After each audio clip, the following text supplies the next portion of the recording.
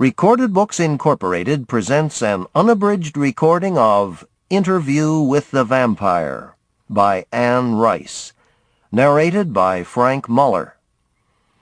This work is copyrighted 1976 by Anne Rice. This recording is copyrighted 1994 by Recorded Books Incorporated. And now, Book 1 of the Vampire Chronicles, Interview with the Vampire. "I see," said the vampire thoughtfully, and slowly he walked across the room towards the window. For a long time he stood there against the dim light from Divisadero Street and the passing beams of traffic. The boy could see the furnishings of the room more clearly now. The round oak table, the chairs, a wash-basin hung on one wall with a mirror. He set his briefcase on the table and waited. "But how much tape do you have with you?" asked the vampire, turning now so the boy could see his profile. "Enough for the story of a life?" "Sure, if it's a good life. Sometimes I interview as many as 3 or 4 people a night, if I'm lucky. But it has to be a good story. That's only fair, isn't it?" "Admirably fair," the vampire answered. "I would like to tell you the story of my life, then. I would like to do that very much." "Great," said the boy. And quickly he removed the small tape recorder from his briefcase, making a check of the cassette and the batteries. "I'm really anxious to hear why you believe this. Why you know," said the vampire abruptly. "We can't begin that way. Is your equipment ready?" "Yes," said the boy. "Then sit down. I'm going to turn on the overhead light." "But I thought vampires didn't like light," said the boy. "If you think the dark adds to the atmosphere—" But then he stopped. The vampire was watching him with his back to the window. The boy could make out nothing of his face now, and something about the still figure there distracted him. He started to say something again, but he said nothing. And then he sighed with relief when the vampire moved towards the table and reached for the overhead cord. At once the room was flooded with a harsh yellow light, and the boy staring up at the vampire could not repress a gasp. His fingers danced backwards on the table to grasp the edge. "Dear God!" he whispered. And then he gazed, speechless, at the vampire. The vampire was utterly white and smooth, as if he were sculpted from bleached bone, and his face was as seemingly inanimate as a statue, except for 2 brilliant green eyes that looked down at the boy intently, like flames in a skull. But then the vampire smiled almost wistfully, and the smooth white substance of his face moved with the infinitely flexible but minimal lines of a cartoon. "Do you see?" he asked softly. The boy shuddered, lifting his hand as if to shield himself from a powerful light. His eyes moved slowly over the finely tailored black coat he'd only glimpsed in the bar, the long folds of the cape, the black silk tie knotted at the throat, and the gleam of the white collar that was as white as the vampire's flesh. He stared at the vampire's full black hair, the waves that were combed back over the tips of the ears, the curls that barely touched the edge of the white collar. "Now do you still want the interview?" the vampire asked. The boy's mouth was open before the sound came out. He was nodding. Then he said, "Yes." The vampire sat down, slowly, opposite him, and leaning forward said, gently, confidentially, Don't be afraid. Just start the tape." And then he reached out over the length of the table. The boy recoiled, sweat running down the sides of his face. The vampire clamped a hand on the boy's shoulder and said, "Believe me, I won't hurt you. I want this opportunity. It's more important to me than you can realize now. I want you to begin." And he withdrew his hand and sat, collected, waiting. It took a moment for the boy to wipe his forehead and his lips with a handkerchief, to stammer that the microphone was in the machine, to press the button, to say that the machine was on. "You weren't always a vampire, were you?" he began. "No," answered the vampire. "I was a 25-year-old man when I became a vampire, and the year was 1791. The boy was startled by the preciseness of the date, and he repeated it before he asked, "How did it come about?" "There's a simple answer to that." "I don't believe I want to give simple answers," said the vampire. "I think I want to tell the real story." "Yes," the boy said quickly. He was folding his handkerchief over and over, and wiping his lips now with it again. "There was a tragedy," the vampire started. "It was my younger brother. He died." And then he stopped, so that the boy cleared his throat and wiped at his face again before stuffing the handkerchief almost impatiently into his pocket. "It's not painful, is it?" he asked timidly. "Does it seem so?" asked the vampire. "No." He shook his head. "It's simply that I've only told this story to one other person, and that was so long ago. No, it's not painful. We were living in Louisiana then. We'd received a land grant and settled 2 indigo plantations on the Mississippi very near New Orleans." "Ah, that's the accent," the boy said softly. For a moment the vampire stared blankly. "I have an accent?" He began to laugh, and the boy, flustered, answered quickly, "I noticed it in the bar when I asked you what you did for a living. It's just a slight sharpness to the consonants, that's all. I never guessed it was French." "It's all right," the vampire assured him. "I'm not as shocked as I pretend to be. It's only that I forget it from time to time. But let me go on." "Please," said the boy. "I was talking about the plantations. They had a great deal to do with it, really, my becoming a vampire. But I'll come to that. Our life there was both luxurious and primitive, and we ourselves found it extremely attractive. You see, we lived far better there than we could have ever lived in France. Perhaps the sheer wilderness of Louisiana only made it seem so, but seeming so it was. I remember the imported furniture that cluttered the house." The vampire smiled. "And the harpsichord. That was lovely. My sister used to play it. On summer evenings she would sit at the keys with her back to the open French windows, and I can still remember that thin, rapid music, and the vision of the swamp rising beyond her, the moss-hung cypresses floating against the sky. And there were the sounds of the swamp, a chorus of creatures, the cry of the birds. I think we loved it. It made the rosewood furniture all the more precious, the music more delicate and desirable. Even when the wisteria tore the shutters off the attic windows and worked its tendrils right into the whitewashed brick in less than a year. Yes, we loved it.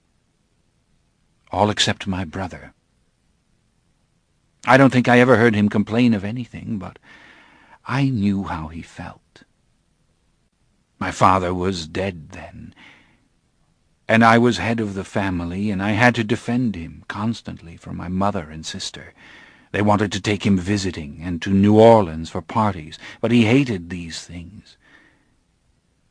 I think he stopped going altogether before he was 12.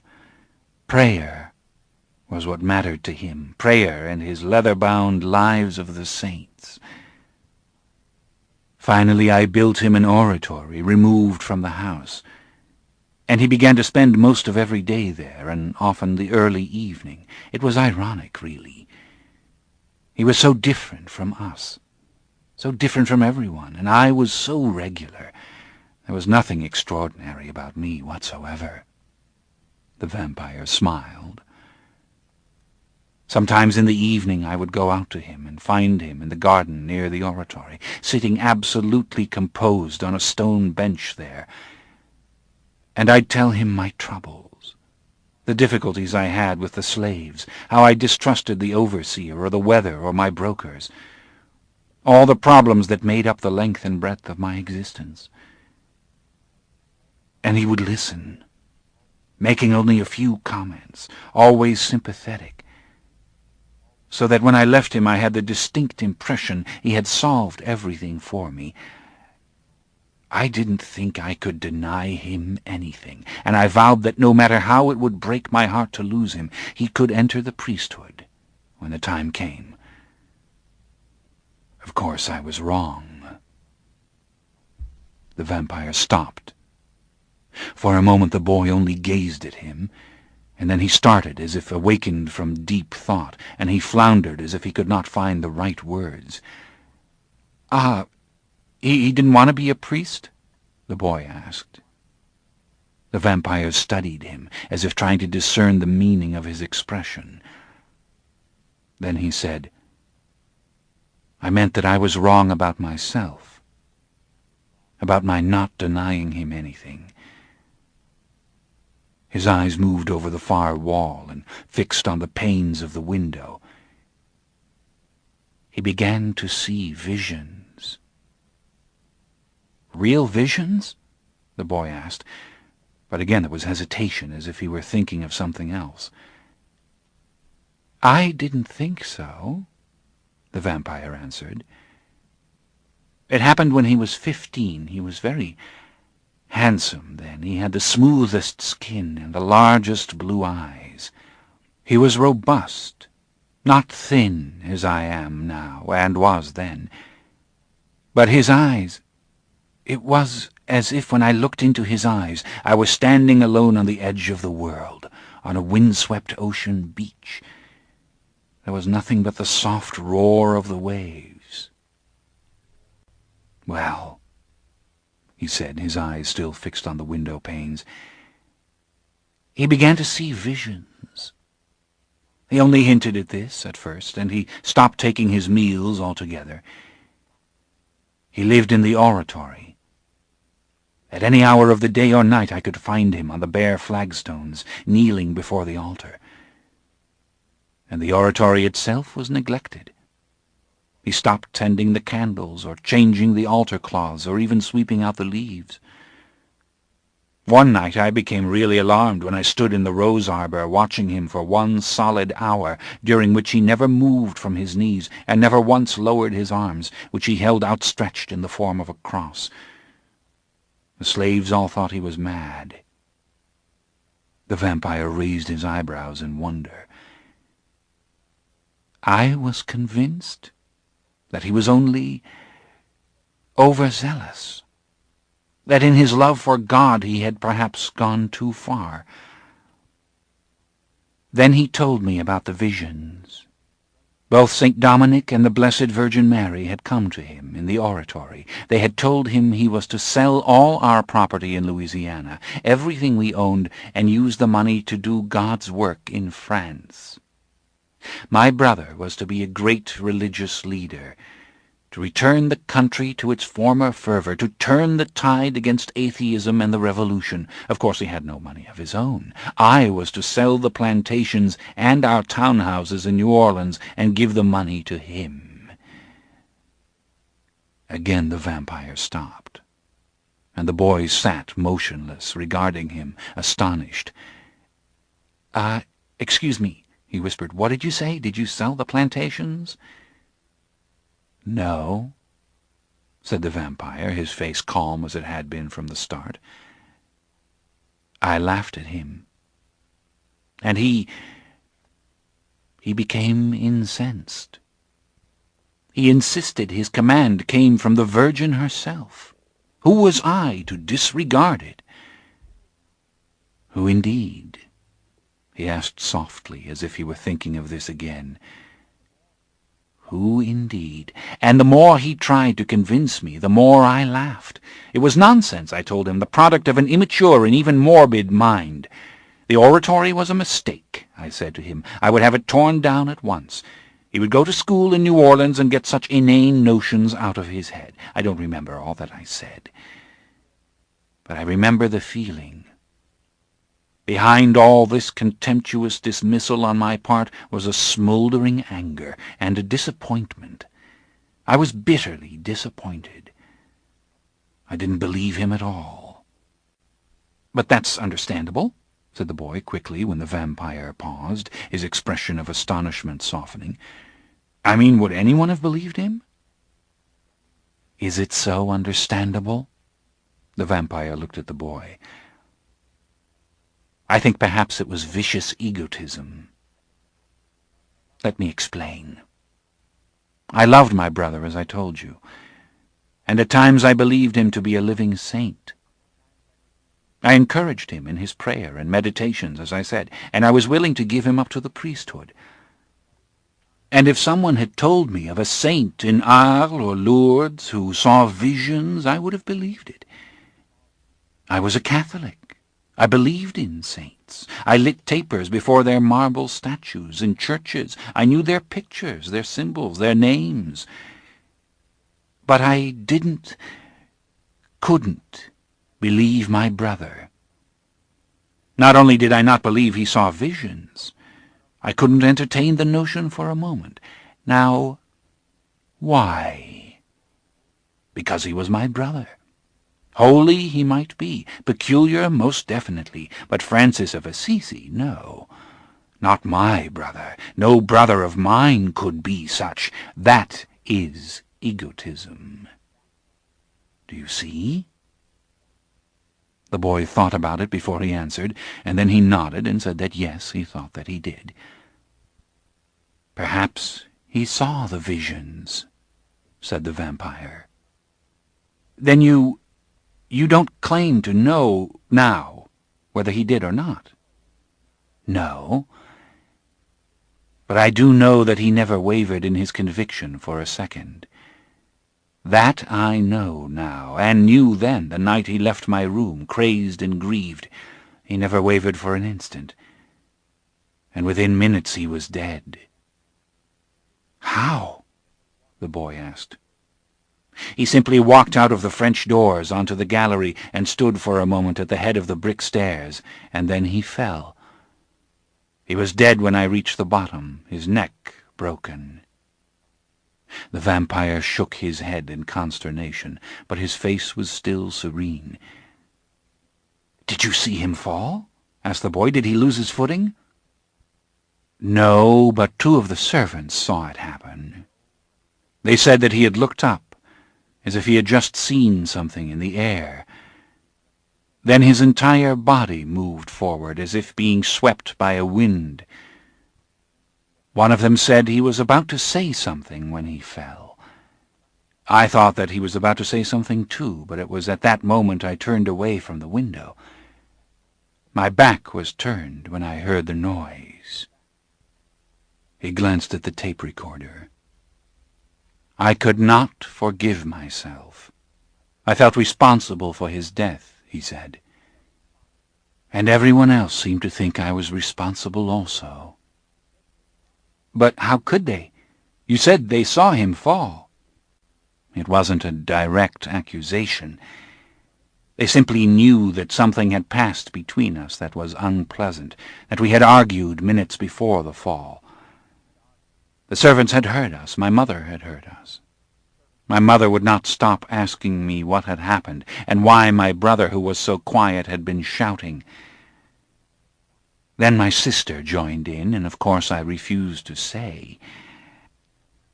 I was so bitterly shocked and miserable that I had no patience with anyone, only the vague determination they would not know about his visions.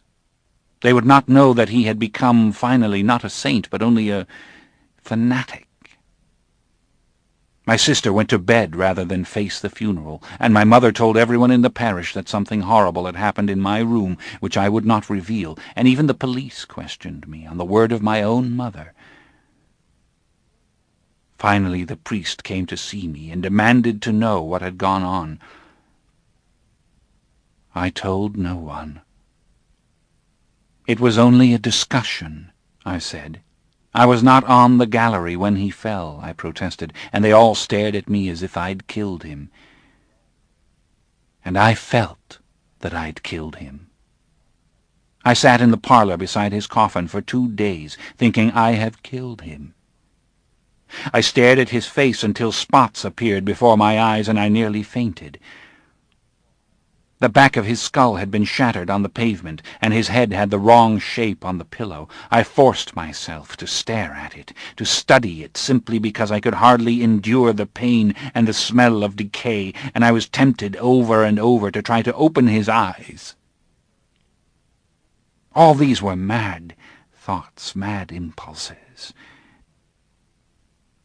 The main thought was this: I had laughed at him. I had not believed him. I had not been kind to him. He had fallen because of me. "This really happened, didn't it?" the boy whispered. "You're telling me something that's true." "Yes," said the vampire, looking at him without surprise. "I want to go on telling you." But as his eyes passed over the boy and returned to the window, he showed only faint interest in the boy, who seemed engaged in some silent inner struggle. "But you said you didn't know about the visions, that you, a vampire, didn't know for certain whether—" "I want to take things in order," said the vampire. "I want to go on telling you things as they happened. No, I don't know about the visions, to this day." And again he waited until the boy said, "Yes, please, go on." "Well, I wanted to sell the plantations. I never wanted to see the house or the oratory again. I leased them, finally, to an agency which would work them for me and manage things so I need never go there, and I moved my mother and sister to one of the townhouses in New Orleans. Of course, I did not escape my brother for a moment. I could think of nothing but his body rotting in the ground. He was buried in the St. Louis Cemetery in New Orleans, and I did everything to avoid passing those gates. But still I thought of him constantly. Drunk or sober, I saw his body rotting in the coffin, and I couldn't bear it. Over and over I dreamed that he was at the head of the steps, and I was holding his arm, talking kindly to him, urging him back into the bedroom, telling him gently that I did believe him, that he must pray for me to have faith. Meantime, the slaves on Pointe du Lac, that was my plantation, had begun to talk of seeing his ghost on the gallery. The overseer couldn't keep order. People in society asked my sister offensive questions about the whole incident, and she became an hysteric. She wasn't really an hysteric. She simply thought she ought to react that way, so she did. I drank all the time and was at home as little as possible. I lived like a man who wanted to die, but who had no courage to do it himself. I walked black streets and alleys alone. I passed out in cabarets. I backed out of 2 duels more from apathy than cowardice, and truly wished to be murdered. And then I was attacked. It might have been anyone. And my invitation was open to sailors, thieves, maniacs, anyone. But it was a vampire. He caught me just a few steps from my door one night and left me for dead. Or so I thought. You mean he sucked your blood? The boy asked. Yes, the vampire laughed. He sucked my blood. That is the way it's done. But you lived, said the young man. You said he left you for dead. Well, he drained me almost to the point of death, which was for him sufficient. I was put to bed as soon as I was found, confused and really unaware of what had happened to me. I suppose I thought that drink had finally caused a stroke. I expected to die now and had no interest in eating or drinking or talking to the doctor. My mother sent for the priest. I was feverish by then, and I told the priest everything. All about my brother's visions and what I had done. I remember I clung to his arm, making him swear over and over he would tell no one. I know I didn't kill him, I said to the priest finally. It's that I cannot live now that he's dead, not after the way I treated him. That's ridiculous, he answered me. Of course you can live. There's nothing wrong with you but self-indulgence. Your mother needs you, not to mention your sister, and as for this brother of yours, he was possessed of the devil. I was so stunned when he said this, I couldn't protest. The devil made the visions, he went on to explain. The devil was rampant. The entire country of France was under the influence of the devil, and the revolution had been his greatest triumph. Nothing would have saved my brother but exorcism, prayer, and fasting, men to hold him down while the devil raged in his body and tried to throw him about. The devil threw him down the steps. It's perfectly obvious, he declared. You weren't talking to your brother in that room. You were talking to the devil. Well, this enraged me. I believed before that I had been pushed to my limits, but I had not. He went on talking about the devil, about voodoo amongst the slaves, and cases of possession in other parts of the world, and I went wild. I wrecked the room in the process of nearly killing him. But your strength, the vampire? Asked the boy. I was out of my mind, the vampire explained. I did things I could not have done in perfect health. The scene is confused, pale, fantastical now, but I do remember that I drove him out of the back doors of the house, across the courtyard and against the brick wall of the kitchen, where I pounded his head until I nearly killed him. When I was subdued finally, and exhausted then, almost to the point of death, they bled me, the fools. But I was going to say something else. It was then that I conceived of my own egotism. Perhaps I'd seen it reflected in the priest. His contemptuous attitude towards my brother reflected my own. His immediate and shallow carping about the devil, his refusal to even entertain the idea that sanctity had passed so close. But he didn't believe in possession by the devil. That is a much more mundane idea, said the vampire immediately. People who cease to believe in God or goodness altogether still believe in the devil. I don't know why. No, I do indeed know why. Evil is always possible, and goodness is eternally difficult. But you must understand, possession is really another way of saying someone is mad. I felt it was, for the priest. I'm sure he'd seen madness. Perhaps he had stood right over raving madness and pronounced it possession. You don't have to see Satan when he is exorcised. but to stand in the presence of a saint, to believe that the saint has seen a vision. No, it's egotism, our refusal to believe it could occur in our midst. I never thought of it that way, said the boy. But what happened to you? You said they bled you to cure you, and that must have nearly killed you. The vampire laughed. Yes, it certainly did. But the vampire came back that night. You see, he wanted Pointe du Lac, my plantation. It was very late, after my sister had fallen asleep.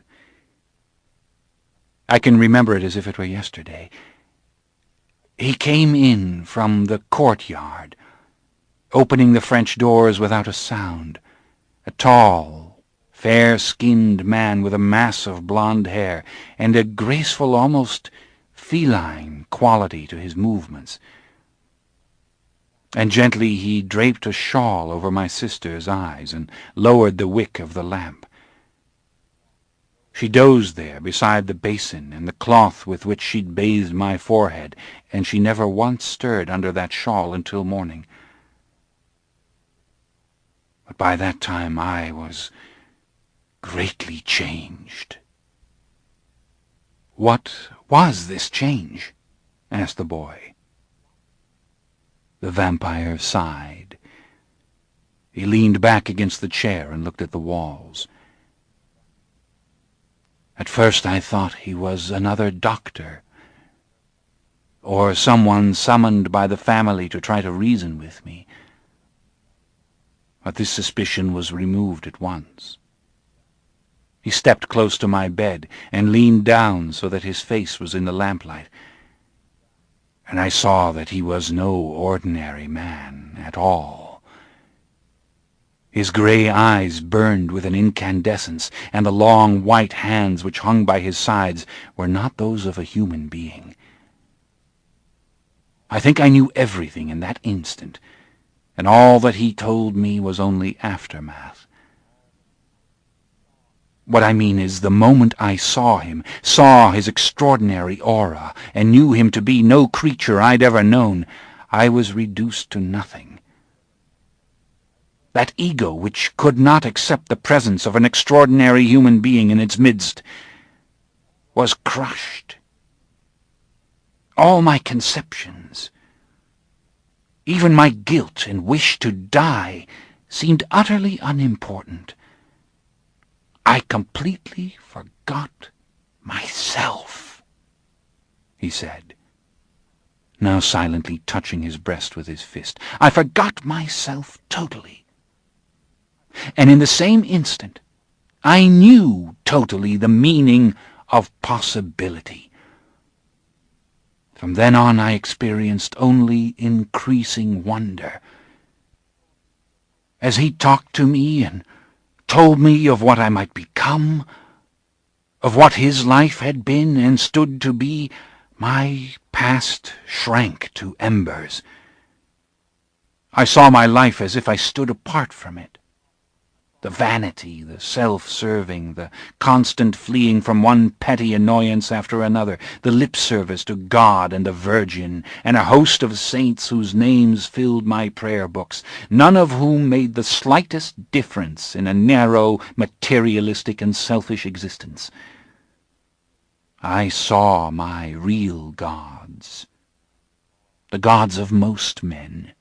Food, drink, and security in conformity. Cinders. The boy's face was tense with a mixture of confusion and amazement. "And so you decided to become a vampire?" he asked. The vampire was silent for a moment. Decided. It doesn't seem the right word. Yet I cannot say it was inevitable from the moment that he stepped into that room. No. Indeed, it was not inevitable. Yet I can't say I decided. Let me say that when he'd finished speaking, no other decision was possible for me, and I pursued my course without a backward glance, except for one. Except for one? What? My last sunrise, said the vampire. That morning I was not yet a vampire, and I saw my last sunrise. I remember it completely.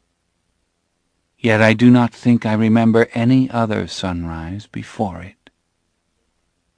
I remember the light came first to the tops of the French windows, paling behind the lace curtains, and then a gleam growing brighter and brighter in patches among the leaves of the trees. Finally the sun came through the windows themselves, and the lace lay in shadows on the stone floor, and all over the form of my sister, who was still sleeping, shadows of lace on the shawl over her shoulders and head. As soon as she was warm, she pushed the shawl away without awakening. And then the sun shone full on her eyes, and she tightened her eyelids. Then it was gleaming on the table where she rested her head on her arms, and gleaming, blazing in the water in the pitcher. And I could feel it on my hands, on the counterpane, and then on my face. I lay in the bed thinking about all the things the vampire had told me, and then it was that I said goodbye to the sunrise and went out to become a vampire. It was the last sunrise. The vampire was looking out the window again, and when he stopped, the silence was so sudden the boy seemed to hear it. Then he could hear the noises from the street. The sound of a truck was deafening. The light cord stirred with the vibration. Then the truck was gone. "Do you miss it?" he asked then in a small voice. "Not really," said the vampire. "There are so many other things. But where were we? You want to know how it happened, how I became a vampire." "Yes," said the boy. "How did you change exactly?" "I can't tell you exactly," said the vampire. "I can tell you about it, and close it with words that will make the value of it to me evident to you. But I can't tell you exactly, any more than I could tell you exactly what is the experience of sex if you have never had it." The young man seemed struck suddenly with still another question. But before he could speak, the vampire went on. "As I told you, this vampire, Lestat, wanted the plantation. A mundane reason, surely, for granting me a life which will last until the end of the world, but he was not a very discriminating person. He didn't consider the world's small population of vampires as being a select club, I should say. He had human problems. A blind father who did not know his son was a vampire and must not find out. Living in New Orleans had become too difficult for him, considering his needs and the necessity to care for his father, and he wanted Pointe du Lac. We went at once to the plantation the next evening, ensconced the blind father in the master bedroom, and I proceeded to make the change. I cannot say that it consisted in any one step, really, though one, of course, was the step beyond which I could make no return. But there were several acts involved, and the first was the death of the overseer. Lestat took him in his sleep. I was to watch and to approve, that is, to witness the taking of a human life as proof of my commitment and part of my change. This proved without doubt the most difficult part for me. I've told you I had no fear regarding my own death, only a squeamishness about taking my life myself. But I had a most high regard for the life of others, and a horror of death most recently developed because of my brother. I had to watch the overseer awake with a start, try to throw off Lestat with both hands, fail, then lie there struggling under Lestat's grasp, and finally go limp, drained of blood, and die. He did not die at once. We stood in his narrow bedroom for the better part of an hour, watching him die. Part of my change, as I said. Lestat would never have stayed otherwise. Then it was necessary to get rid of the overseer's body. I was almost sick from this. Weak and feverish already, I had little reserve, and handling the dead body with such a purpose caused me nausea. Lestat was laughing, telling me callously that I would feel so different once I was a vampire that I would laugh too. He was wrong about that. I never laugh at death, no matter how often and regularly I am the cause of it. But let me take things in order. We had to drive up the river road until we came to open fields and leave the overseer there. We tore his coat, stole his money, and saw to it his lips were stained with liquor. I knew his wife, who lived in New Orleans, and knew the state of desperation she would suffer when the body was discovered. But more than sorrow for her, I felt pain that she would never know what had happened, that her husband had not been found drunk on the road by robbers. As we beat the body, bruising the face and the shoulders, I became more and more aroused. Of course, you must realize that all this time the vampire Lestat was extraordinary. He was no more human to me than a biblical angel, but under this pressure my enchantment with him was strained. I had seen my becoming a vampire in two lights. The first light was simply enchantment. Lestat had overwhelmed me on my deathbed, but the other light was my wish for self-destruction, my desire to be thoroughly damned. This was the open door through which Lestat had come on both the first and second occasion. Now I was not destroying myself, but someone else, the overseer, his wife, his family. I recoiled and might have fled from Lestat, my sanity thoroughly shattered, had he not sensed, with an infallible instinct, what was happening. Infallible instinct, the vampire mused. Let me say the powerful instinct of a vampire to whom even the slightest change in a human's facial expression is as apparent as a gesture. Lestat had preternatural timing. He rushed me into the carriage and whipped the horses home. "I want to die," I began to murmur. "This is unbearable. I want to die. You have it in your power to kill me. Let me die." I refused to look at him, to be spellbound by the sheer beauty of his appearance. He spoke my name to me, softly, laughing. As I said, he was determined to have the plantation. "But would he have let you go?" asked the boy. "Under any circumstances?" "I don't know. Knowing Lestat as I do now, I would say he would have killed me rather than let me go. But this was what I wanted, you see. It didn't matter. No, this was what I thought I wanted. As soon as we reached the house, I jumped down out of the carriage and walked, a zombie, to the brick stairs where my brother had fallen. The house had been unoccupied for months now, the overseer having his own cottage, and the Louisiana heat and damp were already picking apart the steps. Every crevice was sprouting grass and even small wildflowers. I remember feeling the moisture, which in the night was cool, as I sat down on the lower steps and even rested my head against the brick and felt the little wax-stemmed wildflowers with my hands. I pulled a clump of them out of the easy dirt in one hand. "I want to die. Kill me. Kill me," I said to the vampire. "Now I am guilty of murder. I can't live." He sneered with the impatience of people listening to the obvious lies of others. And then in a flash he had fastened on me just as he had on my man. I thrashed against him wildly.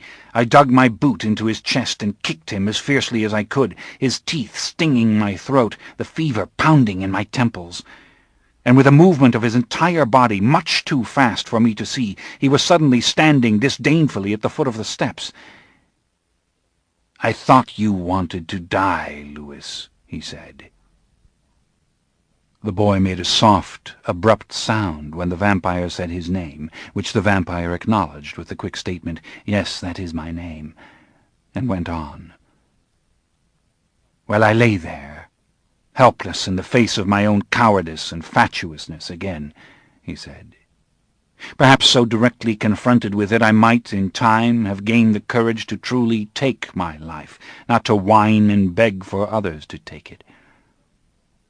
I saw myself turning on a knife then, languishing in a day-to-day suffering which I found as necessary as penance from the confessional, truly hoping death would find me unawares and render me fit for eternal pardon. And also I saw myself as if in a vision, standing at the head of the stairs, just where my brother had stood, and then hurtling my body down on the bricks. But there was no time for courage. Or shall I say there was no time in Lestat's plan for anything but his plan. "Now listen to me, Louis," he said, and he lay down beside me now on the steps, his movement so graceful and so personal that at once it made me think of a lover. I recoiled. But he put his right arm around me and pulled me close to his chest. Never had I been this close to him before. And in the dim light I could see the magnificent radiance of his eye and the unnatural mask of his skin. As I tried to move, he pressed his right fingers against my lips and said, "Be still. I am going to drain you now to the very threshold of death, and I want you to be quiet, so quiet that you can almost hear the flow of blood through your veins, so quiet that you can hear the flow of that same blood through mine. It is your consciousness, your will, which must keep you alive."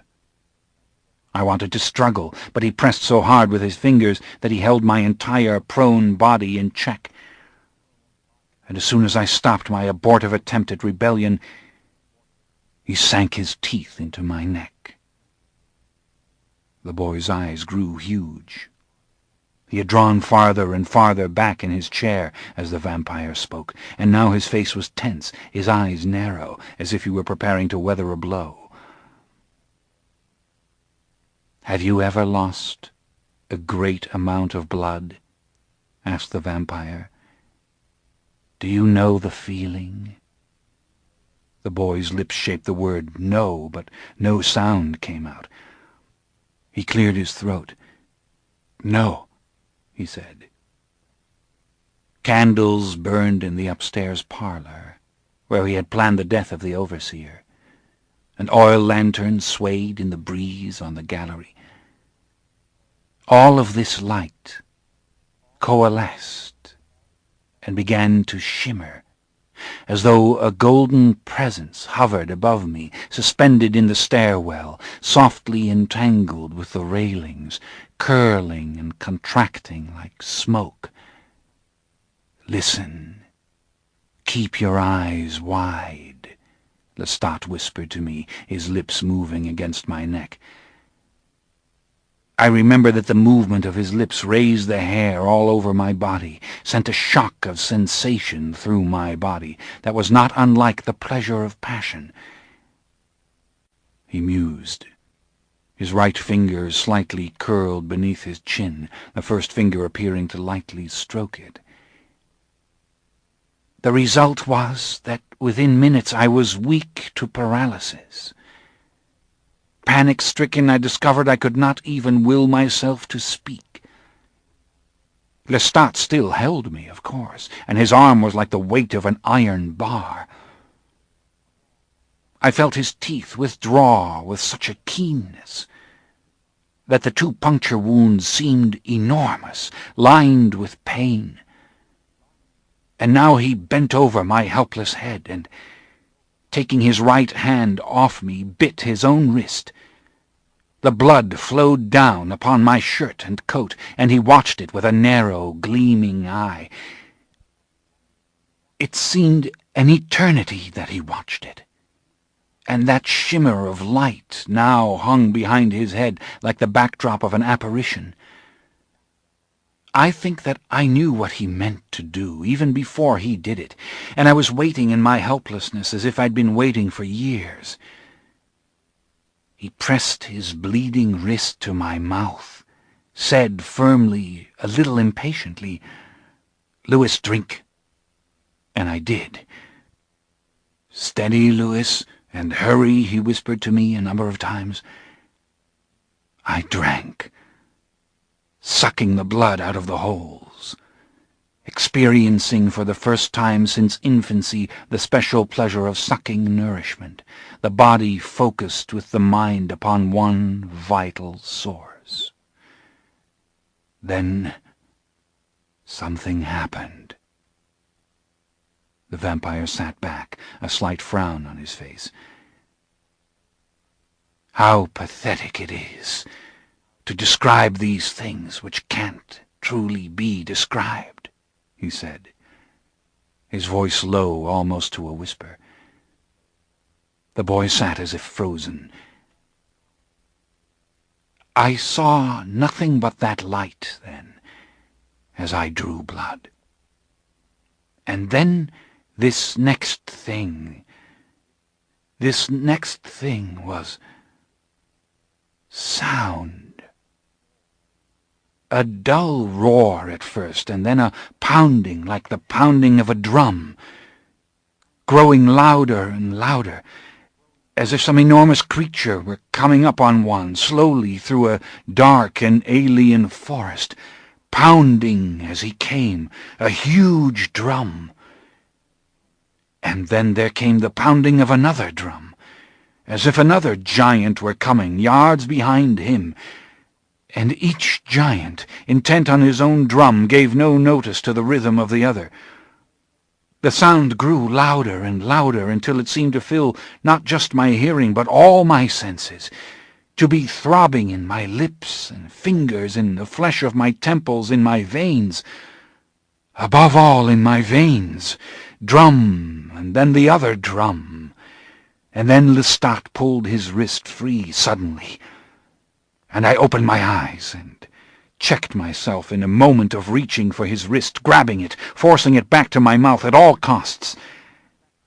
I checked myself because I realized that the drum was my heart, and the second drum had been his.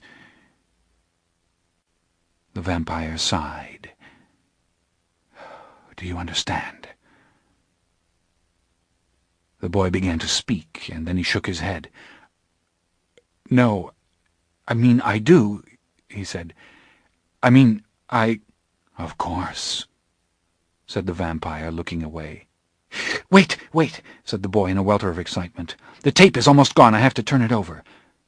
The vampire watched patiently as he changed it. "What happened then?" the boy asked. His face was moist, and he wiped it hurriedly with his handkerchief. "I saw as a vampire," said the vampire, his voice now slightly detached. It seemed almost distracted. Then he drew himself up. Lestat was standing again at the foot of the stairs, and I saw him as I could not possibly have seen him before. He had seemed white to me before, starkly white, so that in the night he was almost luminous. And now I saw him filled with his own life and own blood.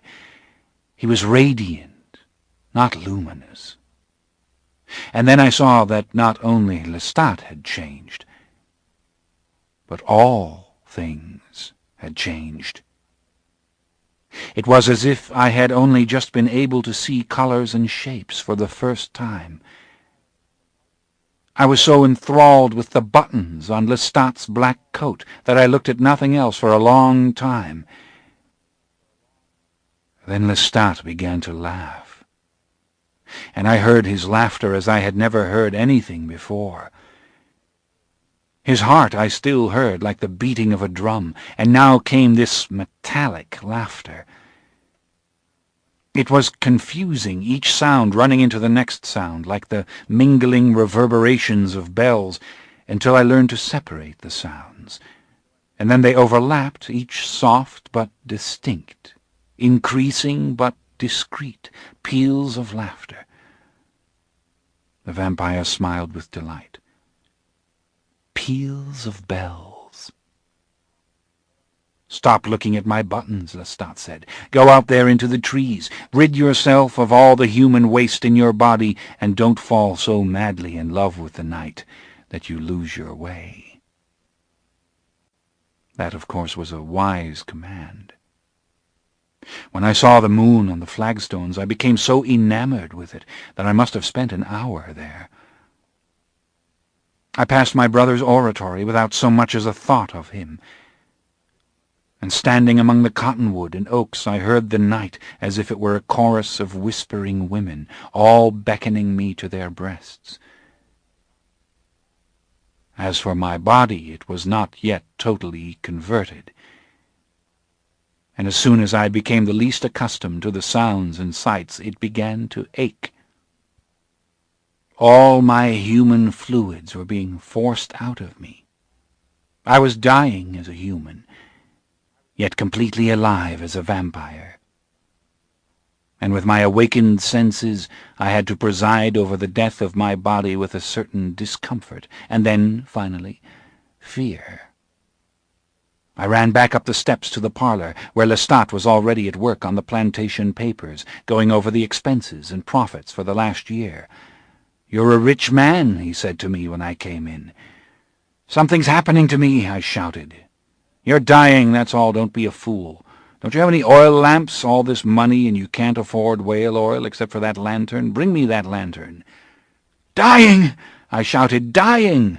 "It happens to everyone," he persisted, refusing to help me. As I look back on this, I still despise him for it. Not because I was afraid, but because he might have drawn my attention to these changes with reverence. He might have calmed me and told me I might watch my death with the same fascination with which I had watched and felt the night, but he didn't. Lestat was never the vampire I am. Not at all. The vampire did not say this boastfully. He said it as if he would truly have had it otherwise. "Alors," he sighed. I was dying fast, which meant that my capacity for fear was diminishing as rapidly. I simply regret I was not more attentive to the process.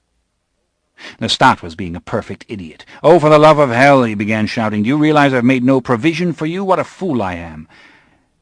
I was tempted to say, "Yes, you are," but I didn't.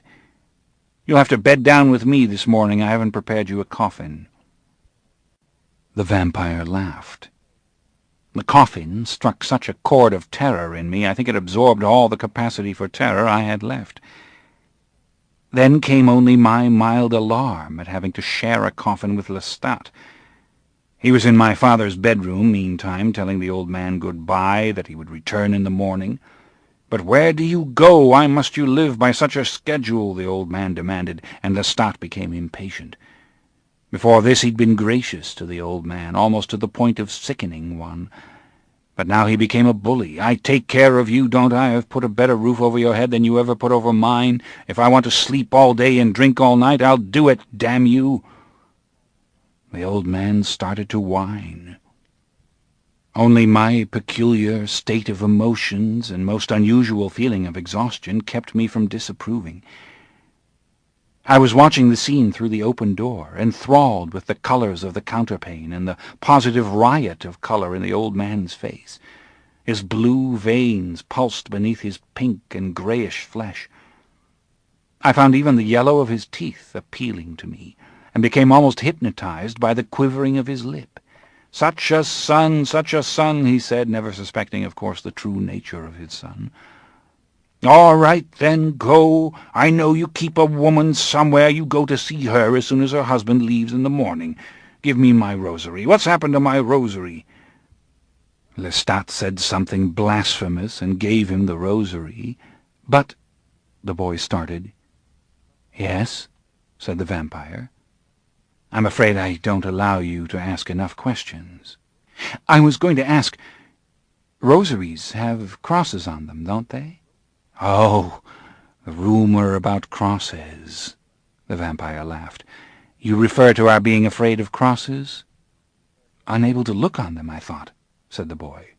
Nonsense, my friend, sheer nonsense. I can look on anything I like, and I rather like looking on crucifixes in particular. And what about the rumor about keyholes, that you can become steam and go through them? I wish I could, laughed the vampire. How positively delightful. I should like to pass through all manner of different keyholes and feel the tickle of their peculiar shapes. No, he shook his head, that is, how would you say today? Bullshit? The boy laughed, despite himself. Then his face grew serious. You mustn't be so shy with me, the vampire said. What is it? The story about stakes through the heart, said the boy, his cheeks coloring slightly. The same, said the vampire. Bullshit, he said, carefully articulating both syllables so that the boy smiled. No magical power whatsoever. Why don't you smoke one of your cigarettes? I see you have them in your shirt pocket. Oh, thank you, the boy said, as if it were a marvelous suggestion. But once he had the cigarette to his lips, his hands were trembling so badly that he mangled the first fragile book match. Allow me, said the vampire. And taking the book, he quickly put a lighted match to the boy's cigarette. The boy inhaled, his eyes on the vampire's fingers. Now the vampire withdrew across the table with a soft rustling of garments. There's an ashtray on the basin, he said, and the boy moved nervously to get it. He stared at the few butts in it for a moment, and then seeing the small wastebasket beneath, he emptied the ashtray and quickly set it on the table. His fingers left damp marks on the cigarette when he put it down. Is this your room? He asked. No, answered the vampire, just a room. What happened then? The boy asked. The vampire appeared to be watching the smoke gather beneath the overhead bulb.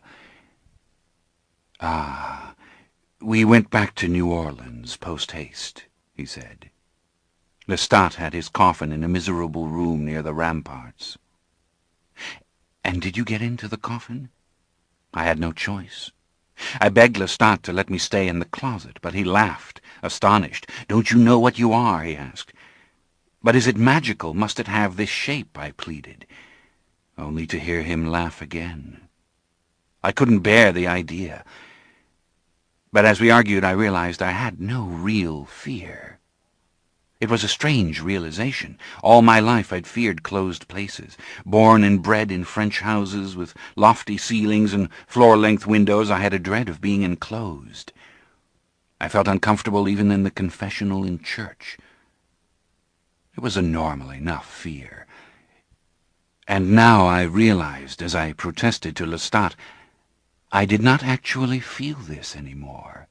I was simply remembering it, hanging on to it from habit, from a deficiency of ability to recognize my present and exhilarating freedom.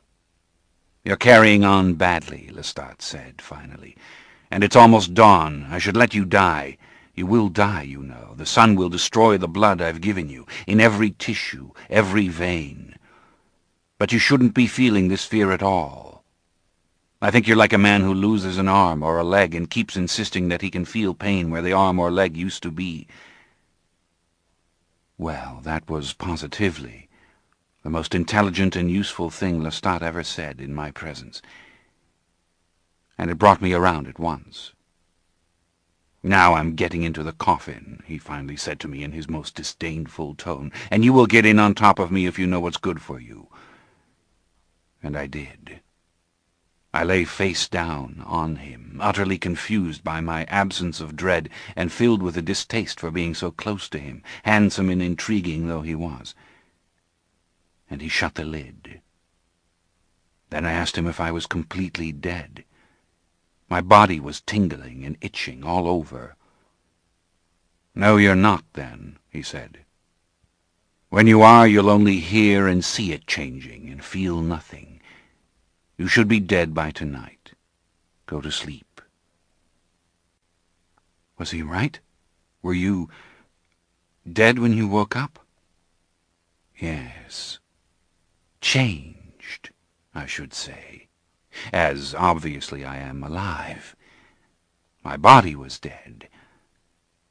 It was some time before it became absolutely cleansed of the fluids and matter it no longer needed, but it was dead.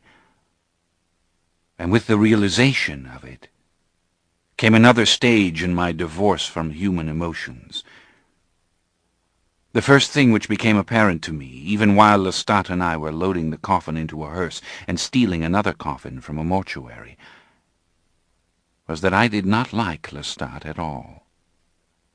I was far from being his equal yet, but I was infinitely closer to him than I had been before the death of my body. I can't really make this clear to you, for the obvious reason that you are now as I was before my body died. You cannot understand. But before I died, Lestat was absolutely the most overwhelming experience I'd ever had. Your cigarette has become one long cylindrical ash. Oh! The boy quickly ground the filter into the glass. You mean that when the gap was closed between you, he lost his spell? He asked, his eyes quickly fixed on the vampire, his hands now producing a cigarette and match much more easily than before. Yes, that's correct, said the vampire with obvious pleasure. The trip back to Pointe du Lac was thrilling, and the constant chatter of Lestat was positively the most boring and disheartening thing I experienced. Of course, as I said, I was far from being his equal. I had my dead limbs to contend with, to use his comparison. And I learned that on that very night when I had to make my first kill. This ends Disc 1. Interview with the Vampire, Disc 2. The vampire reached across the table now and gently brushed an ash from the boy's lapel, and the boy stared at his withdrawing hand in alarm. "Excuse me," said the vampire. "I didn't mean to frighten you." "Excuse me," said the boy. "I just got the impression suddenly that your arm was abnormally long. You reached so far without moving." "No," said the vampire, resting his hands again on his crossed knees. "I moved forward much too fast for you to see. It was an illusion." "You moved forward? But you didn't. You were sitting just as you are now, with your back against the chair." "No," repeated the vampire firmly. "I moved forward, as I told you. Here, I'll do it again."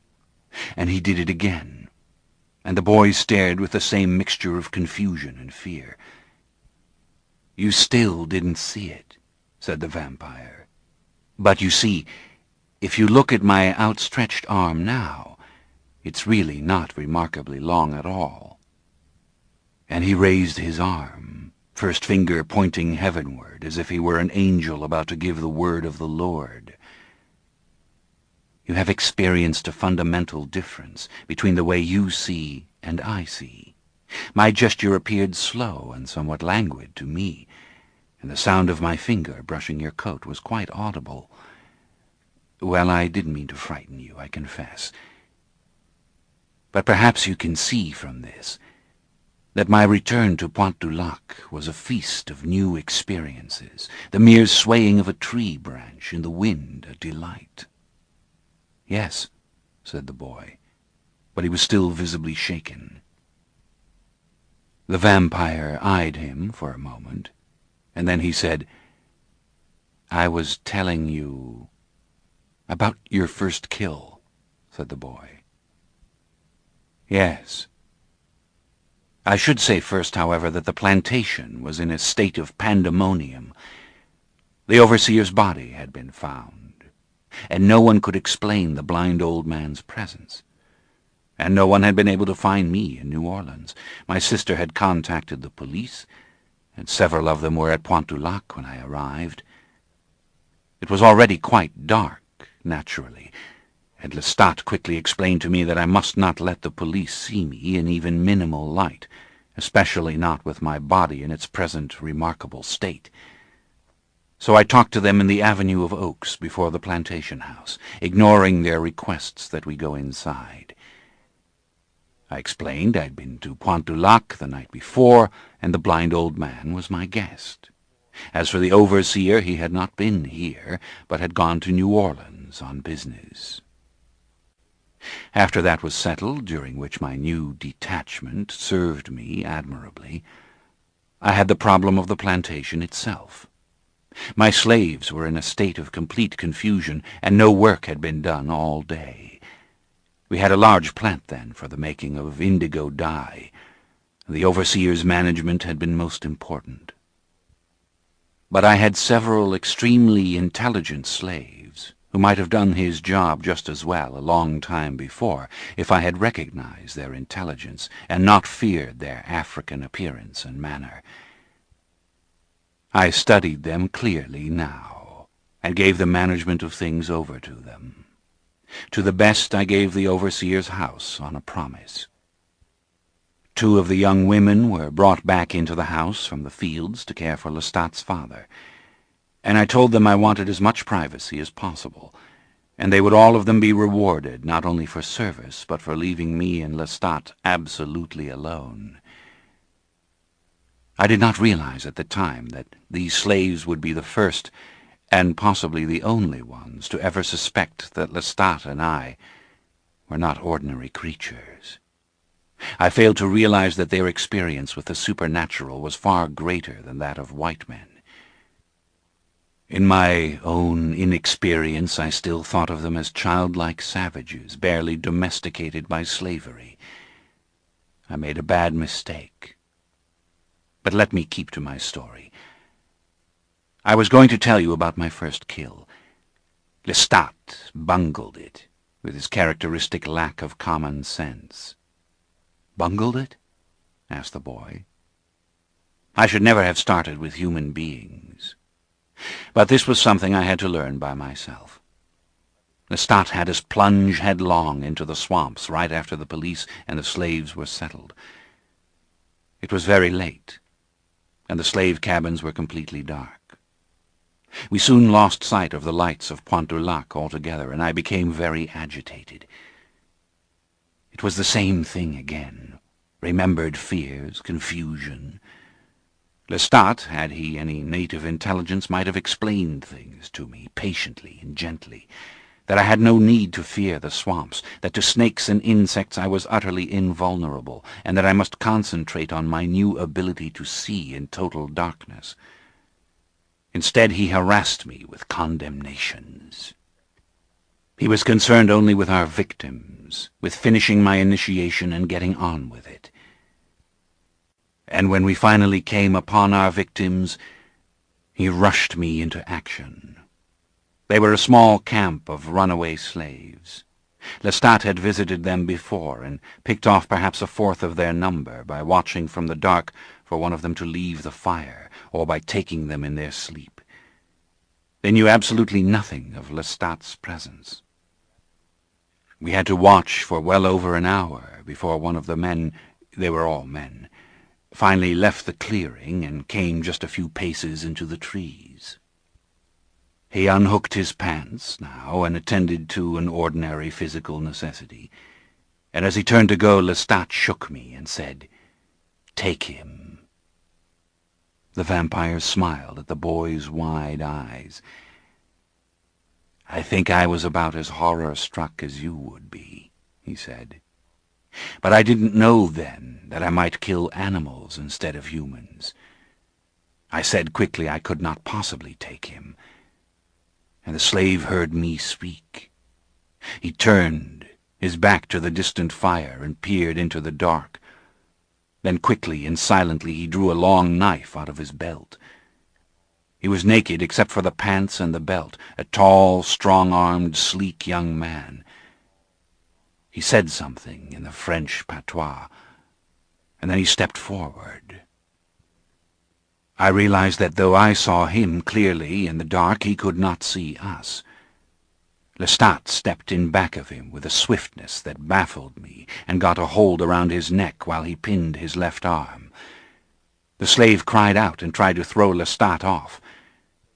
He sank his teeth now, and the slave froze as if from snake-bite. He sank to his knees, and Lestat fed fast as the other slaves came running. "You sicken me," he said when he got back to me. It was as if we were black insects, utterly camouflaged in the night, watching the slaves move, oblivious to us, discover the wounded man, drag him back, fan out in the foliage, searching for the attacker. "Come on, we have to get another one before they all return to camp," he said. And quickly we set off after one man who was separated from the others. I was still terribly agitated, convinced I couldn't bring myself to attack, and feeling no urge to do so. There were many things, as I mentioned, which Lestat might have said and done. He might have made the experience rich in so many ways, but he did not. "What could he have done?" the boy asked. "What do you mean?" "Killing is no ordinary act," said the vampire. "One doesn't simply glut oneself on blood." He shook his head. "It is the experience of another's life, for certain, and often the experience of the loss of that life, through the blood, slowly. It is again and again the experience of the loss of my own life, which I experienced when I sucked the blood from Lestat's wrist and felt his heart pound with my heart. It is again and again a celebration of that experience, because for vampires that is the ultimate experience." He said this most seriously, as if he were arguing with someone who held a different view. I don't think Lestat ever appreciated that, though how he could not, I don't know. Let me say he appreciated something, but very little, I think, of what there is to know.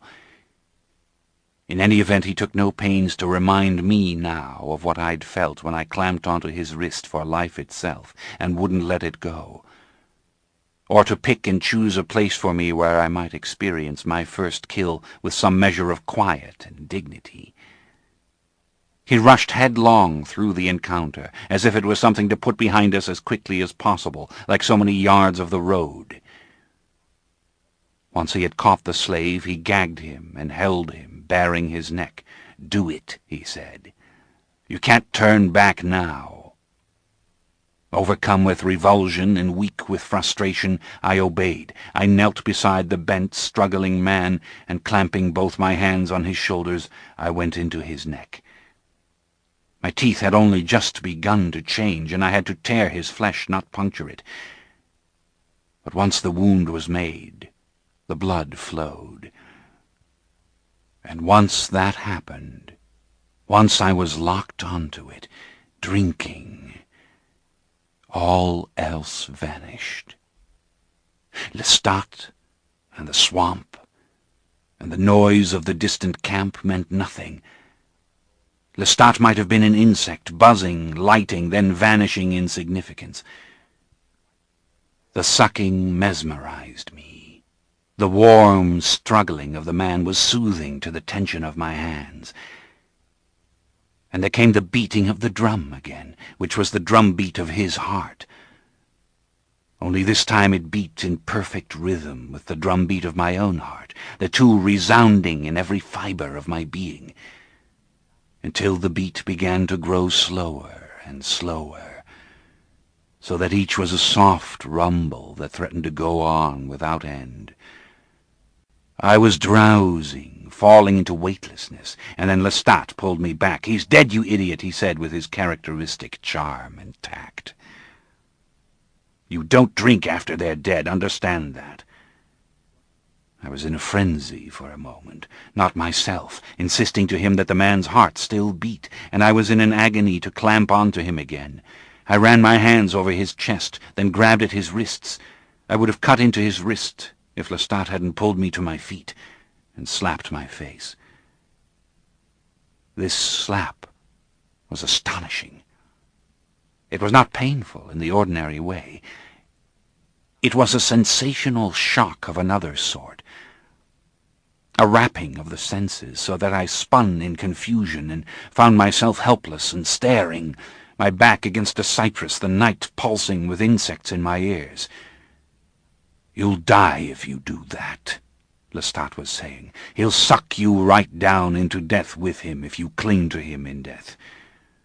And now you've drunk too much. Besides, you'll be ill." His voice grated on me. I had the urge to throw myself on him suddenly, but I was feeling just what he'd said. There was a grinding pain in my stomach, as if some whirlpool there were sucking my insides into itself. It was the blood passing too rapidly into my own blood, but I didn't know it. Lestat moved through the night now like a cat, and I followed him, my head throbbing, this pain in my stomach no better when we reached the house of Pont-du-Lac. As we sat at the table in the parlour, Lestat dealing a game of solitaire on the polished wood, I sat there staring at him with contempt. He was mumbling nonsense. I would get used to killing, he said. It would be nothing. I must not allow myself to be shaken. I was reacting too much as if the mortal coil had not been shaken off. I would become accustomed to things all too quickly. "Do you think so?" I asked him finally. I really had no interest in his answer. I understood now the difference between us. For me, the experience of killing had been cataclysmic. So had that of sucking Lestat's wrist. These experiences so overwhelmed and so changed my view of everything around me, from the picture of my brother on the parlour wall to the sight of a single star in the topmost pane of the French window, that I could not imagine another vampire taking them for granted. I was altered. Permanently. I knew it. And what I felt most profoundly for everything, even the sound of the playing cards being laid down one by one upon the shining rows of the solitaire, was respect. Lestat felt the opposite. Or he felt nothing. He was the sow's ear out of which nothing fine could be made. As boring as a mortal, as trivial and unhappy as a mortal. He chattered over the game, belittling my experience, utterly locked against the possibility of any experience of his own. By morning I realized that I was his complete superior, and I had been sadly cheated in having him for a teacher. He must guide me through the necessary lessons, if there were any more real lessons, and I must tolerate in him a frame of mind which was blasphemous to life itself. I felt cold towards him. I had no contempt in superiority, only a hunger for new experience, for that which was beautiful and as devastating as my kill. And I saw that if I were to maximize every experience available to me, I must exert my own powers over my learning. Lestat was of no use. It was well past midnight when I finally rose out of the chair and went out on the gallery. The moon was large over the cypresses, and the candlelight poured from the open doors. The thick plastered pillars and walls of the house had been freshly whitewashed, the floorboards freshly swept, and a summer rain had left the night clean and sparkling with drops of water. I leaned against the end pillar of the gallery, my head touching the soft tendrils of a jasmine which grew there in constant battle with a wisteria, and I thought of what lay before me throughout the world and throughout time, and resolved to go about it delicately and reverently, learning that from each thing which would take me best to another. What this meant I wasn't sure myself. Do you understand me when I say I did not wish to rush headlong into experience, that what I'd felt as a vampire was far too powerful to be wasted? Yes, said the boy eagerly. It sounds as if it was like being in love. The vampire's eyes gleamed. That's correct. It is like love. He smiled. And I tell you my frame of mind that night, so you can know there are profound differences between vampires, and how I came to take a different approach from Lestat. You must understand I did not snub him because he did not appreciate his experience. I simply could not understand how such feelings could be wasted. But then Lestat did something which was to show me a way to go about my learning. He had more than a casual appreciation of the wealth at Pointe-du-Lac. He'd been much pleased by the beauty of the china used for his father's supper, and he liked the feel of the velvet drapes, and he traced the patterns of the carpets with his toe. And now he took from one of the china closets a crystal glass and said, "I do miss glasses." Only he said this with an impish delight that caused me to study him with a hard eye. I disliked him intensely. "I want to show you a little trick," he said. "That is, if you like glasses."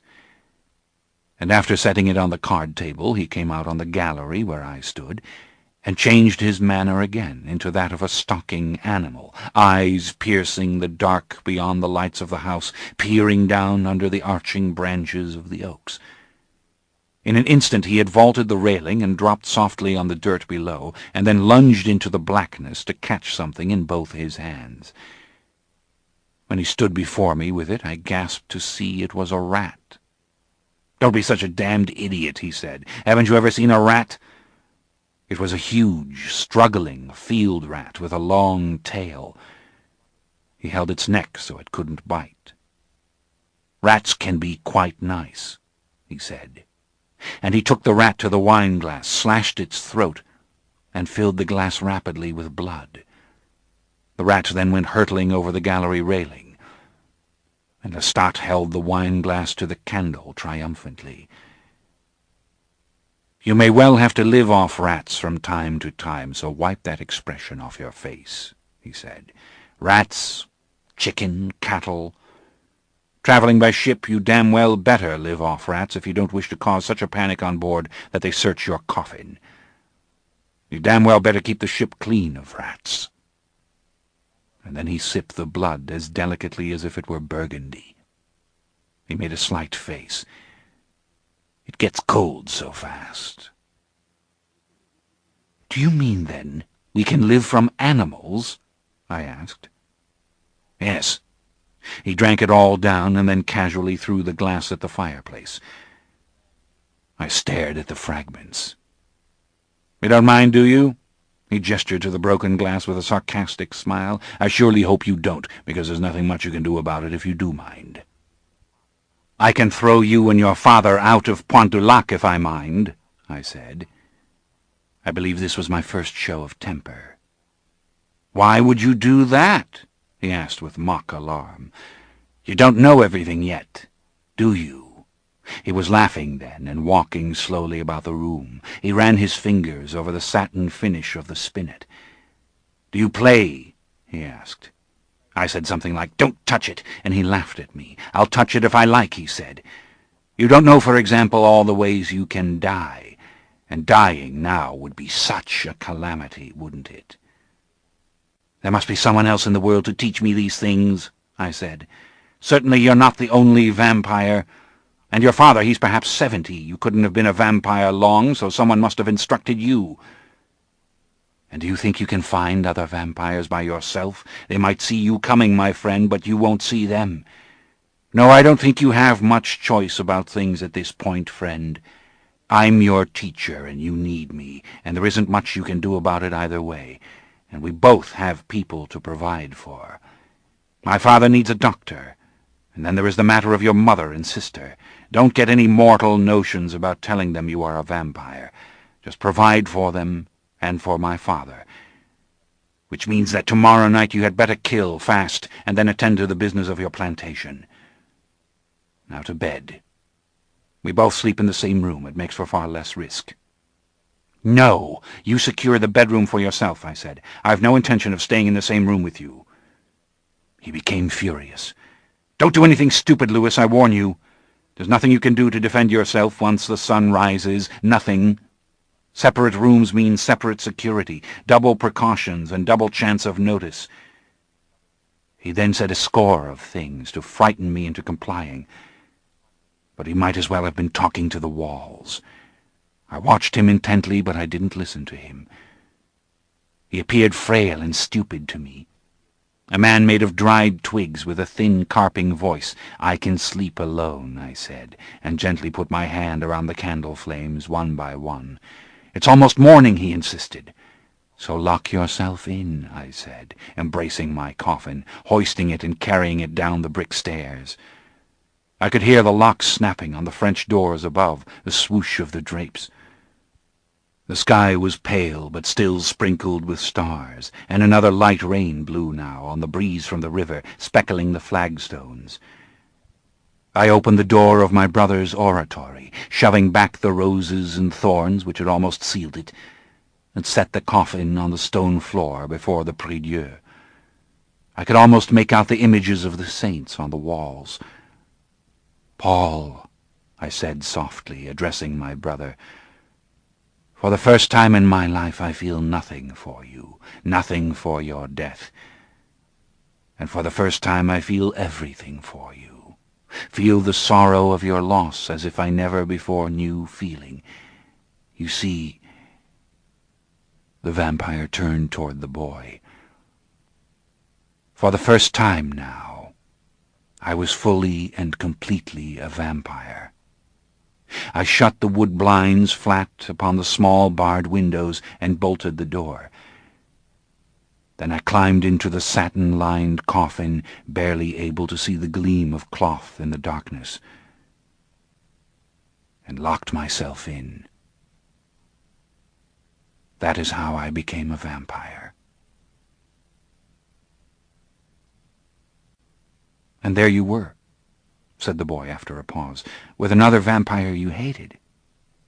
"But I had to stay with him," answered the vampire.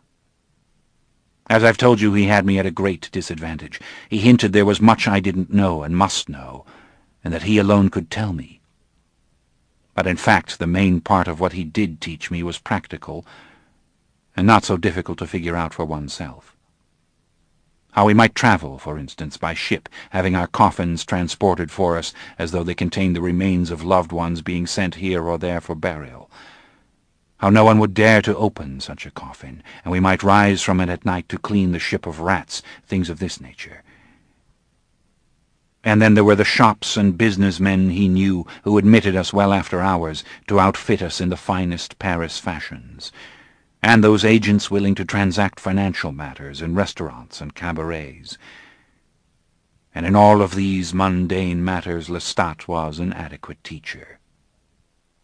What manner of man he'd been in life I couldn't tell, and didn't care.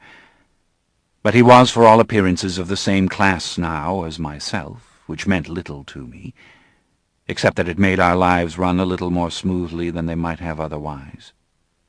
He had impeccable taste, though my library to him was a pile of dust, and he seemed more than once to be infuriated by the sight of my reading a book or writing some observations in a journal. "That mortal nonsense," he would say to me. while at the same time spending so much of my money to splendidly furnish Pointe du Lac that even I, who cared nothing for the money, was forced to wince.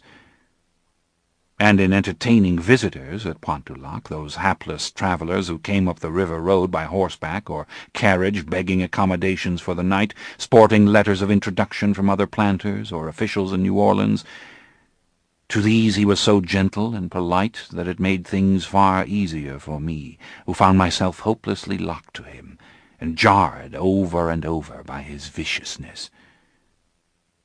"But he didn't harm these men?" asked the boy. "Oh, yes, often he did.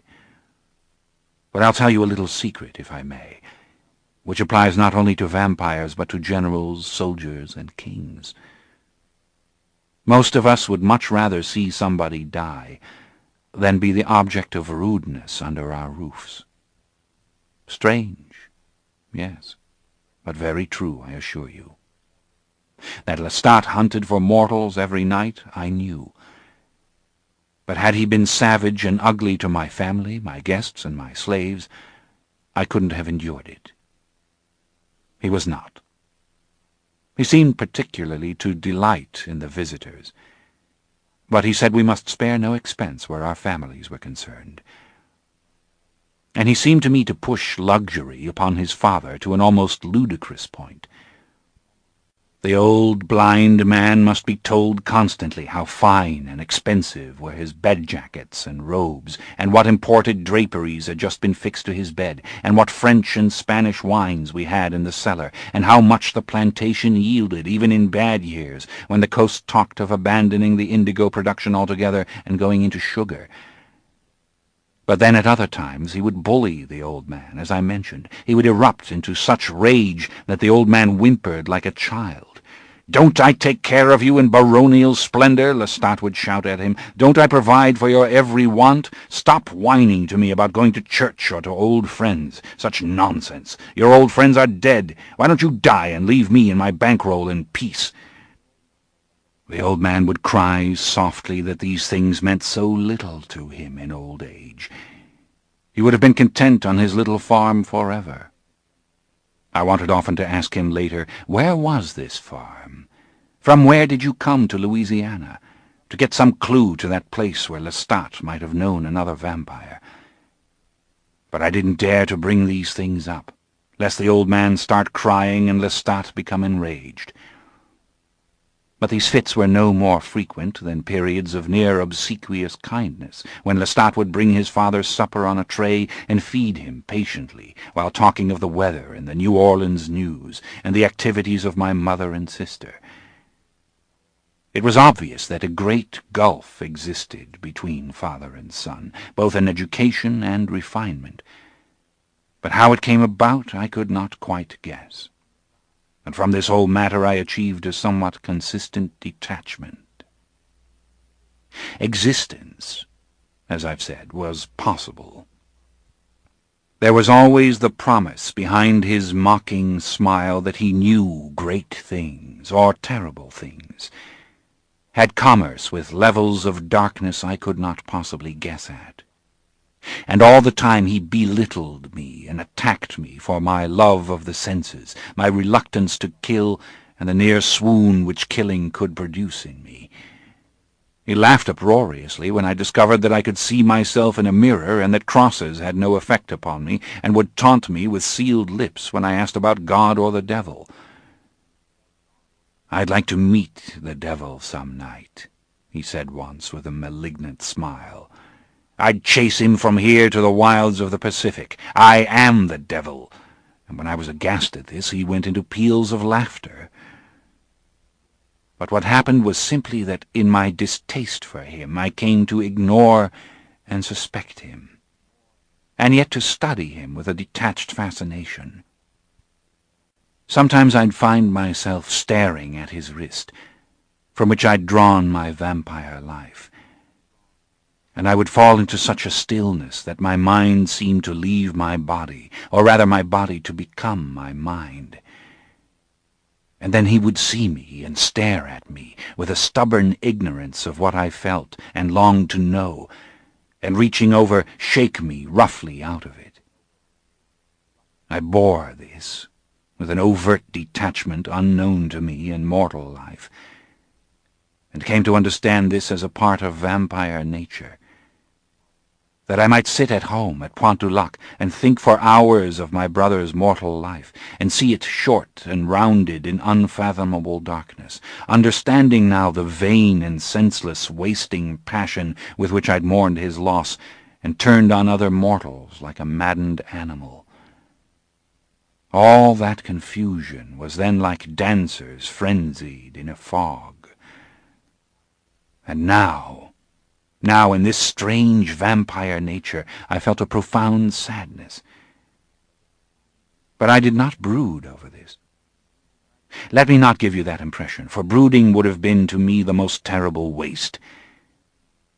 But rather I looked around me at all the mortals that I knew, and saw all life as precious, condemning all fruitless guilt and passion that would let it slip through the fingers like sand.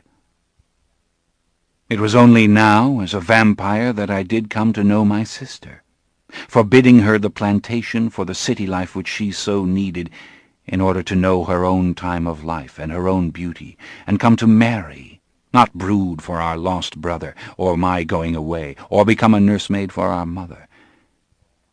And I provided for them all they might need or want, finding even the most trivial request worth my immediate attention. My sister laughed at the transformation in me when we would meet at night, and I would take her from our flat out the narrow wooden streets to walk along the tree-lined levee in the moonlight, savoring the orange blossoms and the caressing warmth, talking for hours of her most secret thoughts and dreams, those little fantasies she dared to tell no one, and would even whisper to me when we sat in the dim-lit parlor, entirely alone. And I would see her sweet and palpable before me, a shimmering, precious creature soon to grow old, soon to die, soon to lose these moments that in their intangibility promise to us wrongly, an immortality, as if it were our very birthright, which we could not come to grasp the meaning of until this time of middle life, when we looked on only as many years ahead as already lay behind us, when every moment must be first known and then savored. It was detachment that made this possible, a sublime loneliness with which Lestat and I moved through the world of mortal men, and all material troubles passed from us. I should tell you the practical nature of it. Lestat had always known how to steal from victims chosen for sumptuous dress and other promising signs of extravagance. But the great problems of shelter and secrecy had been for him a terrible struggle. I suspected that beneath his gentleman's veneer he was painfully ignorant of the most simple financial matters. But I was not. And so he could acquire cash at any moment, and I could invest it. If he were not picking the pocket of a dead man in an alley, he was at the greatest gambling tables in the richest salons of the city, using his vampire keenness to suck gold and dollars and deeds of property from young planters' sons who found him deceptive in his friendship and alluring in his charm. But this had never given him the life he wanted. And so for that he had ushered me into the preternatural world, that he might acquire an investor and manager, for whom these skills of mortal life became most valuable in this life after. But let me describe New Orleans, as it was then, and as it was to become, so you can understand how simple our lives were. There was no city in America like New Orleans. It was filled not only with the French and Spanish of all classes who had formed in part its peculiar aristocracy, but later with immigrants of all kinds, the Irish and the German in particular. Then there were not only the black slaves, yet unhomogenized and fantastical in their different tribal garb and manners, but the great growing class of the free people of color, those marvelous people of our mixed blood and that of the islands, who produced a magnificent and unique cast of craftsmen, artists, poets, and renowned feminine beauty. And then there were the Indians, who covered the levee on summer days selling herbs and crafted wares. And drifting through all, through this medley of languages and colors, were the people of the port, the sailors of ships, who came in great waves to spend their money in the cabarets, to buy for the night the beautiful women, both dark and light, to dine on the best of Spanish and French cooking, and drink the imported wines of the world. Then add to these, within years after my transformation, the Americans, who built the city upriver from the old French quarter with magnificent Grecian houses which gleamed in the moonlight like temples. And, of course, the planters, always the planters, coming to town with their families in shining landaus, to buy evening gowns and silver and gems, to crowd the narrow streets on the way to the old French Opera House and the Théâtre d'Orléans and the St. Louis Cathedral, from whose open doors came the chants of high mass over the crowds of the Place d'Armes on Sundays, over the noise and bickering of the French market, over the silent, ghostly drift of the ships along the raised waters of the Mississippi, which flowed against the levee above the ground of New Orleans itself, so that the ships appeared to float against the sky.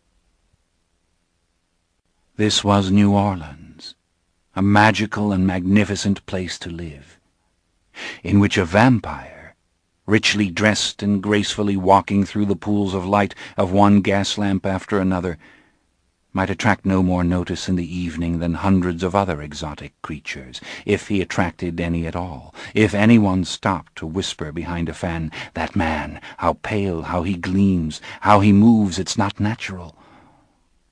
A city in which a vampire might be gone before the words had even passed the lips, seeking out the alleys in which he could see like a cat, the darkened bars in which sailors slept with their heads on the table, great high-ceilinged hotel rooms where a lone figure might sit, her feet upon an embroidered cushion, her legs covered with a lace counterpane, her head bent under the tarnished light of a single candle, never seeing the great shadow move across the plaster flowers of the ceiling, never seeing the long white finger reached to press the fragile flame. Remarkable, if for nothing else because of this, that all of those men and women who stayed for any reason left behind them some monument, some structure of marble and brick and stone that still stands, so that even when the gas lamps went out, and the planes came in, and the office buildings crowded the blocks of Canal Street, something irreducible of beauty and romance remained. Not in every street, perhaps, but in so many that the landscape is for me the landscape of those times always. And walking now in the starlit streets of the Quarter or the Garden District, I am in those times again. I suppose that is the nature of the monument. Be it a small house or a mansion of Corinthian columns and wrought iron lace. The monument does not say that this or that man walked here. No, that what he felt in one time, in one spot, continues. The moon that rose over New Orleans then still rises. As long as the monuments stand, it still rises. The feeling, at least here and there, it remains the same. The vampire appeared sad. He sighed as if he doubted what he had just said. "What was it?" he asked suddenly, as if he were slightly tired. "Yes, money. Lestat and I had to make money. And I was telling you that he could steal. But it was investment afterwards that mattered. What we accumulated we must use. But I go ahead of myself. I killed animals, but I'll get to that in a moment. Lestat killed humans all the time, sometimes 2 or 3 a night, sometimes more. He would drink from one just enough to satisfy a momentary thirst, and then go on to another. The better the human, as he would say in his vulgar way, the more he liked it. A fresh young girl, that was his favorite food, the first of the evening. But the triumphant kill for Lestat was a young man. A young man around your age would have appealed to him in particular. "Me?" the boy whispered. He had leaned forward on his elbows to peer into the vampire's eyes, and now he drew up. "Yes," the vampire went on, as if he hadn't observed the boy's change of expression. "You see, they represented the greatest loss to Lestat, because they stood on the threshold of the maximum possibility of life. Of course, Lestat didn't understand this himself. I came to understand it. Lestat understood nothing. I shall give you a perfect example of what Lestat liked. Up the river from us was the Frenière plantation, a magnificent spread of land which had great hopes of making a fortune in sugar just shortly after the refining process had been invented. I presume you know sugar was refined in Louisiana. There is something perfect and ironic about it, this land which I loved, producing refined sugar. I mean this more unhappily than I think you know. This refined sugar is a poison. It was like the essence of life in New Orleans, so sweet that it can be fatal, so richly enticing that all other values are forgotten. But as I was saying, upriver from us lived the Frenières, a great old French family which had produced in this generation 5 young women and 1 young man. Now 3 of the young women were destined not to marry, but 2 were young enough still, and all depended upon the young man. He was to manage the plantation as I had done for my mother and sister. He was to negotiate marriages, to put together dowries when the entire fortune of the place rode precariously on the next year's sugar crop. He was to bargain, fight, and keep at a distance the entire material world for the world of Frenière. Lestat decided he wanted him, and when fate alone nearly cheated Lestat, he went wild. He risked his own life to get the Frenière boy, who had become involved in a duel. He had insulted a young Spanish Creole at a ball. The whole thing was nothing, really. But like most young Creoles, this one was willing to die for nothing. They were both willing to die for nothing. The Frenière household was in an uproar. You must understand, Lestat knew this perfectly. Both of us had hunted the Frenière plantation, Lestat for slaves and chicken thieves, and me for animals. You were killing only animals? Yes, but I'll come to that later, as I said. We both knew the plantation, and I had indulged in one of the greatest pleasures of a vampire, that of watching people unbeknownst to them. I knew the Frenière sisters as I knew the magnificent rose trees around my brother's oratory. They were a unique group of women. Each in her own way was as smart as the brother, and one of them, I shall call her Babette, was not only as smart as her brother, but far wiser. Yet none had been educated to care for the plantation. None understood even the simplest facts about its financial state.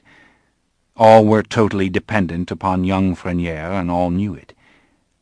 And so, larded with their love for him, their passionate belief that he hung the moon, and that any conjugal love they might ever know would only be a pale reflection of their love for him, larded with this was a desperation as strong as the will to survive.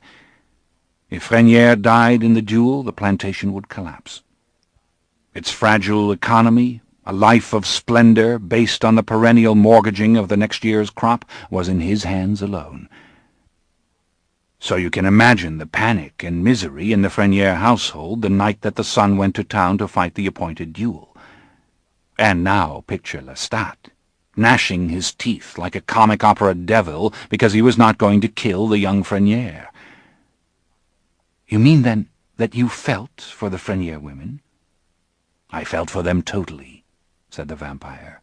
Their position was agonizing, and I felt for the boy. That night he locked himself in his father's study and made a will. He knew full well that if he fell under the rapier at 4 a.m. the next morning, his family would fall with him. He deplored his situation, and yet could do nothing to help it. To run out on the duel would not only mean social ruin for him, but would probably have been impossible. The other young man would have pursued him until he was forced to fight. When he left the plantation at midnight, he was staring into the face of death itself with the character of a man who, having only one path to follow, has resolved to follow it with perfect courage. He would either kill the Spanish boy or die. It was unpredictable despite all his skill. His face reflected a depth of feeling and wisdom I'd never seen on the face of any of Lestat's struggling victims. I had my first battle with Lestat, then and there. I'd prevented him from killing the boy for months, and now he meant to kill him before the Spanish boy could. We were on horseback, racing after the young Frenier towards New Orleans. Lestat bent on overtaking him. I bent on overtaking Lestat. Well, the duel, as I told you, was scheduled for 4 a.m. on the edge of the swamp just beyond the city's northern gate. And arriving there just shortly before 4, we had precious little time to return to Pointe du Lac, which meant our own lives were in danger. I was incensed at Lestat as never before, and he was determined to get the boy. Give him his chance, I was insisting, getting hold of Lestat before he could approach the boy. It was midwinter, bitter cold and damp in the swamps, one volley of icy rain after another sweeping the clearing where the duel was to be fought. Of course, I did not fear these elements in the sense that you might. They did not numb me nor threaten me with mortal shivering or illness. But vampires feel cold as acutely as humans, and the blood of the kill is often the rich, sensual alleviation of that cold. But what concerned me that morning was not the pain I felt, but the excellent cover of darkness these elements provided, which made Frenier extremely vulnerable to Lestat's attack. All he need do would be step away from his two friends towards the swamp, and Lestat might take him. And so I physically grappled with Lestat. I held him. But towards all this you had detachment, distance. The vampire sighed. Yes, I had it, and with it a supremely resolute anger. To glut himself upon the life of an entire family was to me Lestat's supreme act of utter contempt and disregard for all he should have seen with a vampire's depth. So I held him in the dark, where he spit at me and cursed at me. And young Frenier took his rapier from his friend and second and went out on the slick, wet grass to meet his opponent. There was a brief conversation, then the duel commenced. In moments it was over. Frenier had mortally wounded the other boy with a swift thrust to the chest, and he knelt in the grass, bleeding, dying, shouting something unintelligible at Frenier. The victor simply stood there. Everyone could see there was no sweetness in the victory. Frenier looked on death as if it were an abomination. His companions advanced with their lanterns, urging him to come away as soon as possible and leave the dying man to his friends. Meantime, the wounded one would allow no one to touch him. And then, as Frenier's group turned to go, the three of them walking heavily towards their horses, the man on the ground drew a pistol. Perhaps I alone could see this in the powerful dark, but in any event I shouted to Frenier as I ran towards the gun, and this was all Lestat needed. While I was lost in my clumsiness, distracting Frenier and going for the gun itself, Lestat, with his years of experience and superior speed, grabbed the young man and spirited him into the cypresses. I doubt his friends even knew what had happened. The pistol had gone off, the wounded man had collapsed, and I was tearing through the near-frozen marshes, shouting for Lestat. Then I saw him. Frenier lay sprawled over the knobbed roots of a cypress, his boots deep in the murky water, and Lestat was still bent over him, one hand on the hand of Frenier that still held the foil. I went to pull Lestat off, and that right hand swung at me with such lightning speed I did not see it, did not know it had struck me, until I found myself in the water also. And of course, by the time I recovered, Frenier was dead. I saw him as he lay there, his eyes closed, his lips utterly still, as if he were just sleeping. "Damn you!" I began, cursing Lestat. And then I started, for the body of Frenier had begun to slip down into the marsh. The water rose over his face and covered him completely. Lestat was jubilant. He reminded me tersely that we had less than an hour to get back to Pointe du Lac, and he swore revenge on me. "If I didn't like the life of a southern planter, I'd finish you tonight. I know a way," he threatened me. "I ought to drive your horse into the swamps. You'd have to dig yourself a hole and smother." He rode off. Even over all these years, I feel that anger for him like a white-hot liquid filling my veins. I saw, then, what being a vampire meant to him. "He was just a killer," the boy said, his voice reflecting some of the vampire's emotion. "No regard for anything." No. Being a vampire for him meant revenge. Revenge against life itself. Every time he took a life, it was revenge. It was no wonder, then, that he appreciated nothing. The nuances of vampire existence weren't even available to him, because he was focused with a maniacal vengeance upon the mortal life he'd left. Consumed with hatred, he looked back. Consumed with envy, nothing pleased him unless he could take it from others, and once having it, he grew cold and dissatisfied, not loving the thing for itself. And so he went after something else. Vengeance. Blind and sterile and contemptible. But I've spoken to you about the Frenier sisters. It was almost 5:30 when I reached their plantation. Dawn would come shortly after 6, but I was almost home. I slipped into the upper gallery of their house and saw them all gathered in the parlor. They had never even dressed for bed. The candles burnt low, and they sat already as mourners, waiting for the word. They were all dressed in black, as was their at-home custom, and in the dark the black shapes of their dresses massed together with their raven hair, so that in the glow of the candles their faces appeared as 5 soft, shimmering apparitions, each uniquely sad, each uniquely courageous. Babette's face alone appeared resolute. It was as if she had already made up her mind to take the burdens of Frenier if her brother died, and she had that same expression on her face now which had been on her brother's when he mounted to leave for the duel. What lay ahead of her was nearly impossible. What lay ahead was the final death of which Lestat was guilty. So I did something then which caused me great risk. I made myself known to her. I did this by playing the light. As you can see, my face is very white and has a smooth, highly reflective surface, rather like that of polished marble. "Yes," the boy nodded and appeared flustered. "It's very beautiful, actually," said the boy. "I wonder if... But what happened?" "You wonder if I was a handsome man when I was alive," said the vampire. The boy nodded. "I was.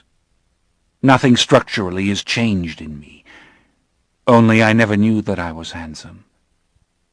Life whirled about me a wind of petty concerns, as I've said. I gazed at nothing, not even a mirror, especially not a mirror with a free eye.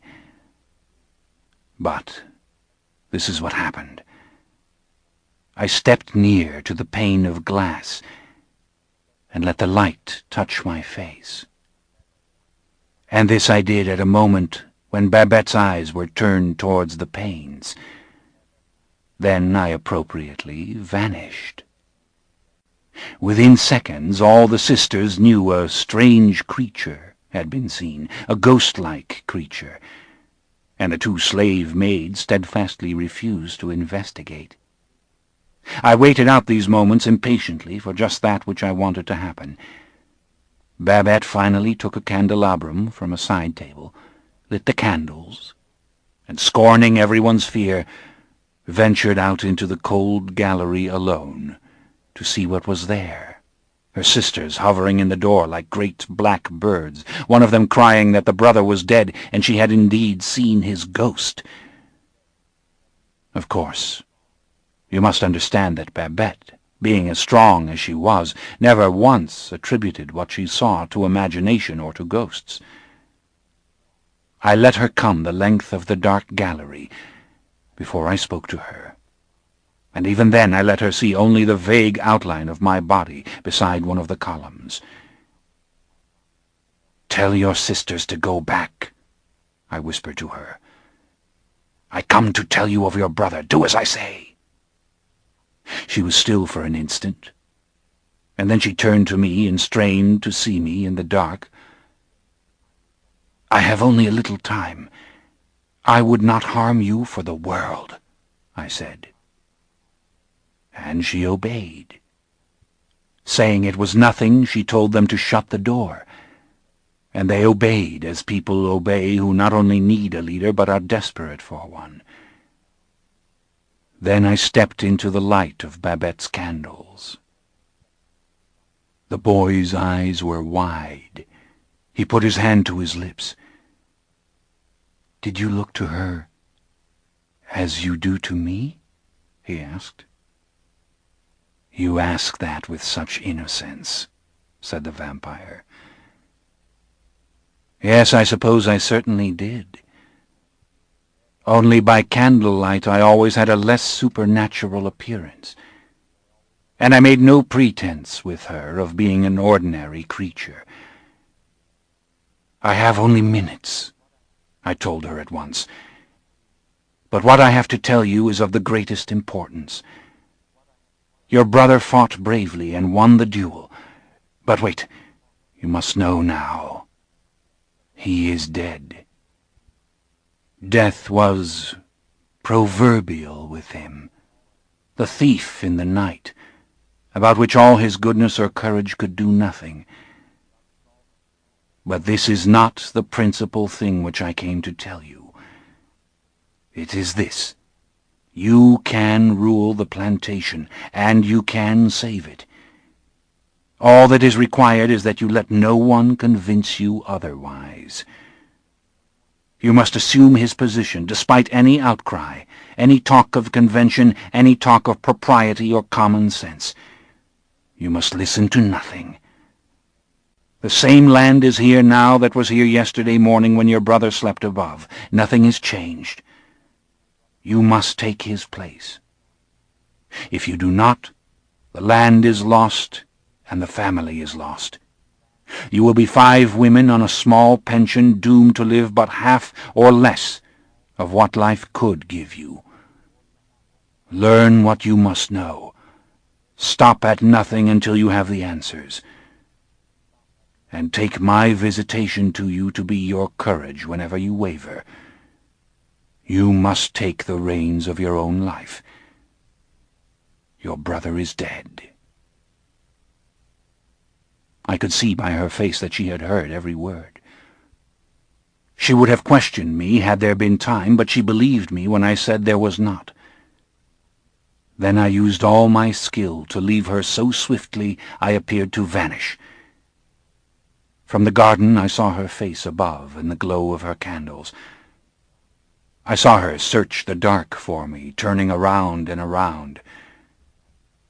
And then I saw her make the sign of the cross and walk back to her sisters within. The vampire smiled. There was absolutely no talk on the river coast of any strange apparition to Babette Frenière. But after the first mourning and sad talk of the women left all alone, she became the scandal of the neighborhood because she chose to run the plantation on her own. She managed an immense dowry for her younger sister and was married herself in another year. And Lestat and I almost never exchanged words. Did he go on living at Pointe-du-Lac? Yes. I could not be certain he'd told me all I needed to know. And great pretense was necessary. My sister was married in my absence, for example, while I had a malarial chill, and something similar overcame me the morning of my mother's funeral. Meantime, Lestat and I sat down to dinner each night with the old man, and made nice noises with our knives and forks, while he told us to eat everything on our plates and not to drink our wine too fast. With dozens of miserable headaches, I would receive my sister in a darkened bedroom, the covers up to my chin, bid her and her husband bear with the dim light on account of the pain in my eyes, as I entrusted to them large amounts of money to invest for us all. Fortunately, her husband was an idiot. A harmless one, but an idiot. The product of 4 generations of marriages between first cousins. But though these things went well, we began to have our problems with the slaves. They were the suspicious ones, and, as I've indicated, Lestat killed anyone and everyone he chose. So there was always some talk of mysterious death on the part of the coast. But it was what they saw of us which began the talk, and I heard it one evening when I was playing a shadow about the slave cabins. Now, let me explain first the character of these slaves. It was only about 1795, Lestat and I having lived there for 4 years in relative quiet, I investing the money which he acquired, increasing our lands, purchasing apartments and townhouses in New Orleans which I rented, the work of the plantation itself producing little, more a cover for us than an investment. I say our, this is wrong. I never signed anything over to Lestat, and, as you realize, I was still legally alive. But in 1795, these slaves did not have the character which you've seen in films and novels of the South. They were not soft-spoken, brown-skinned people in drab rags who spoke an English dialect. They were Africans, and they were islanders, that is, some of them had come from Santo Domingo. They were very black and totally foreign. They spoke in their African tongues, and they spoke the French patois. And when they sang African songs, which made the fields exotic and strange, always frightening to me in my mortal life. They were superstitious and had their own secrets and traditions. In short, they had not yet been destroyed as Africans completely. Slavery was the curse of their existence, but they had not been robbed yet of that which had been characteristically theirs. They tolerated the baptism and modest garments imposed on them by the French Catholic laws, but in the evenings they made their cheap fabrics into alluring costumes, made jewelry of animal bones and bits of discarded metal which they polished to look like gold. And the slave cabins of Pointe-du-Lac were a foreign country, an African coast after dark, in which not even the coldest overseer would want to wander. No fear for the vampire. Not until one summer evening, when, passing for a shadow, I heard through the open doors of the black foreman's cottage a conversation which convinced me that Lestat and I slept in real danger. The slaves knew now we were not ordinary mortals.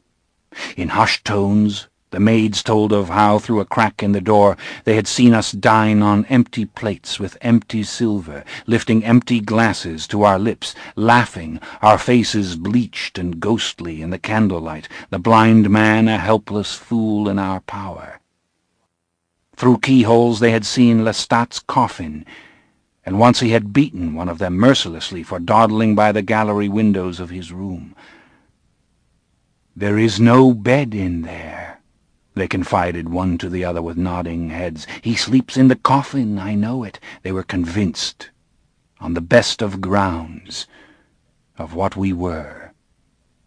And as for me, they'd seen me evening after evening emerge from the oratory, which was now little more than a shapeless mass of brick and vine, layered with flowering wisteria in the spring, wild roses in summer, moss gleaming on the old unpainted shutters which had never been opened, spiders spinning in the stone arches.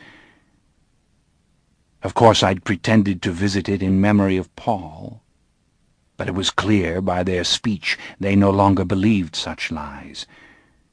And now they attributed to us not only the deaths of slaves found in the fields and swamps, and also the dead cattle and occasional horses, but all other strange events. Even floods and thunder were the weapons of God in a personal battle waged with Louis and Lestat. But worse still, they were not planning to run away. We were devils, our power inescapable. No. We must be destroyed. And at this gathering, where I became an unseen member, were a number of the Freniere slaves. This meant word would get to the entire coast. And though I firmly believed the entire coast to be impervious to a wave of hysteria, I did not intend to risk notice of any kind. I hurried back to the plantation house to tell Lestat our game of playing planter was over. He'd have to give up his slave whip and golden napkin ring and move into town. He resisted, naturally. His father was gravely ill and might not live. He had no intention of running away from stupid slaves. "I'll kill them all," he said calmly, "in 3s and 4s. Some will run away, and that will be fine." "You're talking madness. The fact is I want you gone from here." "You want me gone? You!" he sneered. He was building a card palace on the dining-room table with a pack of very fine French cards. "You whining coward of a vampire who prowls the night killing alley cats and rats and staring for hours at candles as if they were people and standing in the rain like a zombie until your clothes are drenched and you smell like old wardrobe trunks in attics and have the look of a baffled idiot at the zoo. You've nothing more to tell me, and your insistence on recklessness has endangered us both. I might live in that oratory while this house fell to ruin. I don't care about it," I told him, because this was quite true.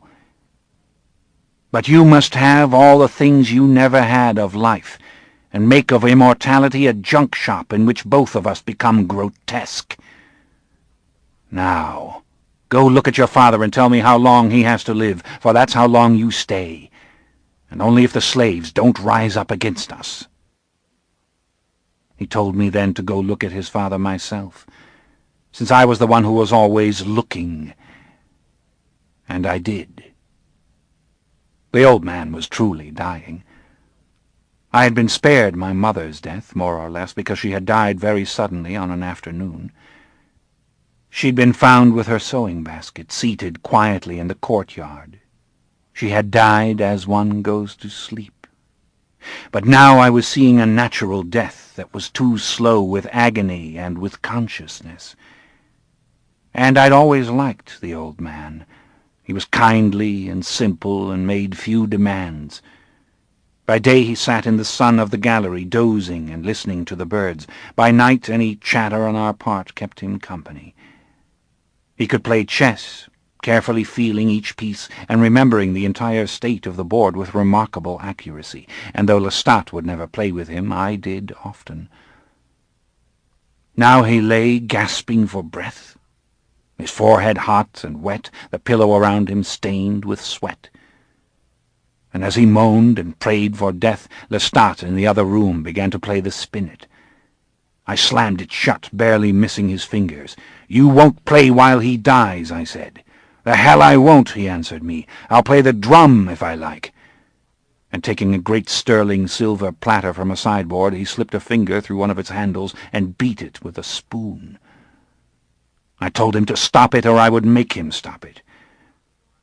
And then we both ceased our noise because the old man was calling his name. He was saying that he must talk to Lestat now before he died. I told Lestat to go to him. The sound of his crying was terrible. Why should I? I've cared for him all these years. Isn't that enough? And he drew from his pocket a nail file, and seating himself on the foot of the old man's bed, he began to file his long nails. This ends Disc 2. Interview with the Vampire, Disc 3.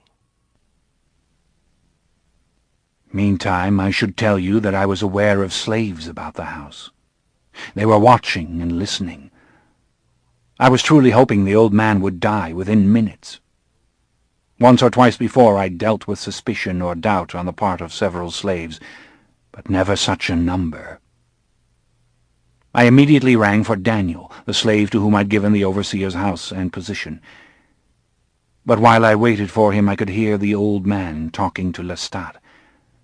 Lestat, who sat with his legs crossed, filing and filing, one eyebrow arched, his attention on his perfect nails. It was the school, the old man was saying. Oh, I know you remember. What can I say to you? He moaned. You'd better say it, Lestat said, because you're about to die. The old man let out a terrible noise, and I suspect I made some sound of my own. I positively loathed Lestat. I had a mind now to get him out of the room. Well, you know that, don't you? Even a fool like you knows that, said Lestat. You'll never forgive me, will you? Not now, not even after I'm dead, said the old man. I don't know what you're talking about, said Lestat. My patience was becoming exhausted with him, and the old man was becoming more and more agitated. He was begging Lestat to listen to him with a warm heart. The whole thing was making me shudder. Meantime, Daniel had come, and I knew the moment I saw him that everything at Pont du Lac was lost. Had I been more attentive, I'd have seen signs of it before now. He looked at me with eyes of glass. I was a monster to him. Monsieur Lestat's father is very ill. Going, I said, ignoring his expression. I want no noise tonight. The slaves must all stay within the cabins. A doctor is on his way. He stared at me as if I were lying, and then his eyes moved curiously and coldly away from me towards the old man's door.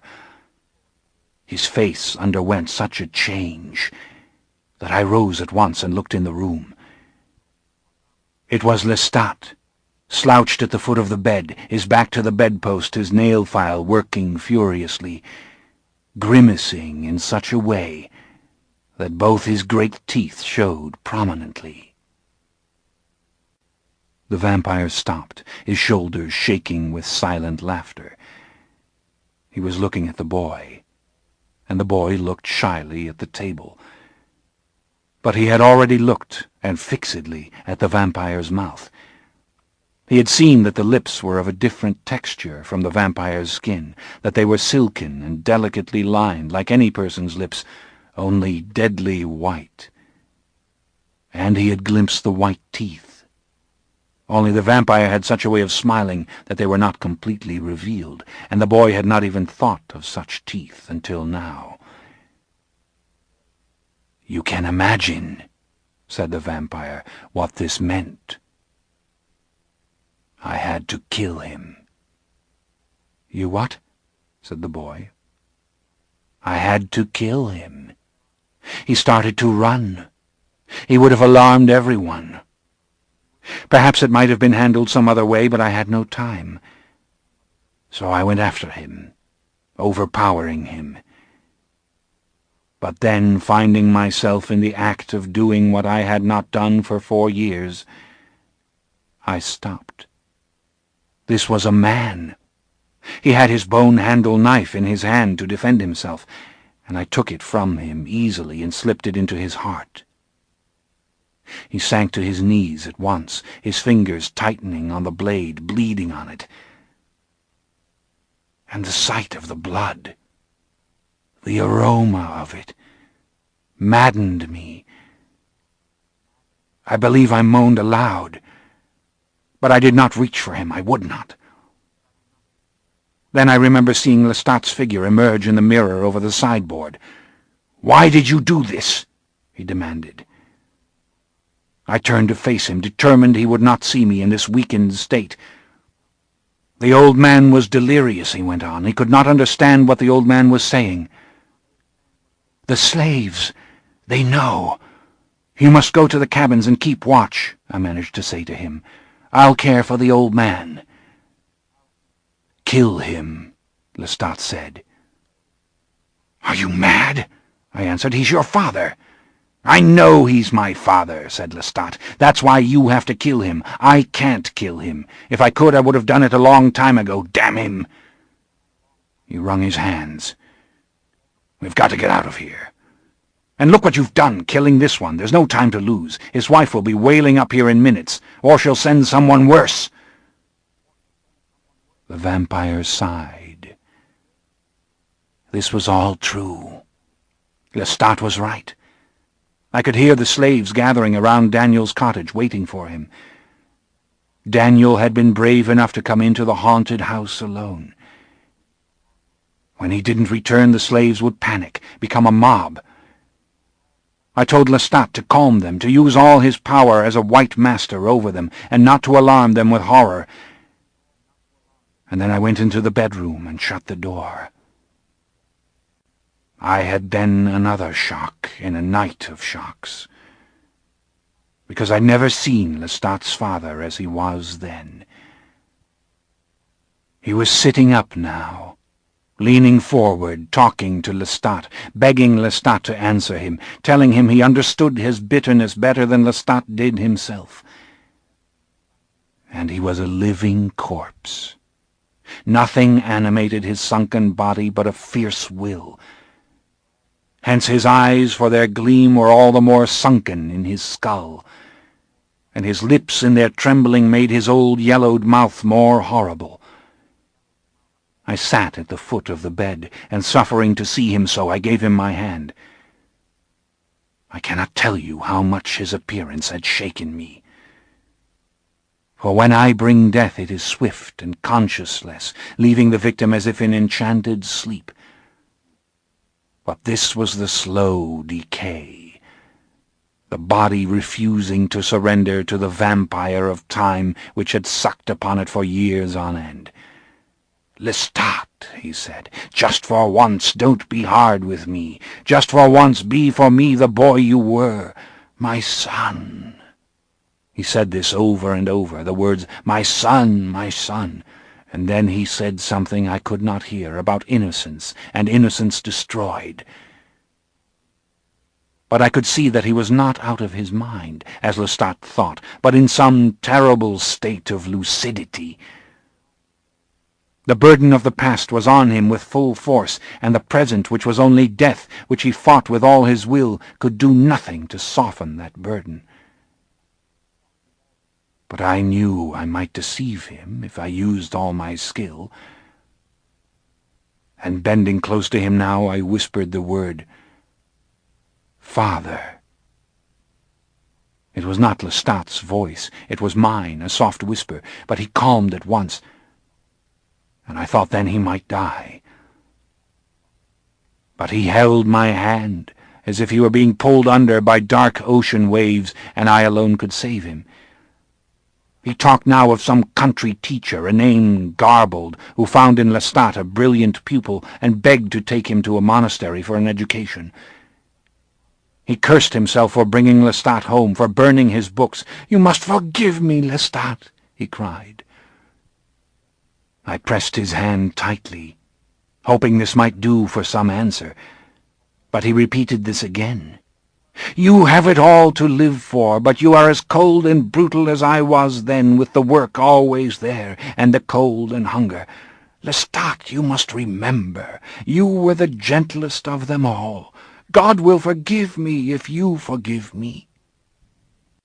Well, at that moment the real Esau came through the door.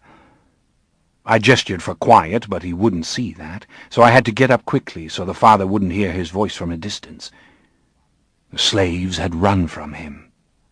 "But they're out there. They're gathered in the dark. I hear them," said Lestat. And then he glared at the old man.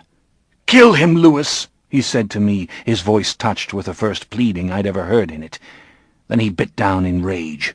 "Do it! Lean over that pillow and tell him you forgive him all.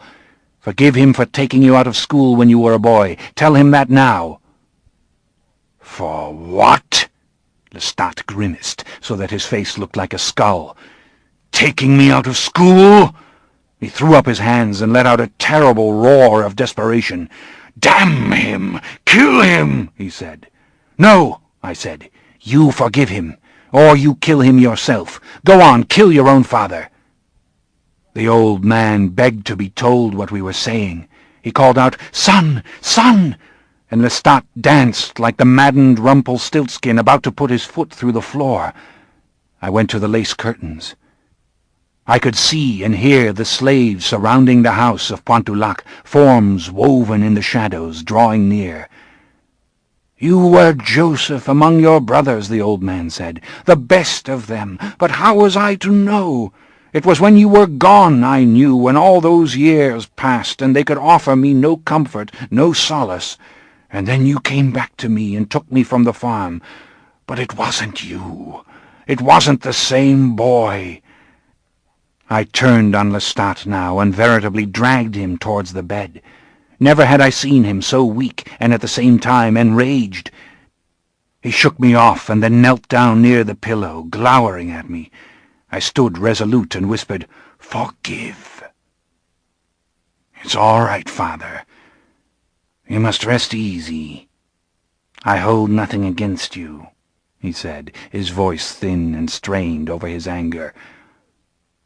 The old man turned on the pillow, murmuring something soft with relief, but Lestat was already gone.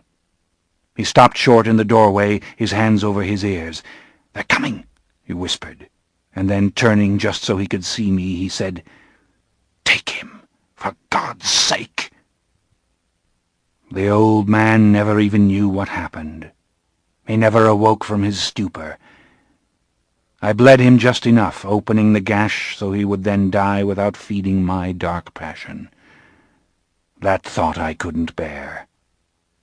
I knew now it wouldn't matter if the body was found in this manner, because I had had enough of Pointulac and Lestat, and all this identity of Pointulac's prosperous master. I would torch the house, and turn to the wealth I had held under many names, safe for just such a moment. Meantime, Lestat was after the slaves. He would leave such ruin and death behind him, no one could make a story of that night at Pointulac, and I went with him.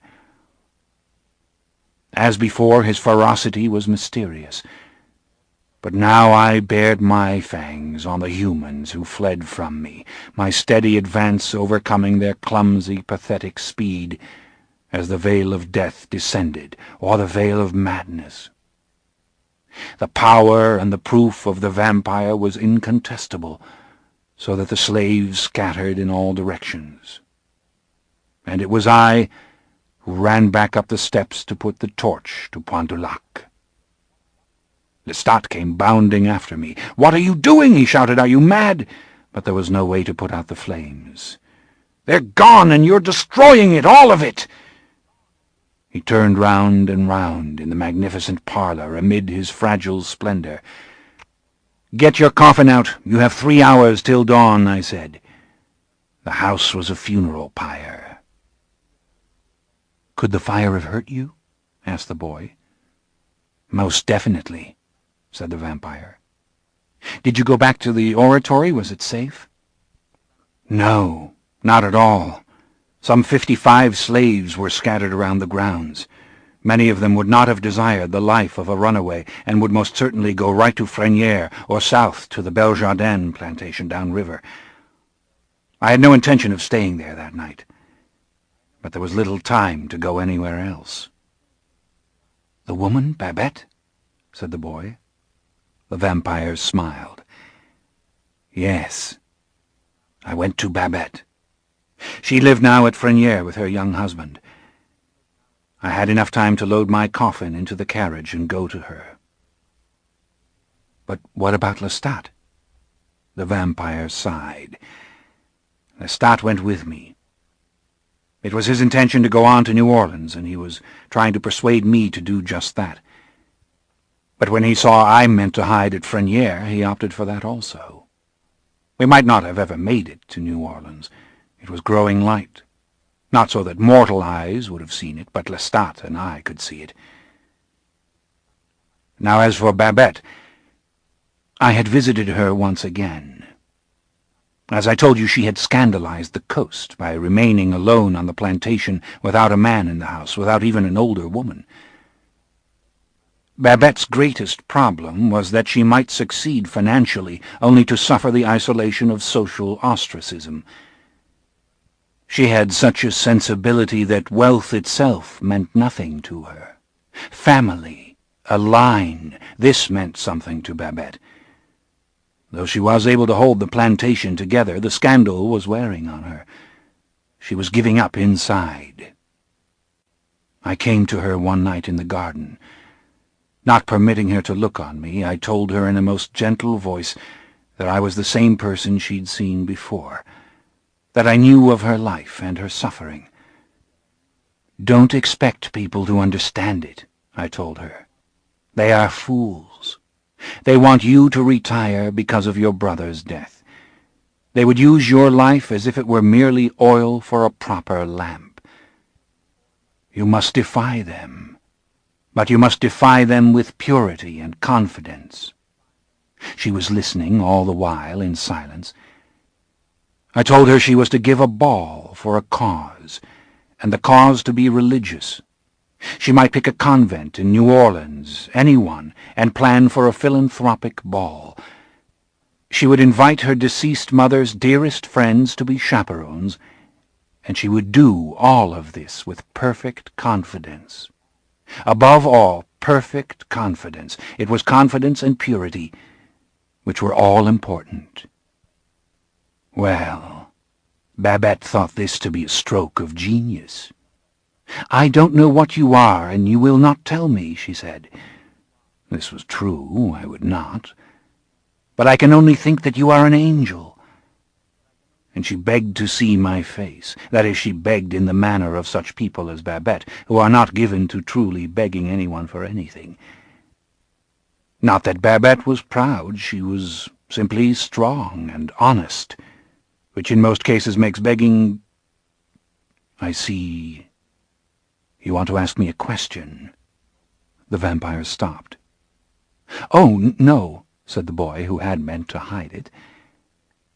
"But you mustn't be afraid to ask me anything. If I held something too close—" And when the vampire said this, his face darkened for an instant. He frowned, and as his brows drew together, a small well appeared in the flesh of his forehead, over his left brow, as though someone had pressed it with a finger. It gave him a peculiar look of deep distress. "If I held something too close for you to ask about it, I would not bring it up in the first place," he said.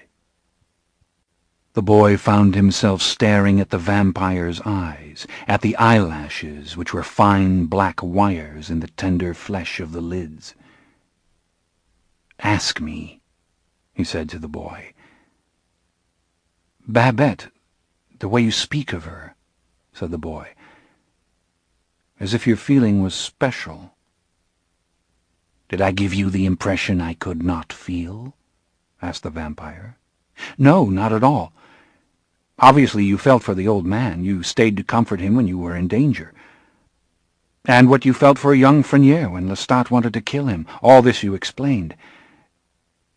But I was wondering, did you have a special feeling for Babette? Was it feeling for Babette all along that caused you to protect Frenier?" "You mean love," said the vampire. "Why do you hesitate to say it?" "Because you spoke of detachment," said the boy. "Do you think that angels are detached?" asked the vampire. The boy thought for a moment.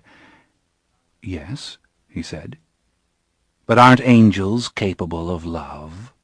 asked the vampire. "Don't angels gaze upon the face of God with complete love?"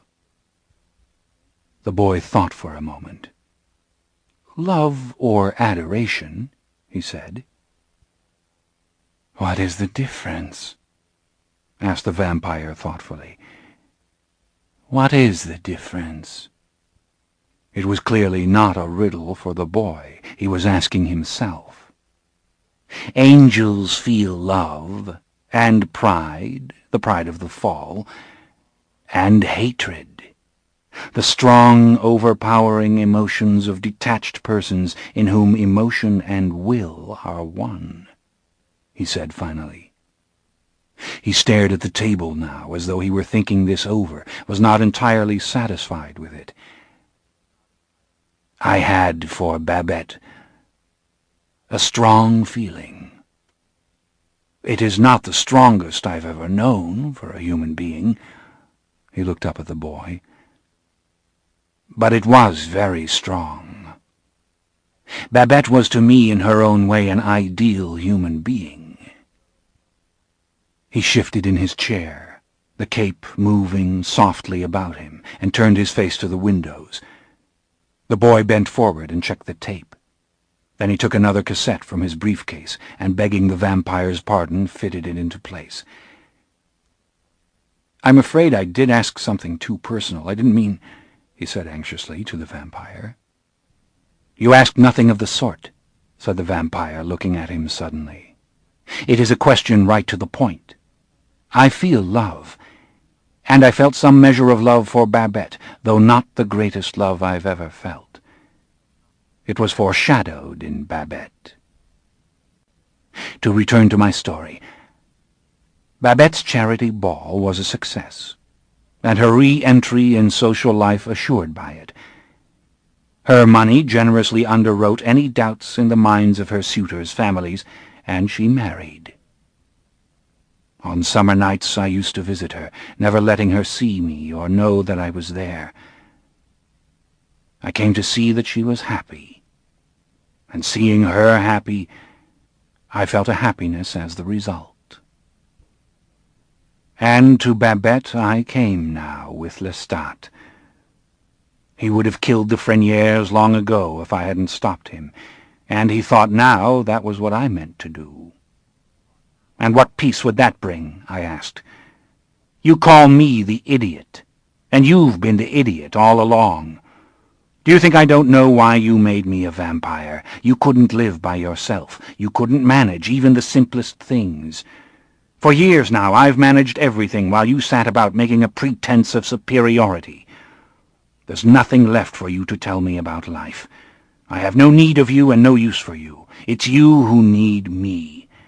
And if you touch but one of the Frenière slaves, I'll get rid of you. It will be a battle between us, and I needn't point out to you I have more wit to fare better in my little finger than you in your entire frame. Do as I say." Well, this startled him, though it shouldn't have.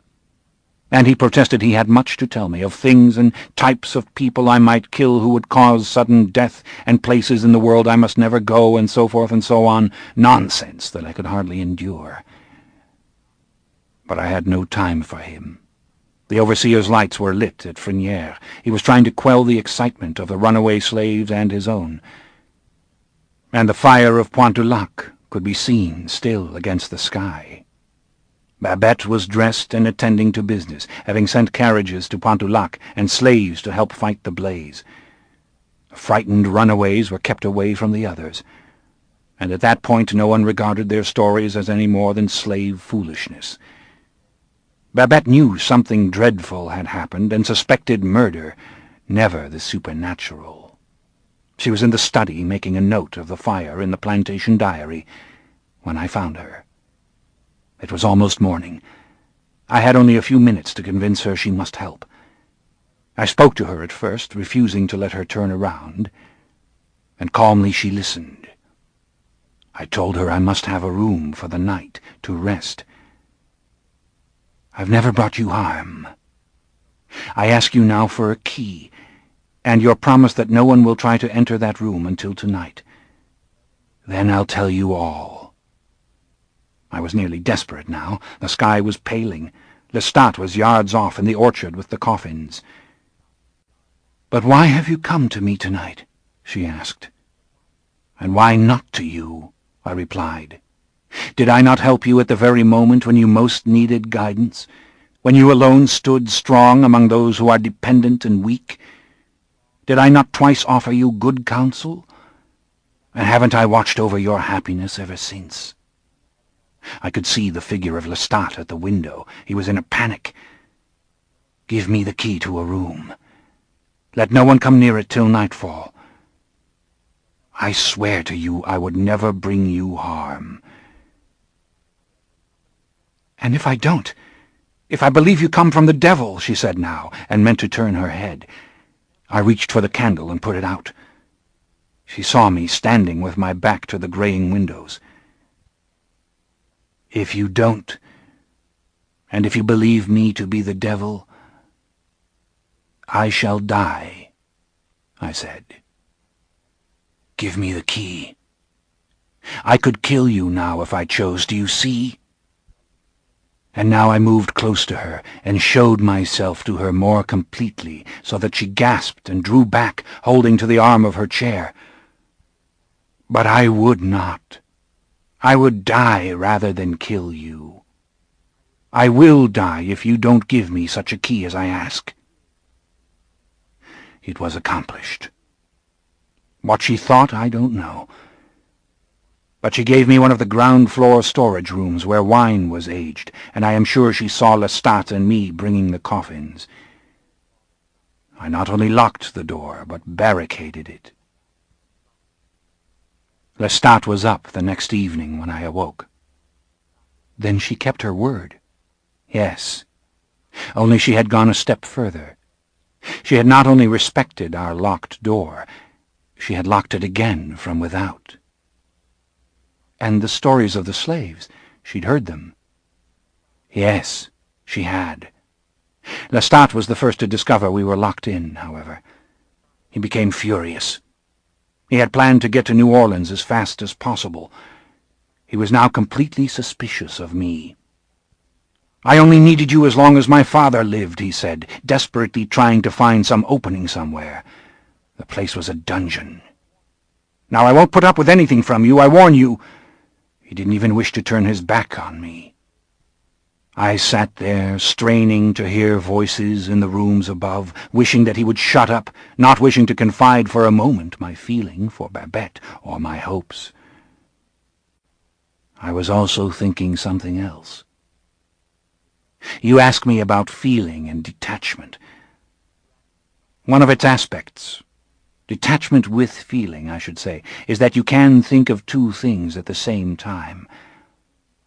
You can think that you are not safe and may die, and you can think of something very abstract and remote.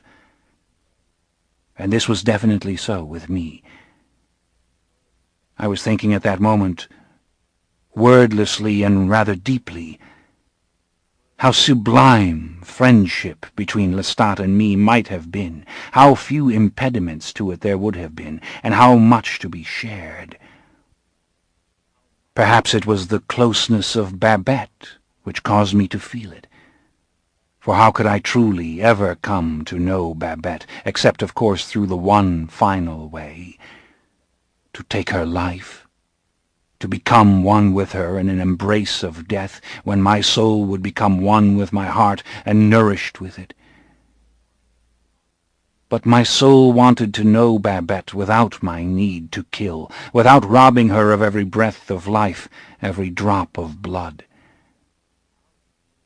But Lestat, how we might have known each other, had he been a man of character, a man of even a little thought. The old man's words came back to me. Lestat, a brilliant pupil, a lover of books that had been burned.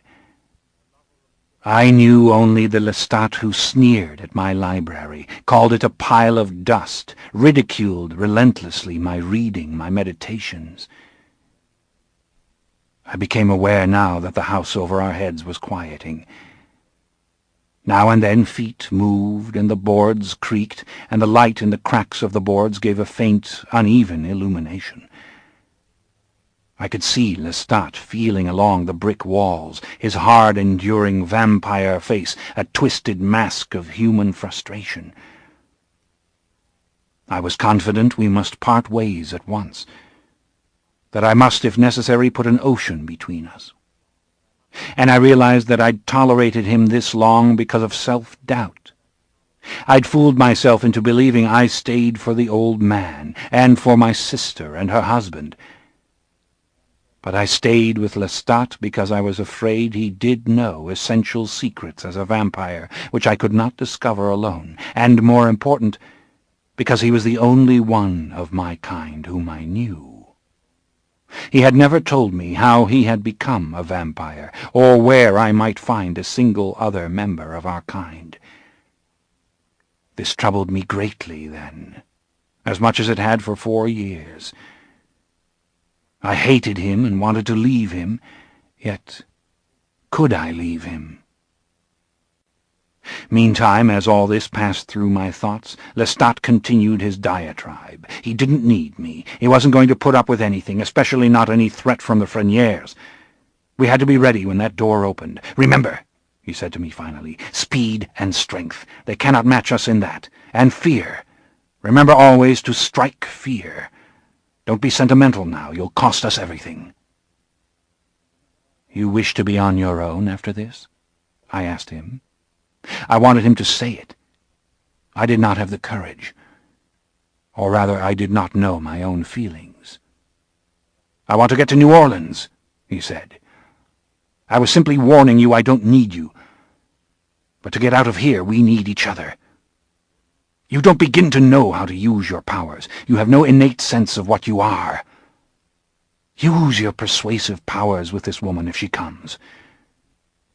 But if she comes with others, then be prepared to act like what you are." "Which is what?" I asked him, because it had never seemed such a mystery to me as it did at that time. "What am I?" He was openly disgusted. He threw up his hands. "Be prepared," he said, now baring his magnificent teeth, "to kill." He looked suddenly at the boards overhead. "They're going to bed up there, do you hear them?" After a long, silent time, during which Lestat paced and I sat there musing, plumbing my mind for what I might do or say to Babette, or, deeper still, for the answer to a harder question, what did I feel for Babette? After a long time, a light flared beneath the door. Lestat was poised to jump whoever should open it. It was Babette alone, and she entered with a lamp, not seeing Lestat, who stood behind her, but looking directly at me. I had never seen her as she looked then. Her hair was down for bed, a mass of dark waves behind her white dressing gown, and her face was tight with worry and fear. This gave it a feverish radiance, and made her large brown eyes all the more huge. As I have told you, I loved her strength and honesty, the greatness of her soul. And I did not feel passion for her as you would feel it, but I found her more alluring than any woman I'd known in mortal life. Even in the severe dressing gown, her arms and breasts were round and soft, and she seemed to me an intriguing soul clothed in rich, mysterious flesh. I, who am hard and spare and dedicated to a purpose, felt drawn to her irresistibly, and knowing it could only culminate in death, I turned away from her at once, wondering if when she gazed into my eyes she found them dead and soulless. "You are the one who came to me before," she said now, as if she hadn't been sure. "And you are the owner of Pointe du Lac." "You are." I knew as she spoke that she must have heard the wildest stories of last night. and there would be no convincing her of any lie. I had used my unnatural appearance twice to reach her, to speak to her. I could not hide it or minimize it now. "I mean you no harm," I said to her. "I need only a carriage and horses, the horses I left last night in the pasture." She didn't seem to hear my words. She drew closer, determined to catch me in the circle of her light.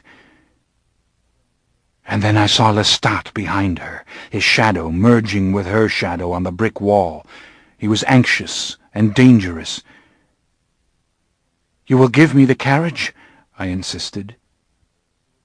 She was looking at me now, the lamp raised, and just when I meant to look away, I saw her face change.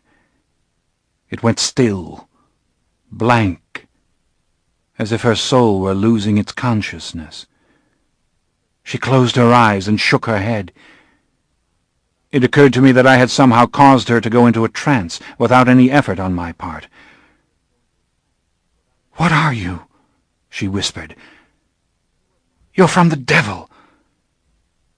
You were from the devil when you came to me." "The devil?" I answered her. This distressed me, more than I thought I could be distressed. If she believed this, then she would think my counsel bad. She would question herself. Her life was rich and good, and I knew she mustn't do this. Like all strong people, she suffered always a measure of loneliness. She was a marginal outsider, a secret infidel of a certain sort. And the balance by which she lived might be upset if she were to question her own goodness. She stared at me with undisguised horror. It was as if in horror she forgot her own vulnerable position. And now Lestat, who was drawn to weakness like a parched man to water, grabbed her wrist, and she screamed and dropped the lamp. The flames leaped in the spattered oil, and Lestat pulled her backwards towards the open door. "You get the carriage," he said to her. "Get it now, and the horses. You are in mortal danger. Don't talk of devils."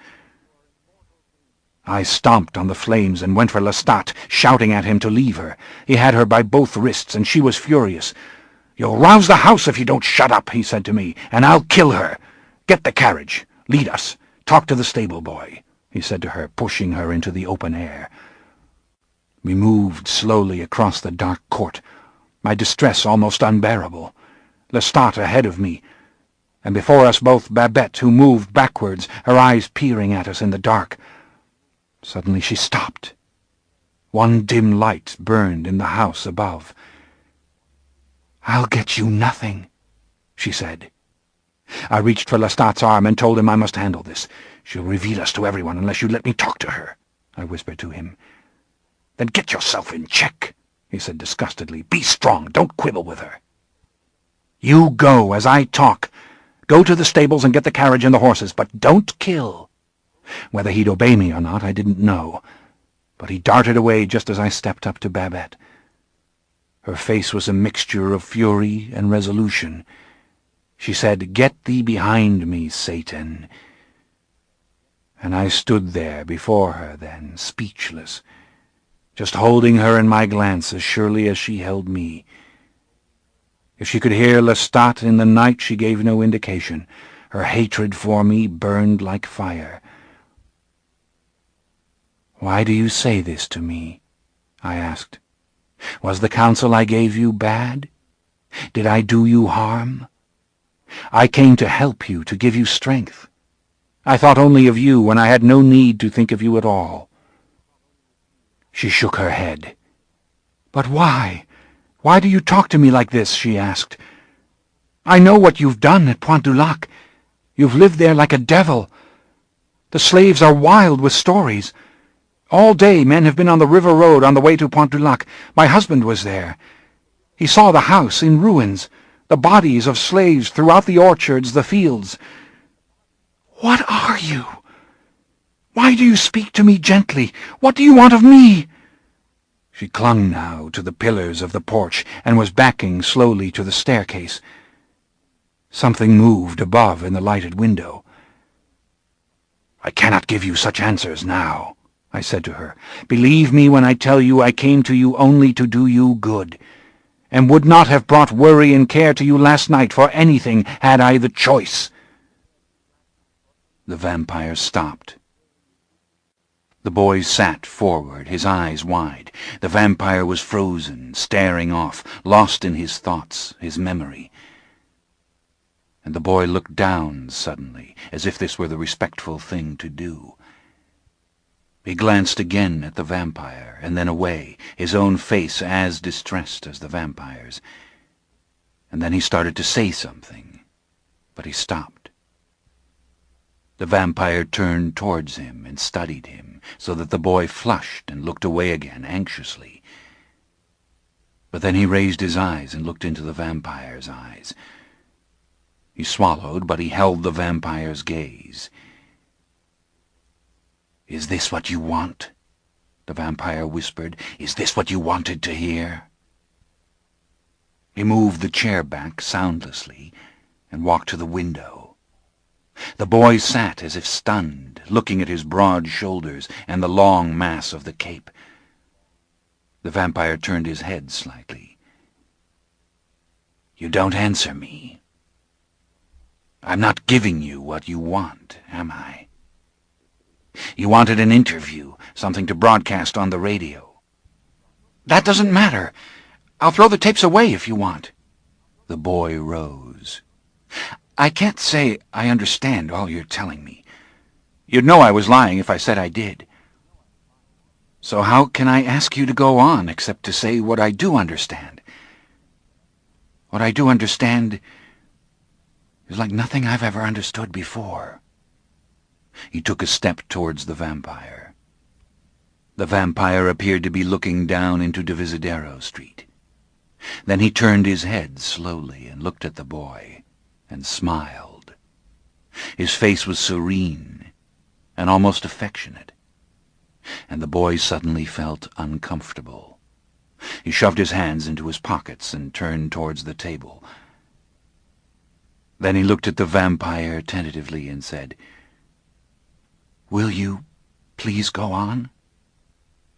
The vampire turned with folded arms and leaned against the window. "Why?" he asked. The boy was at a loss. "Because I want to hear it." He shrugged. "Because I want to know what happened." "All right," said the vampire, with the same smile playing on his lips. And he went back to the chair and sat opposite the boy and turned the recorder just a little and said, "Marvelous contraption, really. So, let me go on. You must understand that what I felt for Babette now was a desire for communication, stronger than any other desire I then felt, except for the physical desire for blood. It was so strong in me, this desire, that it made me feel the depth of my capacity for loneliness. When I'd spoken to her before, there had been a brief but direct communication, which was as simple and as satisfying as taking a person's hand, clasping it, letting it go gently. All this in a moment of great need and distress.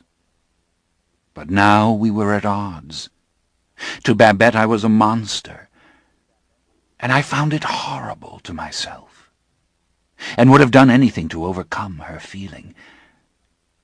I told her the counsel I'd given her was right, that no instrument of the devil could do right, even if he chose.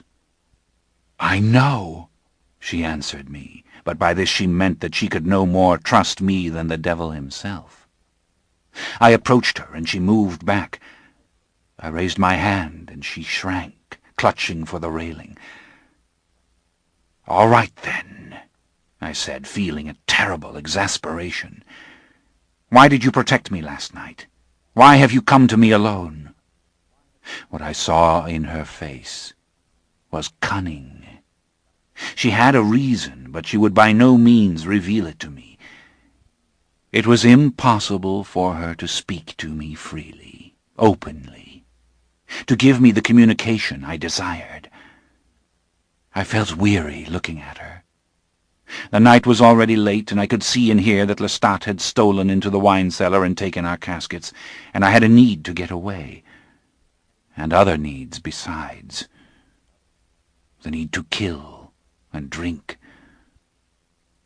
But it wasn't that made me weary. It was something else, something far worse.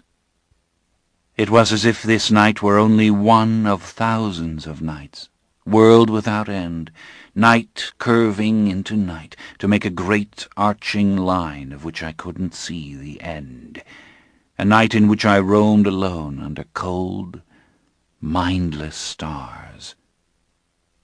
I think I turned away from her and put my hand to my eyes. I felt oppressed and weak suddenly. I think I was making some sound without my will. And then, on this vast and desolate landscape of night, where I was standing alone and where Babette was only an illusion, I saw suddenly a possibility that I'd never considered before, a possibility from which I'd fled, wrapped as I was with the world, fallen into the senses of the vampire, in love with color and shape and sound and singing and softness and infinite variation. Babette was moving, but I took no note of it. She was taking something from her pocket. Her great ring of household keys jingled there. She was moving up the steps.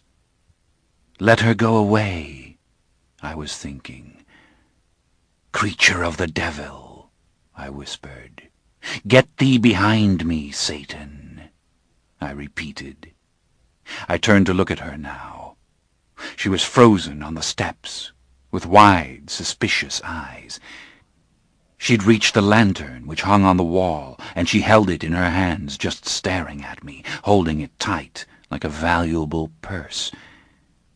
You think I come from the devil? I asked her. She quickly moved her left fingers around the hook of the lantern, and with her right hand made the sign of the cross, the Latin words barely audible to me. And her face blanched and her eyebrows rose when there was absolutely no change because of it.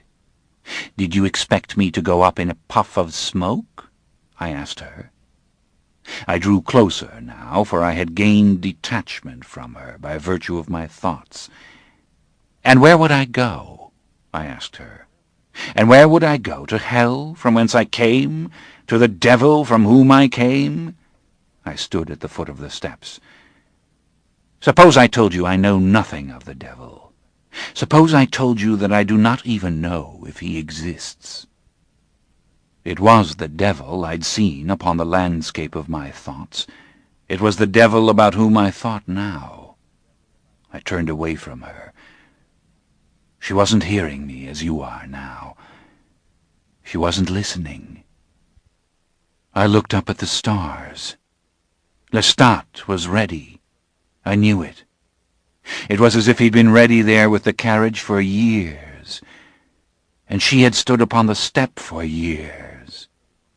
I had the sudden sensation my brother was there, and had been there for ages also, and that he was talking to me low in an excited voice, and what he was saying was desperately important, but it was going away from me as fast as he said it, like the rustle of rats in the rafters of an immense house. There was a scraping sound and a burst of light. "I don't know whether I come from the devil or not! I don't know what I am!" I shouted at Babette, my voice deafening in my own sensitive ears. "I am to live to the end of the world, and I do not even know what I am!" But the light flared before me. It was the lantern which she had lit with a match, and held now so I couldn't see her face. For a moment I could see nothing but the light. And then the great weight of the lantern struck me full force in the chest, and the glass shattered on the bricks, and the flames roared on my legs, in my face. Lestat was shouting from the darkness, "Put it out! Put it out, idiot! It will consume you!" And I felt something thrashing me wildly in my blindness. It was Lestat's jacket. I'd fallen helpless back against the pillar, helpless as much from the fire and the blow as from the knowledge that Babette meant to destroy me, as from the knowledge that I did not know what I was. All this happened in a matter of seconds. The fire was out, and I knelt in the dark with my hands on the bricks. Lestat at the top of the stairs had Babette again, and I flew up after him, grabbing him about the neck and pulling him backwards. He turned on me, enraged, and kicked me, but I clung to him and pulled him down on top of me to the bottom. Babette was petrified. I saw her dark outline against the sky and the glint of light in her eyes. "Come on, then," Lestat said, scrambling to his feet. Babette was putting her hand to her throat. My injured eyes strained to gather the light to see her. Her throat bled. "Remember," I said to her, "I might have killed you, or let him kill you. I did not. You called me devil. You are wrong." "Then you'd stopped Lestat just in time," said the boy.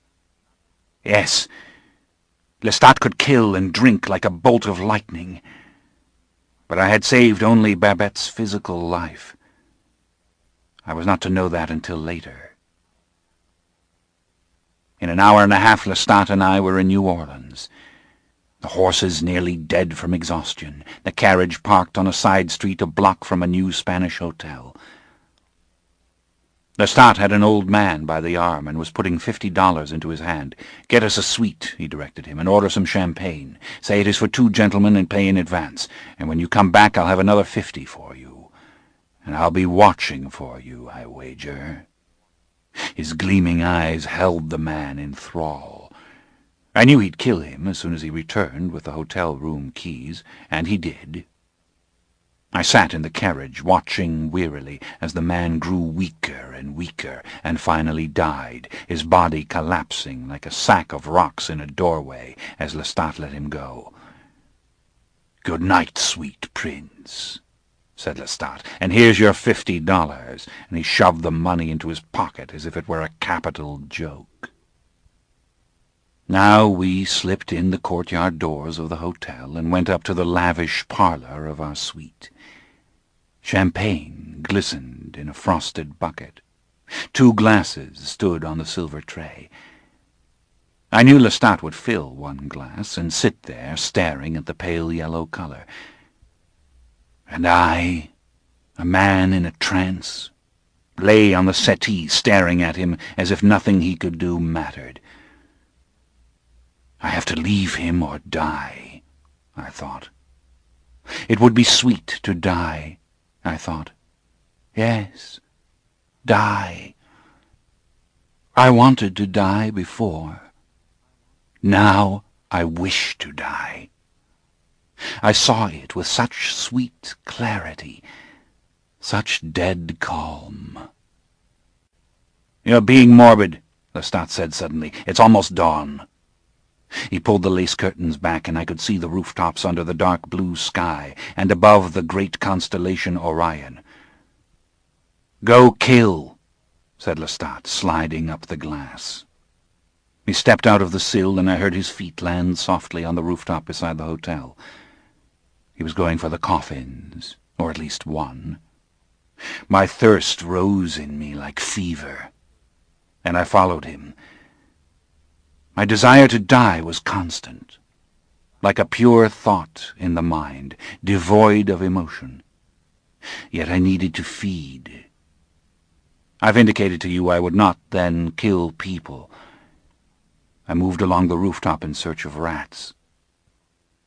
"But why? You've said Lestat shouldn't have made you start with people. Do you mean for you it was an aesthetic choice, not a moral one? Had you asked me then, I would have told you it was aesthetic, that I wished to understand death in stages, that the death of an animal yielded such pleasure and experience to me that I had only begun to understand it, and wished to save the experience of human death for my mature understanding. But it was moral, because all aesthetic decisions are moral, really. "I don't understand," said the boy. "I thought aesthetic decisions could be completely immoral. What about the cliché of the artist who leaves his wife and children so he can paint? or Nero playing the harp while Rome burned. Both were moral decisions. Both served a higher good in the mind of the artist. The conflict lies between the morals of the artist and the morals of society, not between aesthetics and morality. But often this isn't understood, and here comes the waste, the tragedy. An artist stealing paints from a store, for example, imagines himself to have made an inevitable but immoral decision, and then he sees himself as fallen from grace. What follows is despair and petty irresponsibility, as if morality were a great glass world which can be utterly shattered by one act. But this was not my great concern then. I did not know these things then. I believed I killed animals for aesthetic reasons only, and I hedged against the great moral question of whether or not by my very nature I was damned. Because, you see, though Lestat had never said anything about devils or hell to me, I believed I was damned when I went over to him, just as Judas must have believed it when he put the noose around his neck. You understand? The boy said nothing. He started to speak, but didn't. The color burned for a moment in blotches on his cheeks. "Were you?" he whispered. The vampire only sat there, smiling, a small smile that played on his lips like the light. The boy was staring at him now as if he were just seeing him for the first time. "Perhaps," said the vampire, drawing himself up and crossing his legs, "we should take things one at a time. Perhaps I should go on with my story." "Yes, please," said the boy. I was agitated that night, as I told you. I had hedged against this question as a vampire, and now it completely overwhelmed me. And in that state I had no desire to live. Well, this produced in me, as it can in humans, a craving for that which will satisfy at least physical desire. I think I used it as an excuse. I have told you what the kill means to vampires. You can imagine from what I've said the difference between a rat and a man. I went down into the street after Lestat and walked for blocks. The streets were muddy then, the actual blocks islands above the gutters, and the entire city so dark compared to the cities of today. The lights were as beacons in a black sea. Even with morning rising slowly, only the dormers and high porches of the houses were emerging from the dark, and to a mortal man the narrow streets I found were like pitch. Am I damned? Am I from the devil? Is my very nature that of a devil? I was asking myself over and over. And if it is, why then do I revolt against it? Tremble when Babette hurls a flaming lantern at me, turn away in disgust when Lestat kills. What have I become in becoming a vampire? Where am I to go? And all the while, as the death wish caused me to neglect my thirst grew hotter. My veins were veritable threads of pain in my flesh. My temples throbbed, and finally I could stand it no longer. Torn apart by the wish to take no action, to starve, to wither in thought on the one hand, and driven to kill on the other, I stood in an empty, desolate street and heard the sound of a child crying. She was within. I drew close to the walls, trying in my habitual detachment only to understand the nature of her cry. She was weary and aching and utterly alone. She had been crying for so long now that soon she would stop from sheer exhaustion. I slipped my hand up under the heavy wooden shutter and pulled it so the bolt slipped. There she sat, in the dark room beside a dead woman, a woman who'd been dead for some days. The room itself was cluttered with trunks and packages, as though a number of people had been packing to leave, but the mother lay half-clothed, her body already in decay, and no one else was there but the child. It was moments before she saw me, but when she did, she began to tell me that I must do something to help her mother. She was only 5 at most, and very thin, and her face was stained with dirt and tears. She begged me to help. They had to take a ship, she said, before the plague came. Their father was waiting. She began to shake her mother now and to cry in the most pathetic and desperate way. And then she looked at me again and burst into the greatest flow of tears. You must understand that by now I was burning with physical need to drink. I could not have made it through another day without feeding. But there were alternatives. Rats abounded in the streets, and somewhere very near a dog was howling hopelessly. I might have fled the room had I chosen, and fed and gotten back easily, but the question pounded in me. Am I damned?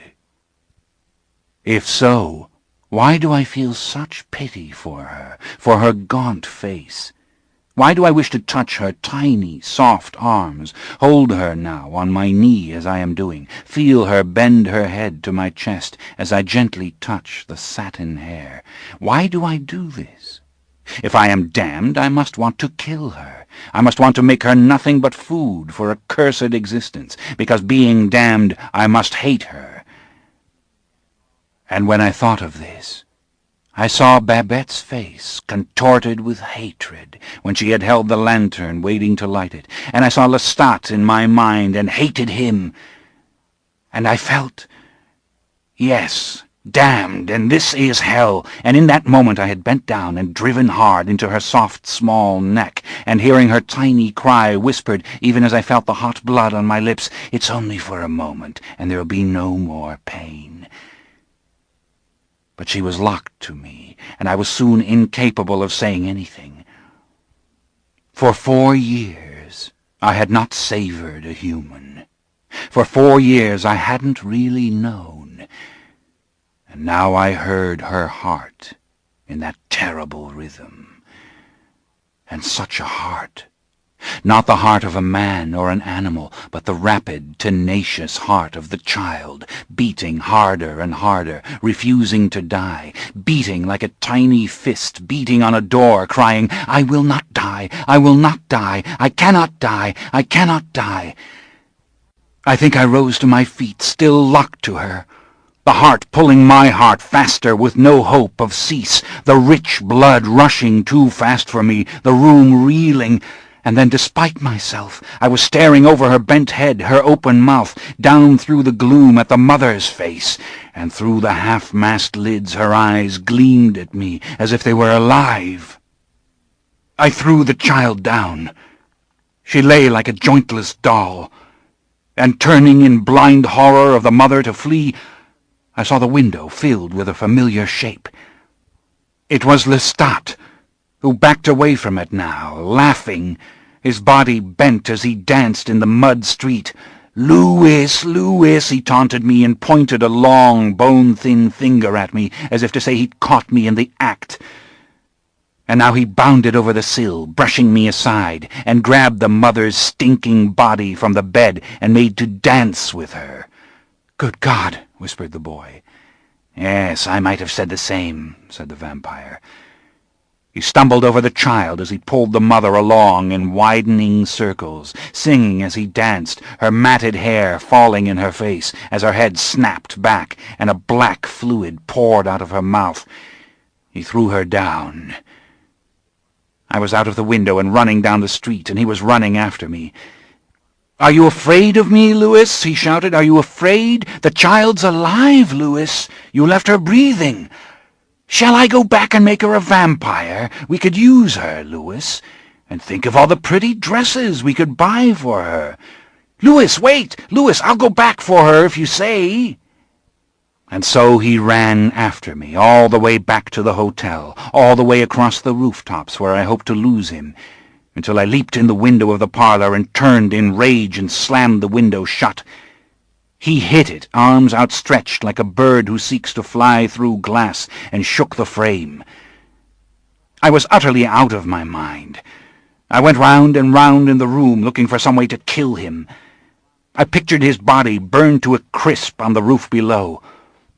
Reason had altogether left me, so that I was consummate rage, and when he came through the broken glass we fought as we'd never fought before.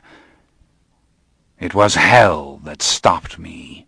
The thought of hell, of us being two souls in hell that grappled in hatred. I lost my confidence, my purpose, my grip.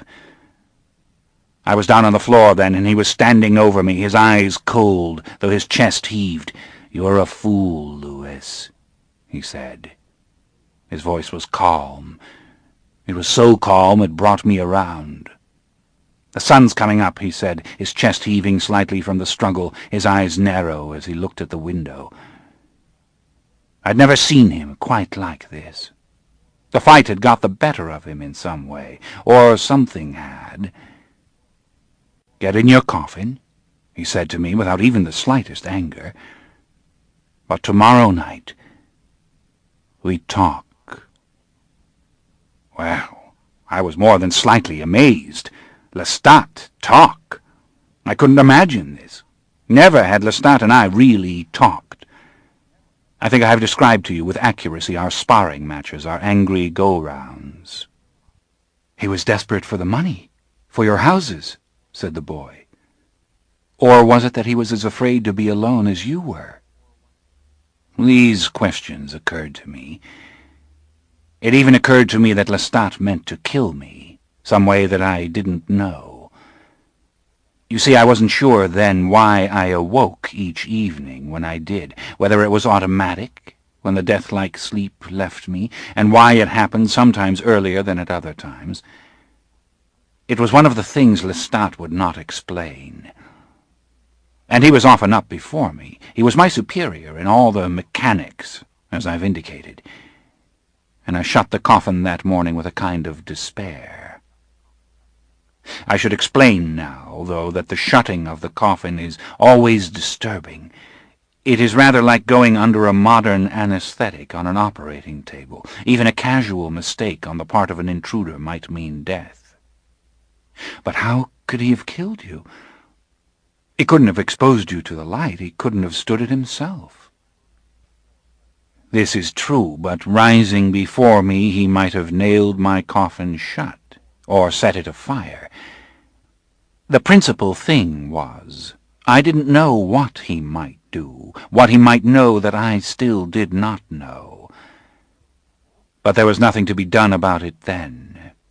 And with thoughts of the dead woman and child still in my brain, and the sun rising, I had no energy left to argue with him, and lay down to miserable dreams. "You do dream?" said the boy. "Often," said the vampire. "I wish sometimes that I did not. For such dreams, such long and clear dreams, I never had as a mortal, and such twisted nightmares I never had either. In my early days these dreams so absorbed me that often it seemed I fought waking as long as I could, and lay sometimes for hours thinking of these dreams until the night was half gone. And dazed by them, I often wandered about, seeking to understand their meaning. They were in many ways as elusive as the dreams of mortals. I dreamed of my brother, for instance, that he was near me in some state between life and death, calling to me for help. And often I dreamed of Babette. And often, almost always, there was a great wasteland backdrop to my dreams. That wasteland of night I'd seen when cursed by Babette, as I've told you. It was as if all figures walked and talked on the desolate home of my damned soul. I don't remember what I dreamed that day, perhaps because I remember too well what Lestat and I discussed the following evening. I see you're anxious for that, too. Well, as I've said, Lestat amazed me in his new calm, his thoughtfulness. But that evening I didn't wake to find him the same way. Not at first. There were women in the parlor. The candles were a few, scattered on the small table in the carved buffet, and Lestat had his arm around one woman and was kissing her. She was very drunk and very beautiful, a great drugged doll of a woman with her careful coif falling slowly down on her bare shoulders and over her partially bared breasts. The other woman sat over a ruined supper table drinking a glass of wine. I could see that the three of them had dined, Lestat pretending to dine. You would be surprised how people do not notice that a vampire is only pretending to eat. And the woman at the table was bored. All this put me in a fit of agitation. I did not know what Lestat was up to. If I went into the room, the woman would turn her attentions to me, and what was to happen I couldn't imagine, except that Lestat meant for us to kill them both. This ends Disc 3. Interview with the Vampire, Disc 4. The woman on the settee with him was already teasing about his kisses, his coldness, his lack of desire for her. And the woman at the table watched with black almond eyes that seemed to be filled with satisfaction. When Lestat rose and came to her, putting his hands on her bare white arms, she brightened. Bending now to kiss her, he saw me through the crack in the door, and his eyes just stared at me for a moment. And then he went on talking with the ladies. He bent down and blew out the candles on the table. "It's too dark in here," said the woman on the couch. "Leave us alone," said the other woman. Lestat sat down and beckoned her to sit in his lap. And she did, putting her left arm around his neck, her right hand smoothing back his yellow hair. "Your skin's icy," she said, recoiling slightly. "Not always," said Lestat, and then he buried his face in the flesh of her neck. I was watching all this with fascination. Lestat was masterfully clever and utterly vicious. But I didn't know how clever he was until he sank his teeth into her now, his thumb pressing down on her throat, his other arm locking her tight so that he drank his fill without the other woman even knowing. "Your friend has no head for wine," he said, slipping out of the chair and seating the unconscious woman there, her arms folded under her face on the table. "She's stupid," said the other woman, who had gone to the window and had been looking out at the lights. New Orleans was then a city of many low buildings, as you probably know.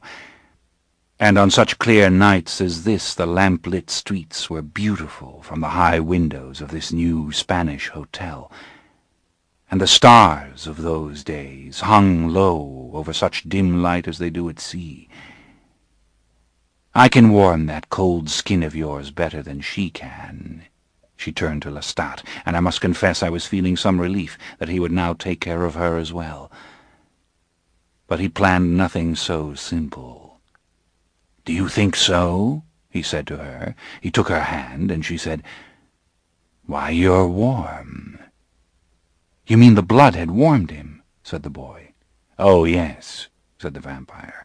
"After killing a vampire is as warm as you are now." And he started to resume. Then, glancing at the boy, he smiled. "As I was saying, Lestat now held the woman's hand in his and said that the other had warmed him.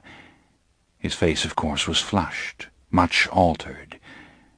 He drew her close now, and she kissed him, remarking through her laughter that he was a veritable furnace of passion. "Ah, but the price is high," he said to her, affecting sadness. "Your pretty friend," he shrugged his shoulders, "I exhausted her." And he stood back, as if inviting the woman to walk to the table, and she did, a look of superiority on her small features. She bent down to see her friend, but then lost interest. until she saw something. It was a napkin. It had caught the last drops of blood from the wound in the throat. She picked it up, straining to see it in the darkness. "Take down your hair," said Lestat softly, and she dropped it, indifferent, and took down the last tresses so that her hair fell blonde and wavy down her back. "Soft," he said, "so soft. I picture you that way, lying on a bed of satin." "Such things you say," she scoffed, and turned her back on him playfully. "Do you know what manner of bed?" he asked. And she laughed and said his bed she could imagine. She looked back at him as he advanced, and never once looking away from her, he gently tipped the body of her friend, so that it fell backwards from the chair and lay with staring eyes upon the floor. The woman gasped. She scrambled away from the corpse, nearly upsetting a small end table. The candle went over and went out.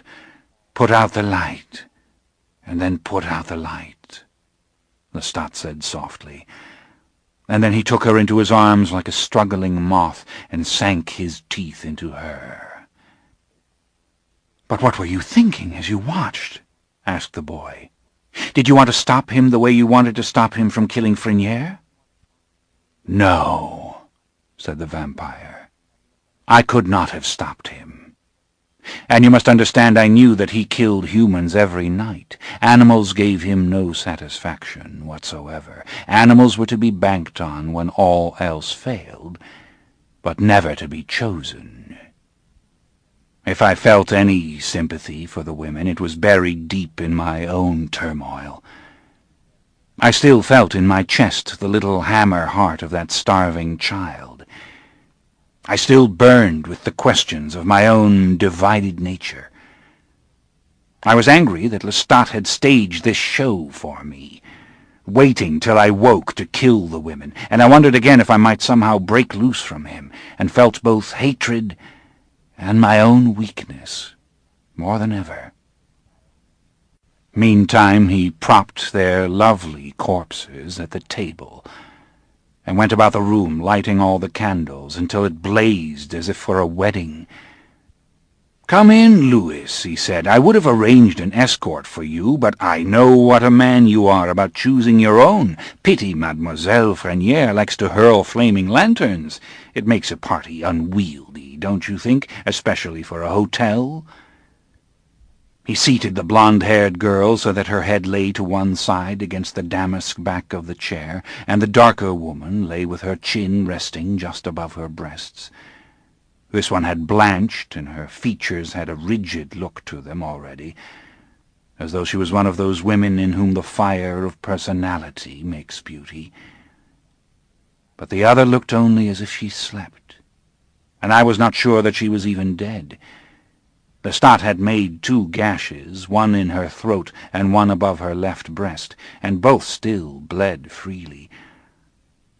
He lifted her wrist now, and slitting it with a knife, filled 2 wine-glasses and bade me to sit down. "I'm leaving you," I said to him at once. "I wish to tell you that now." "I thought as much," he answered, sitting back in the chair. "And I thought as well that you would make a flowery announcement. Tell me what a monster I am, what a vulgar fiend. I make no judgments upon you. I'm not interested in you. I am interested in my own nature now, and I've come to believe I can't trust you to tell me the truth about it. You use knowledge for personal power," I told him, and I suppose, in the manner of many people making such an announcement, I was not looking to him at all. I was mainly listening to my own words. But now I saw that his face was once again the way it had been when he'd said we would talk. He was listening to me. I was suddenly at a loss. I felt that gulf between us as painfully as ever. "Why did you become a vampire?" I blurted out. "And why such a vampire as you are, vengeful and delighting in taking human life even when you have no need? This girl, why did you kill her when one would have done? And why did you frighten her so before you killed her? And why have you propped her here in some grotesque manner, as if tempting the gods to strike you down for your blasphemy?" All this he listened to without speaking, and in the pause that followed I again felt at a loss. Lestat's eyes were large and thoughtful. I'd seen them that way before, but I couldn't remember when, certainly not when talking to me. "What do you think a vampire is?" he asked me sincerely. "I don't pretend to know. You pretend to know." "What is it?" I asked. And to this he answered nothing. It was as if he sensed the insincerity of it, the spite. He just sat there looking at me with the same still expression. Then I said, "I know that after leaving you I shall try to find out. I'll travel the world if I have to find other vampires. I know they must exist. I don't know of any reasons why they shouldn't exist, in great numbers. And I'm confident I shall find vampires who have more in common with me than I with you. Vampires who understand knowledge as I do, and have used their superior vampire nature to learn secrets of which you don't even dream. If you haven't told me everything, I shall find things out for myself, or from them when I find them." He shook his head. "Louis," he said, "you are in love with your mortal nature. You chase after the phantoms of your former self. Freniere, his sister, these are images for you of what you were and what you still long to be. And in your romance with mortal life, you're dead to your vampire nature." I objected to this at once. My vampire nature has been for me the greatest adventure of my life. All that went before it was confused, clouded. I went through mortal life like a blind man, groping from solid object to solid object. It was only when I became a vampire that I respected for the first time all of life. I never saw a living, pulsing human being until I was a vampire. I never knew what life was until it ran out in a red gush over my lips, my hands. I found myself staring at the two women, the darker one now turning a terrible shade of blue. The blonde was breathing. "She's not dead," I said to him suddenly. "I know, let her alone," he said. He lifted her wrist and made a new gash by the scab of the other and filled his glass. "All that you say makes sense," he said to me, taking a drink. "You are an intellect. I've never been. What I've learned from listening to men talk, not from books. I never went to school long enough. But I'm not stupid, and you must listen to me because you are in danger. You do not know your vampire nature. You are like an adult who, looking back on his childhood, realizes that he never appreciated it. You cannot, as a man, go back to the nursery and play with your toys, asking for the love and care to be showered on you again simply because now you know their worth. So it is with you and mortal nature. You've given it up. You no longer look through a glass darkly. But you cannot pass back to the world of human warmth with your new eyes." "I know that well enough," I said. "But what is it that is our nature? If I can live from the blood of animals, why should I not live from the blood of animals, rather than go through the world bringing misery and death to human creatures?" "Does it bring you happiness?" he asked. "You wander through the night feeding on rats like a pauper, and then moon at Babette's window, filled with care, yet helpless as the goddess who came by night to watch Endymion sleep and could not have him. And suppose you could hold her in your arms, and she would look on you without horror or disgust. What then? A few short years to watch her suffer every prick of mortality, and then die before your eyes? Does this give happiness? This is insanity, Louis. This is vain. And what truly lies before you is vampire nature, which is killing. For I guarantee you, that if you walk the streets tonight and strike down a woman as rich and beautiful as Babette and suck her blood until she drops at your feet, you will have no hunger left for Babette's profile in the candlelight or for listening by the window for the sound of her voice. You will be filled, Louis, as you were meant to be, with all the life that you can hold, and you will have hunger when that's gone for the same, and the same, and the same. The red in this glass will be just as red, the roses on the wallpaper just as delicately drawn. And you'll see the moon the same way, and the flicker of a candle.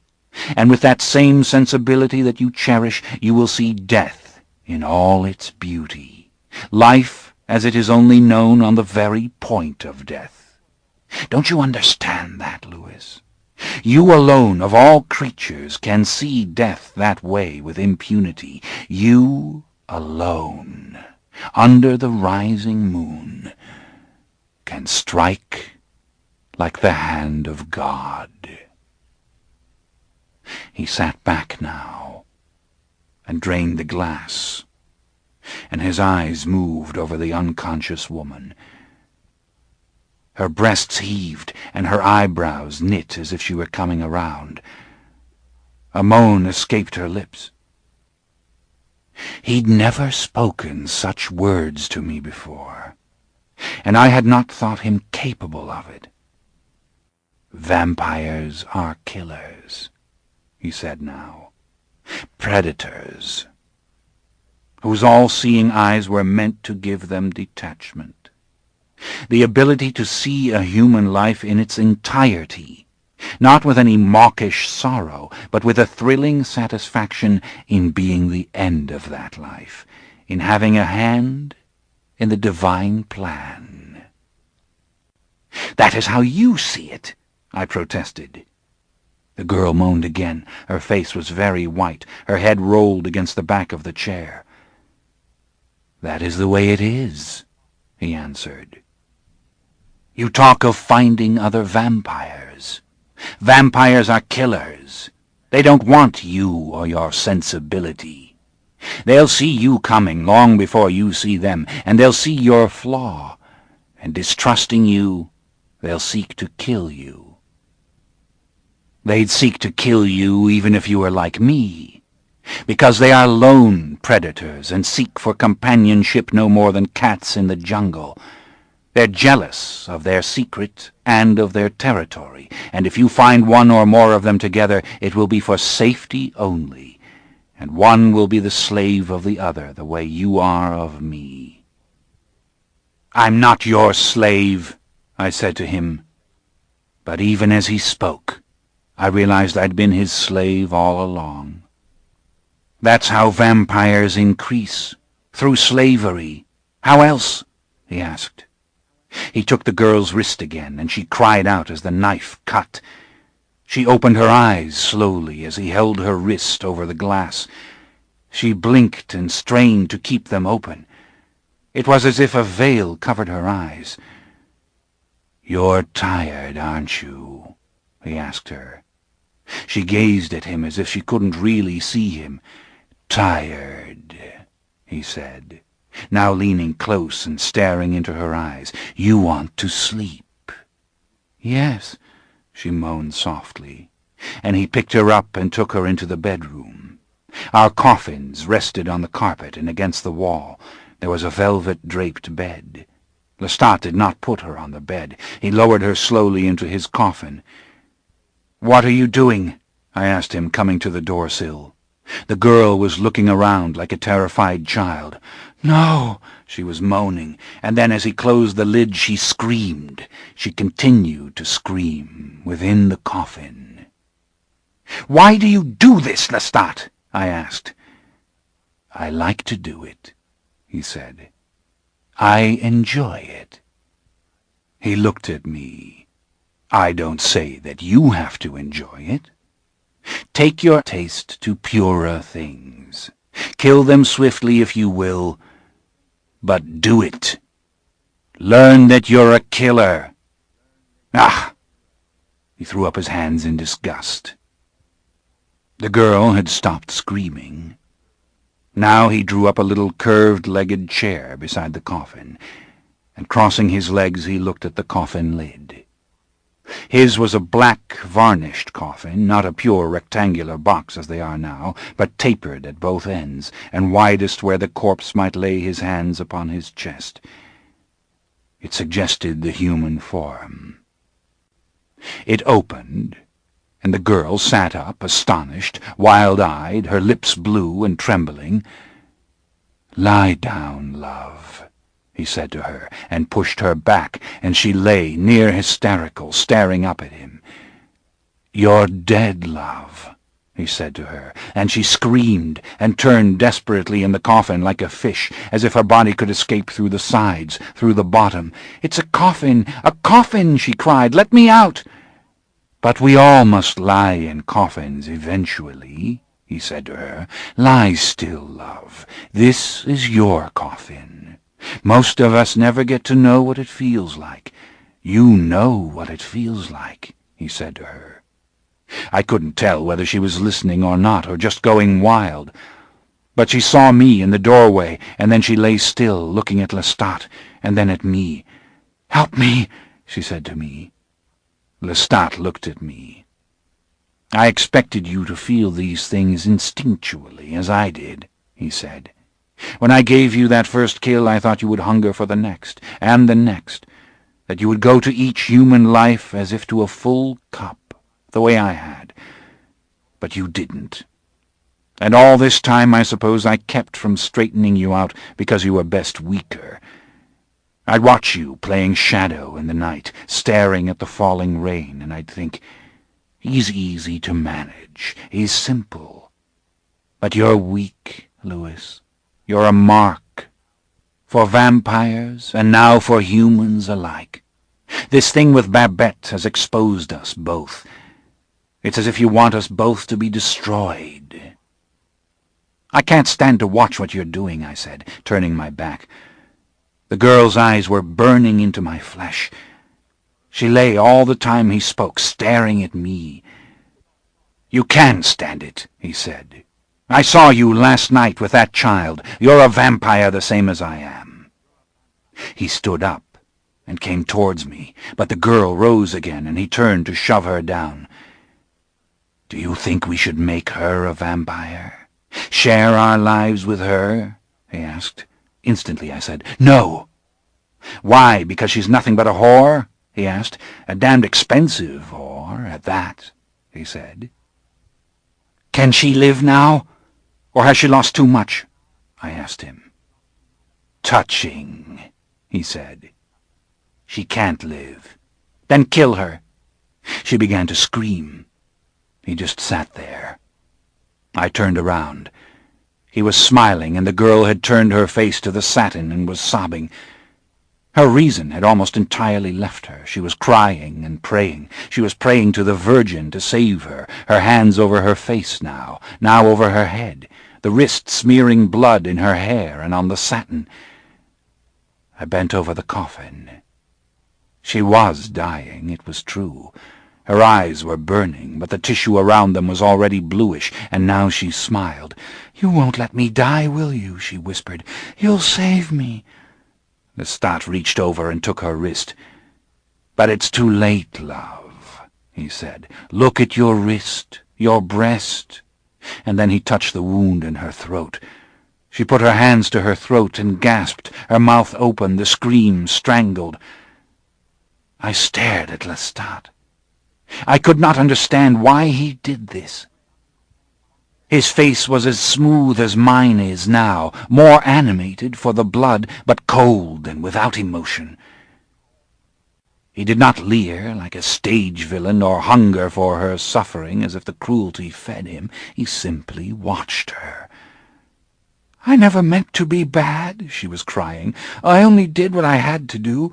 You won't let this happen to me. You'll let me go. I can't die like this. I can't." She was sobbing, the sobs dry and thin.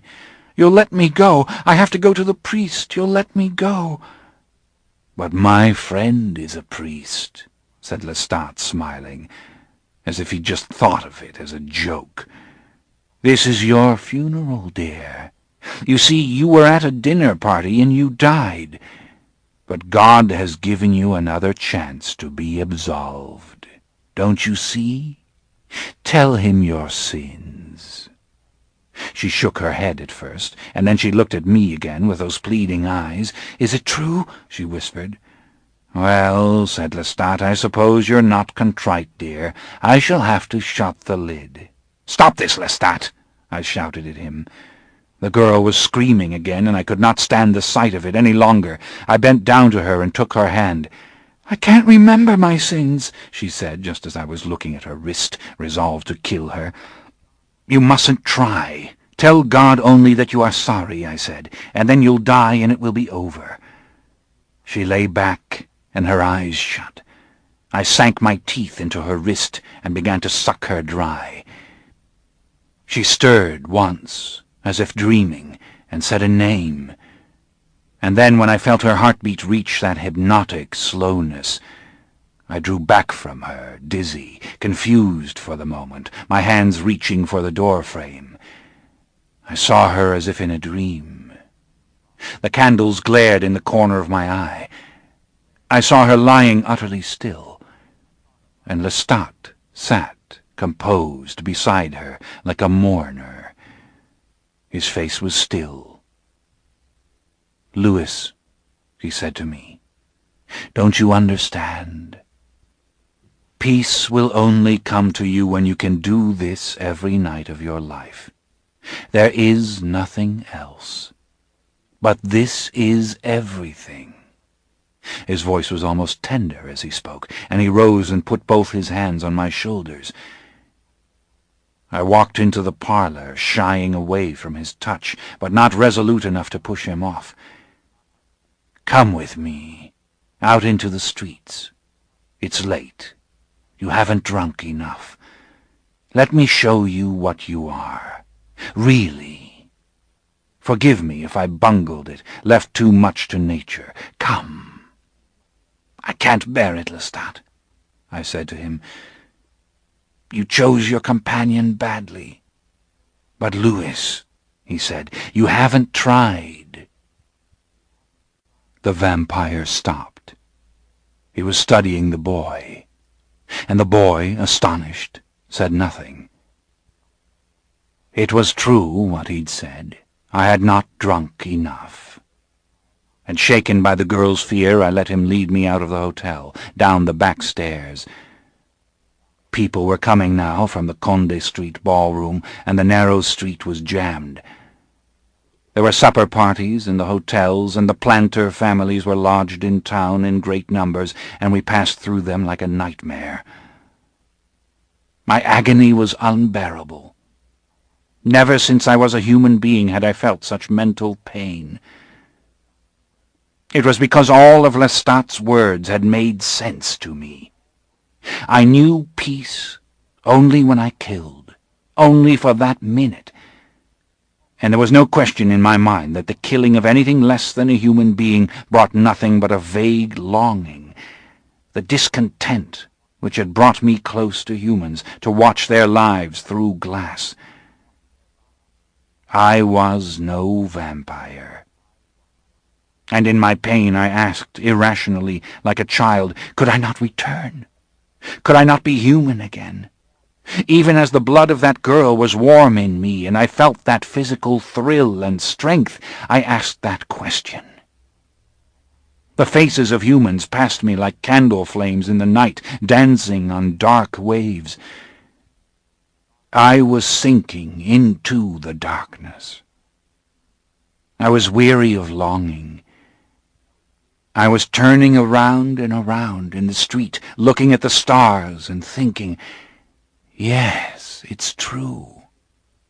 I know what he is saying is true, that when I kill there is no longing, and I can't bear this truth. I can't bear it. Suddenly there was one of those arresting moments. The street was utterly quiet. We had strayed far from the main part of the old town and were near the ramparts. There were no lights, only the fire in a window and the far-off sound of people laughing. But no one here, no one near us. I could feel the breeze suddenly from the river, and the hot air of the night rising, and Lestat near me, so still he might have been made of stone. Over the long, low row of pointed roofs were the massive shapes of oak trees in the dark, great swaying forms of myriad sounds under the low-hung stars. The pain for the moment was gone, the confusion was gone. I closed my eyes and heard the wind and the sound of water flowing softly, swiftly in the river. It was enough for one moment. And I knew that it would not endure, that it would fly away from me like something torn out of my arms, and I would fly after it, more desperately lonely than any creature under God, to get it back. And then a voice beside me rumbled deep in the sound of the night, a drum beat, as the moment ended, saying, "Do what it is your nature to do. This is but a taste of it. Do what it is your nature to do." And the moment was gone. I stood like the girl in the parlor in the hotel, dazed and ready for the slightest suggestion. I was nodding at Lestat as he nodded at me. "Pain is terrible for you," he said. "You feel it like no other creature because you are a vampire. You don't want it to go on." "No," I answered him. "I'll feel as I felt with her, wed to her and weightless, caught as if by a dance. That and more." His hand tightened on mine. "Don't turn away from it. Come with me." He led me quickly through the street, turning every time I hesitated, his hand out for mine, a smile on his lips. His presence as marvelous to me as the night he'd come in my mortal life and told me we would be vampires. "Evil is a point of view," he whispered now. "We are immortal, and what we have before us are the rich feasts that conscience cannot appreciate and mortal men cannot know without regret. God kills, and so shall we.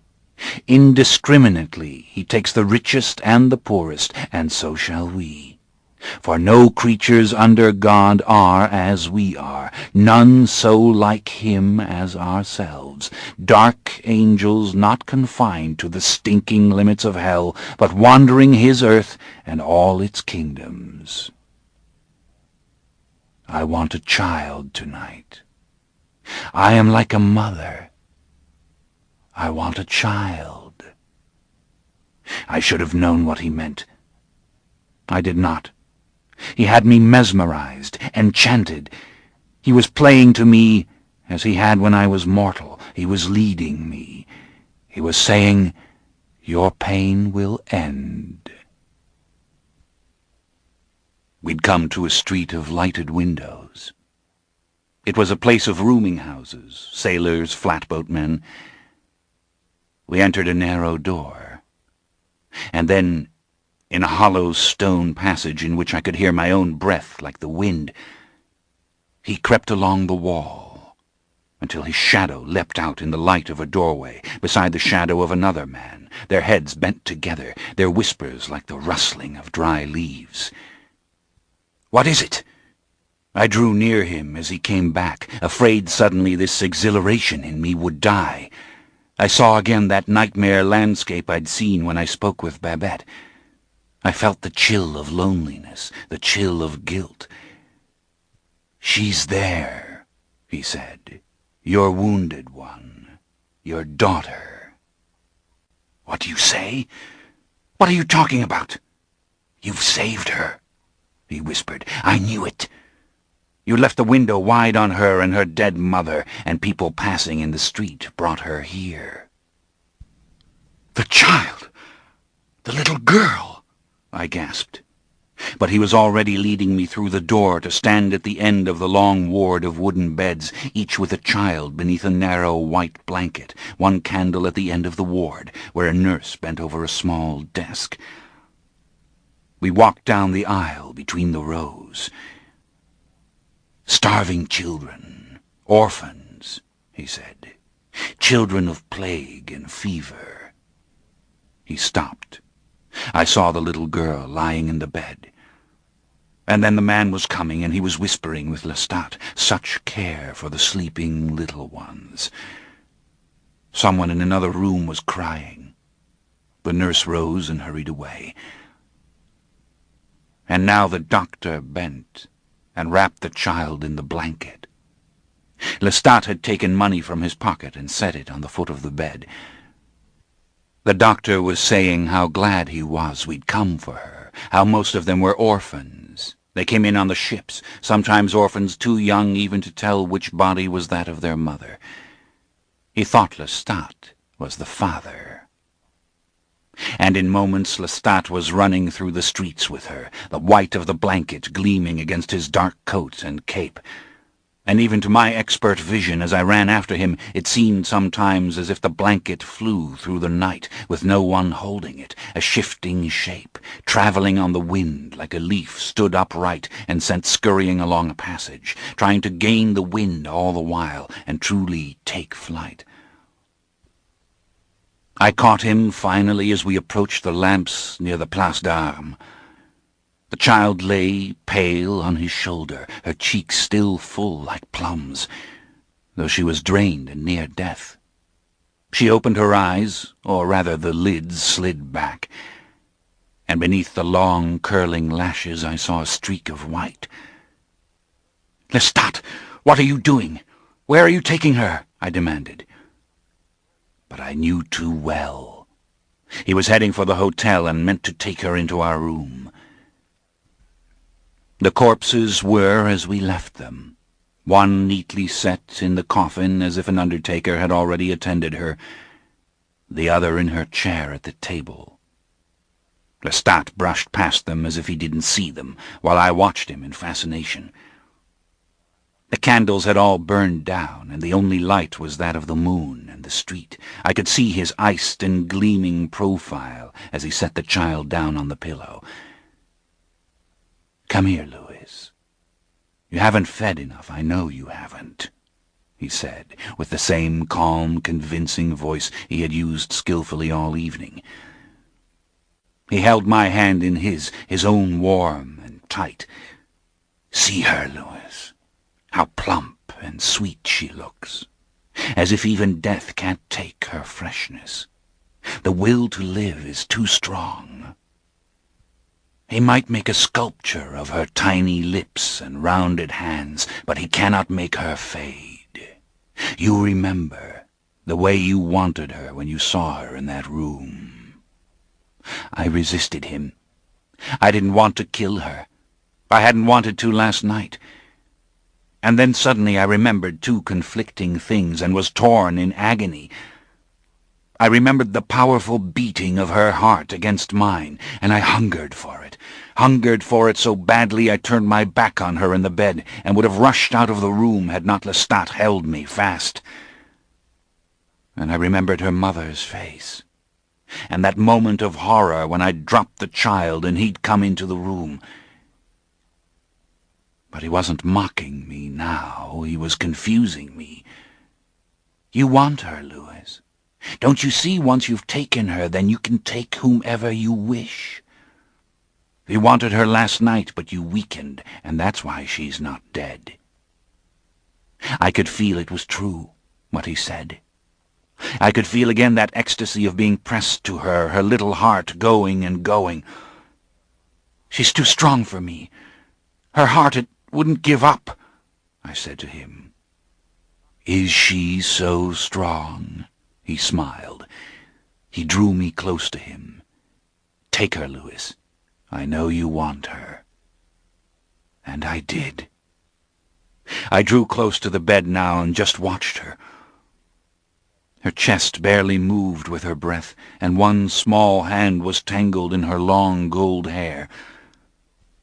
I couldn't bear it. Looking at her, wanting her not to die, and wanting her. And the more I looked at her, the more I could taste her skin, feel my arms sliding under her back and pulling her up to me, feeling her soft neck. Soft, soft. That's what she was, so soft. I tried to tell myself it was best for her to die. What was to become of her? But these were lying thoughts. I wanted her. And so I took her in my arms and held her, her burning cheek on mine, her hair falling down over my wrists and brushing my eyelids, the sweet perfume of a child, strong and pulsing in spite of sickness and death. She moaned now, stirred in her sleep, and that was more than I could bear. I'd kill her before I'd let her wake and know it. I went into her throat, and heard Lestat saying to me, strangely, "Just a little tear. It's just a little throat." And I obeyed him. I won't tell you again what it was like, except that it caught me up just as it had done before, and as killing always does, only more, so that my knees bent, and I half lay on the bed, sucking her dry, that heart pounding again, that would not slow, would not give up. And suddenly, as I went on and on, the instinctual part of me waiting for the slowing of the heart which would mean death, Lestat wrenched me from her. "But she's not dead," I whispered. But it was over. The furniture of the room emerged from the darkness. I sat, stunned, staring at her, too weak to move, my head rolling back against the headboard of the bed, my hands pressing down on the velvet spread.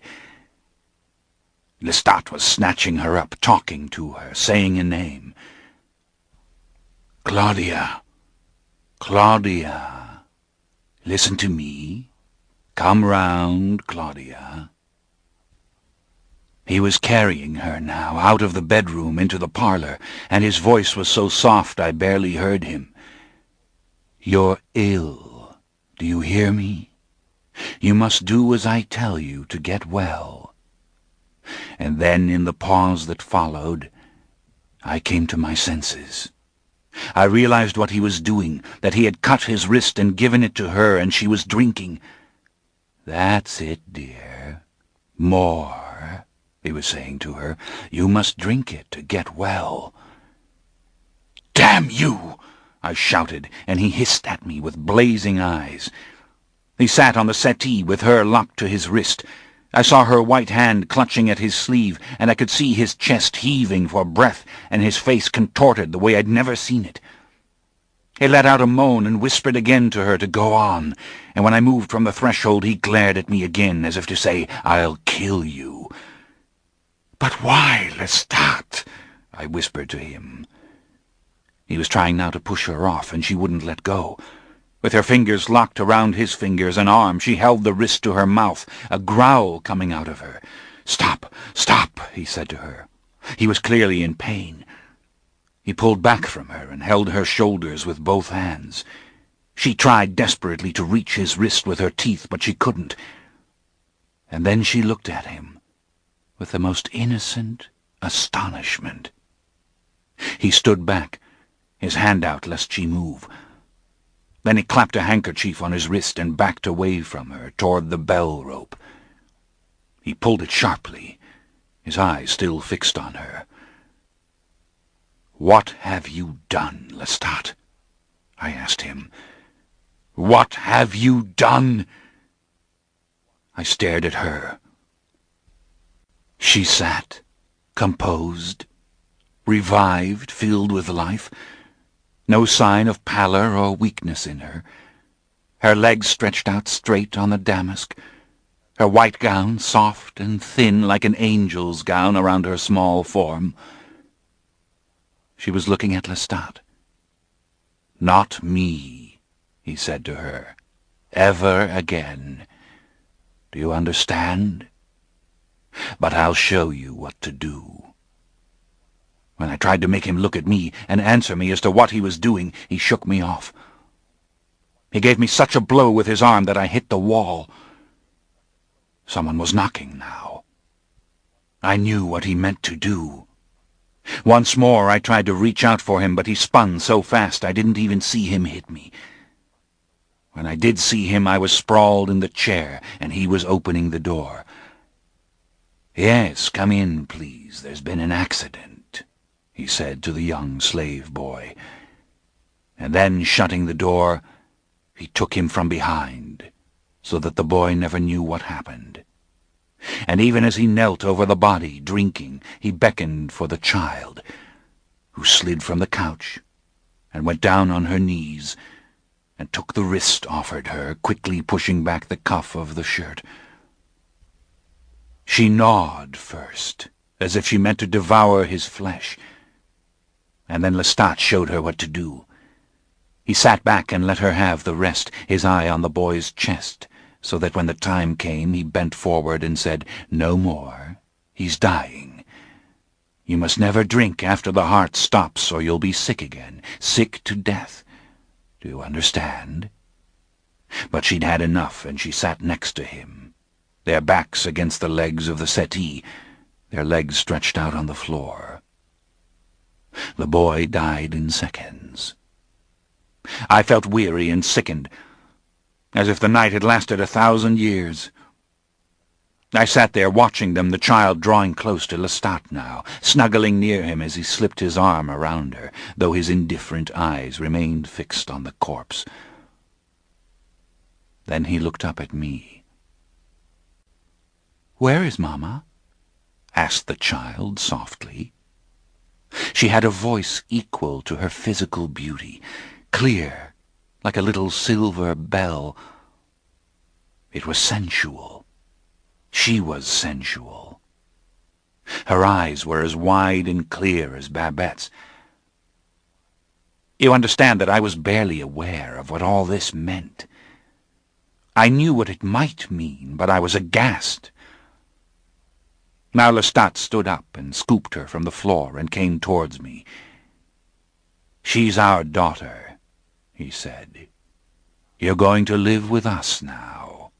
He beamed at her, but his eyes were cold, as if it were all a horrible joke. Then he looked at me, and his face had conviction. He pushed her towards me.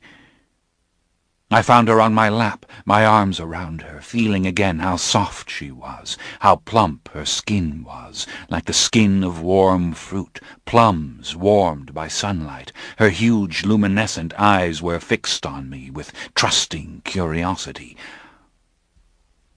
"This is Louis, and I am Lestat," he said to her, dropping down beside her.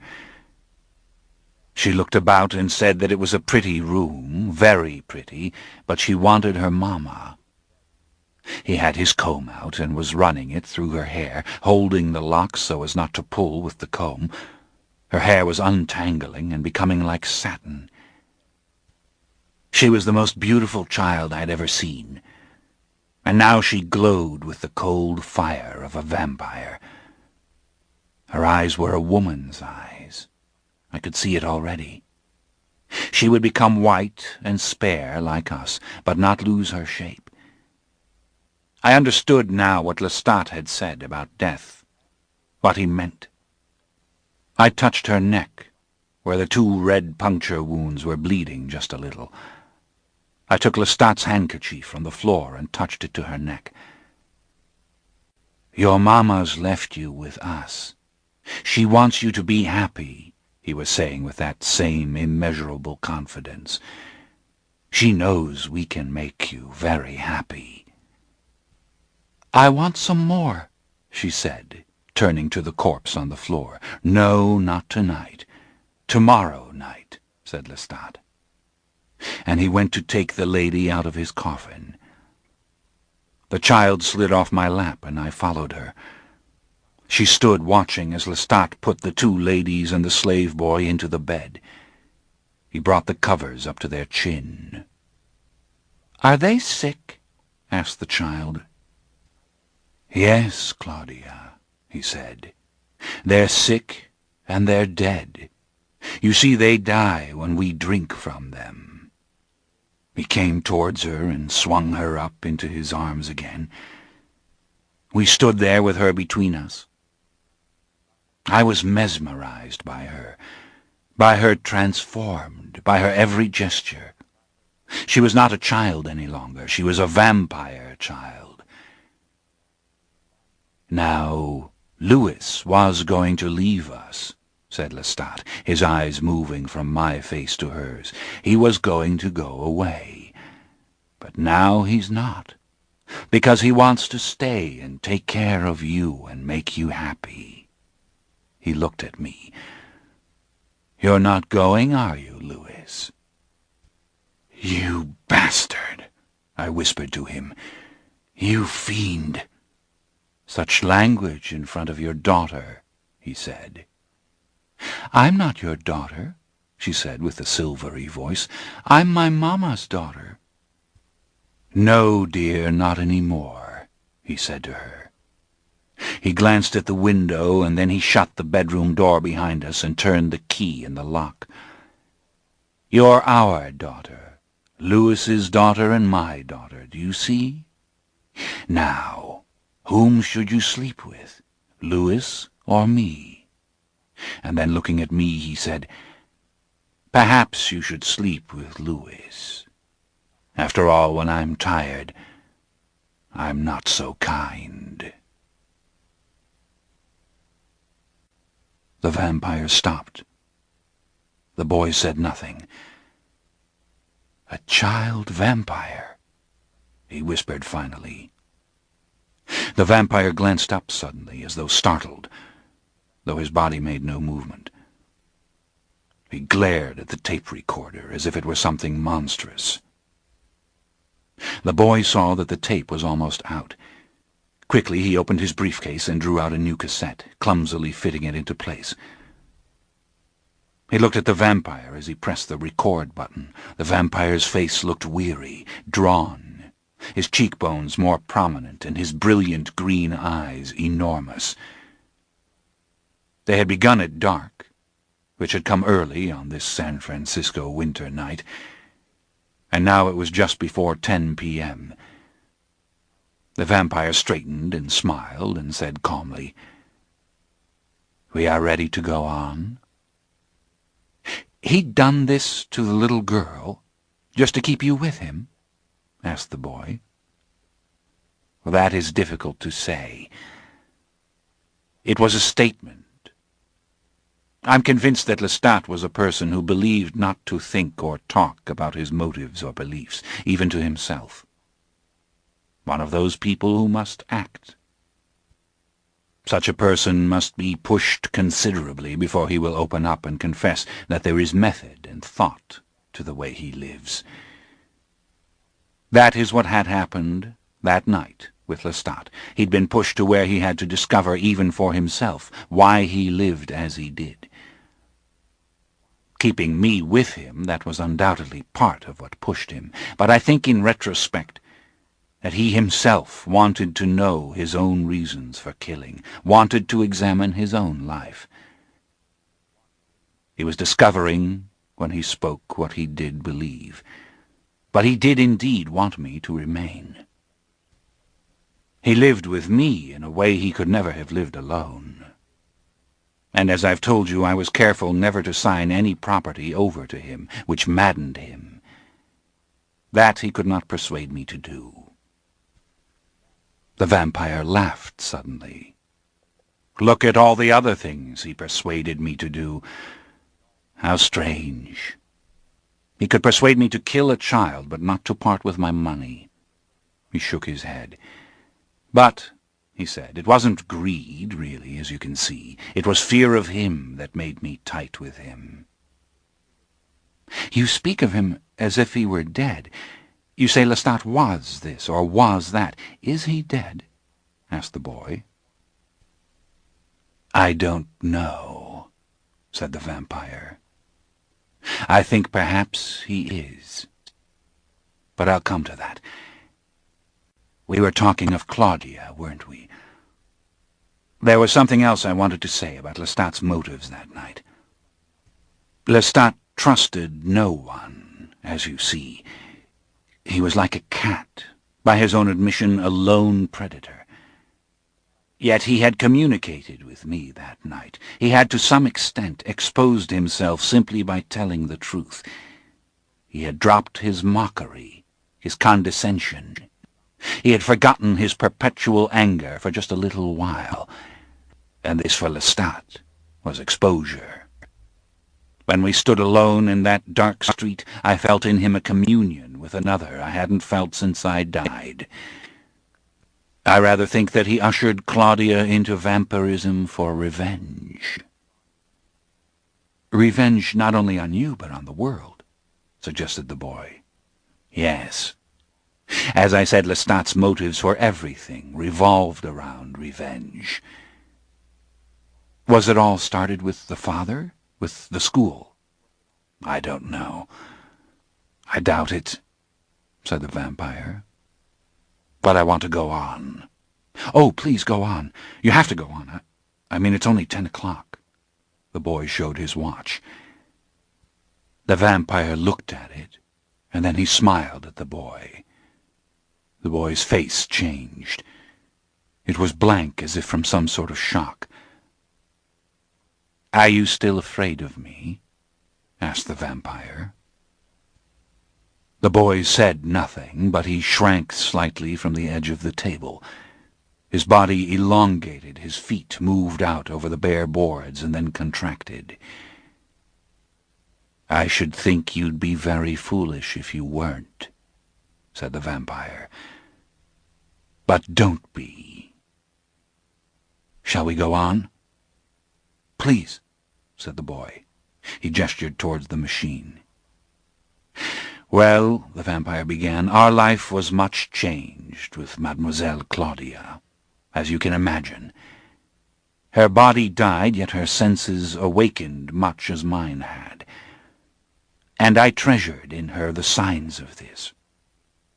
But I was not aware for quite a few days how much I wanted her, wanted to talk with her and be with her. At first I thought only of protecting her from Lestat. I gathered her into my coffin every morning and would not let her out of my sight with him if possible. This was what Lestat wanted, and he gave little suggestions that he might do her harm. "A starving child is a frightful sight," he said to me, "a starving vampire even worse. They'd hear her screams in Paris," he said, "were he to lock her away to die. But all this was meant for me, to draw me close and keep me there. Afraid of fleeing alone, I would not conceive of risking it with Claudia. She was a child, she needed care. And there was much pleasure in caring for her. She forgot her 5 years of mortal life at once, or so it seemed, for she was mysteriously quiet.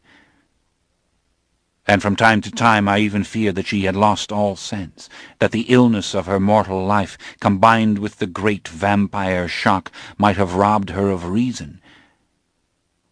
But this proved hardly the case. She was simply unlike Lestat and me, to such an extent I couldn't comprehend her. For a little child she was, but also fierce killer, now capable of the ruthless pursuit of blood with all a child's demanding.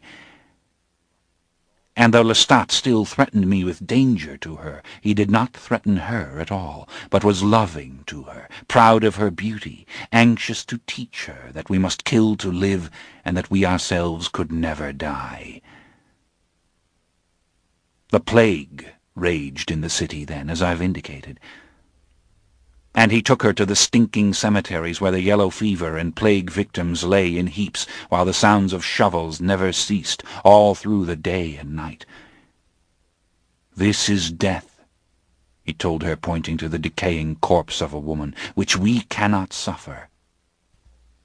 Our bodies will stay always as they are, fresh and alive. But we must never hesitate to bring death, because it is how we live. and Claudia gazed on this with inscrutable liquid eyes. If there was not understanding in the early years, there was no smattering of fear. Mute and beautiful, she played with dolls, dressing, undressing them by the hour. Mute and beautiful, she killed. And I, transformed by Lestat's instruction, was now to seek out humans in much greater numbers. But it was not only the killing of them that soothed some pain in me, which had been constant in the dark, still nights on Pointe du Lac, when I sat with only the company of Lestat and the old man. It was their great shifting numbers everywhere, in streets which never grew quiet, cabarets which never shut their doors, balls which lasted till dawn, the music and laughter streaming out of the open windows, people all around me now, my pulsing victims, not seen with that great love I'd felt for my sister and Babette, but with some new detachment and need. And I did kill them. Kills infinitely varied and great distances apart, as I walked with the vampire's sight and light movement through this teeming, burgeoning city, my victims surrounding me, seducing me, inviting me to their supper tables, their carriages, their brothels. I lingered only a short while, long enough to take what I must have, soothed in my great melancholy that the town gave me an endless train of magnificent strangers. For that was it. I fed on strangers. I drew only close enough to see the pulsing beauty, the unique expression, the new and passionate voice, then killed before those feelings of revulsion could be aroused in me, that fear, that sorrow.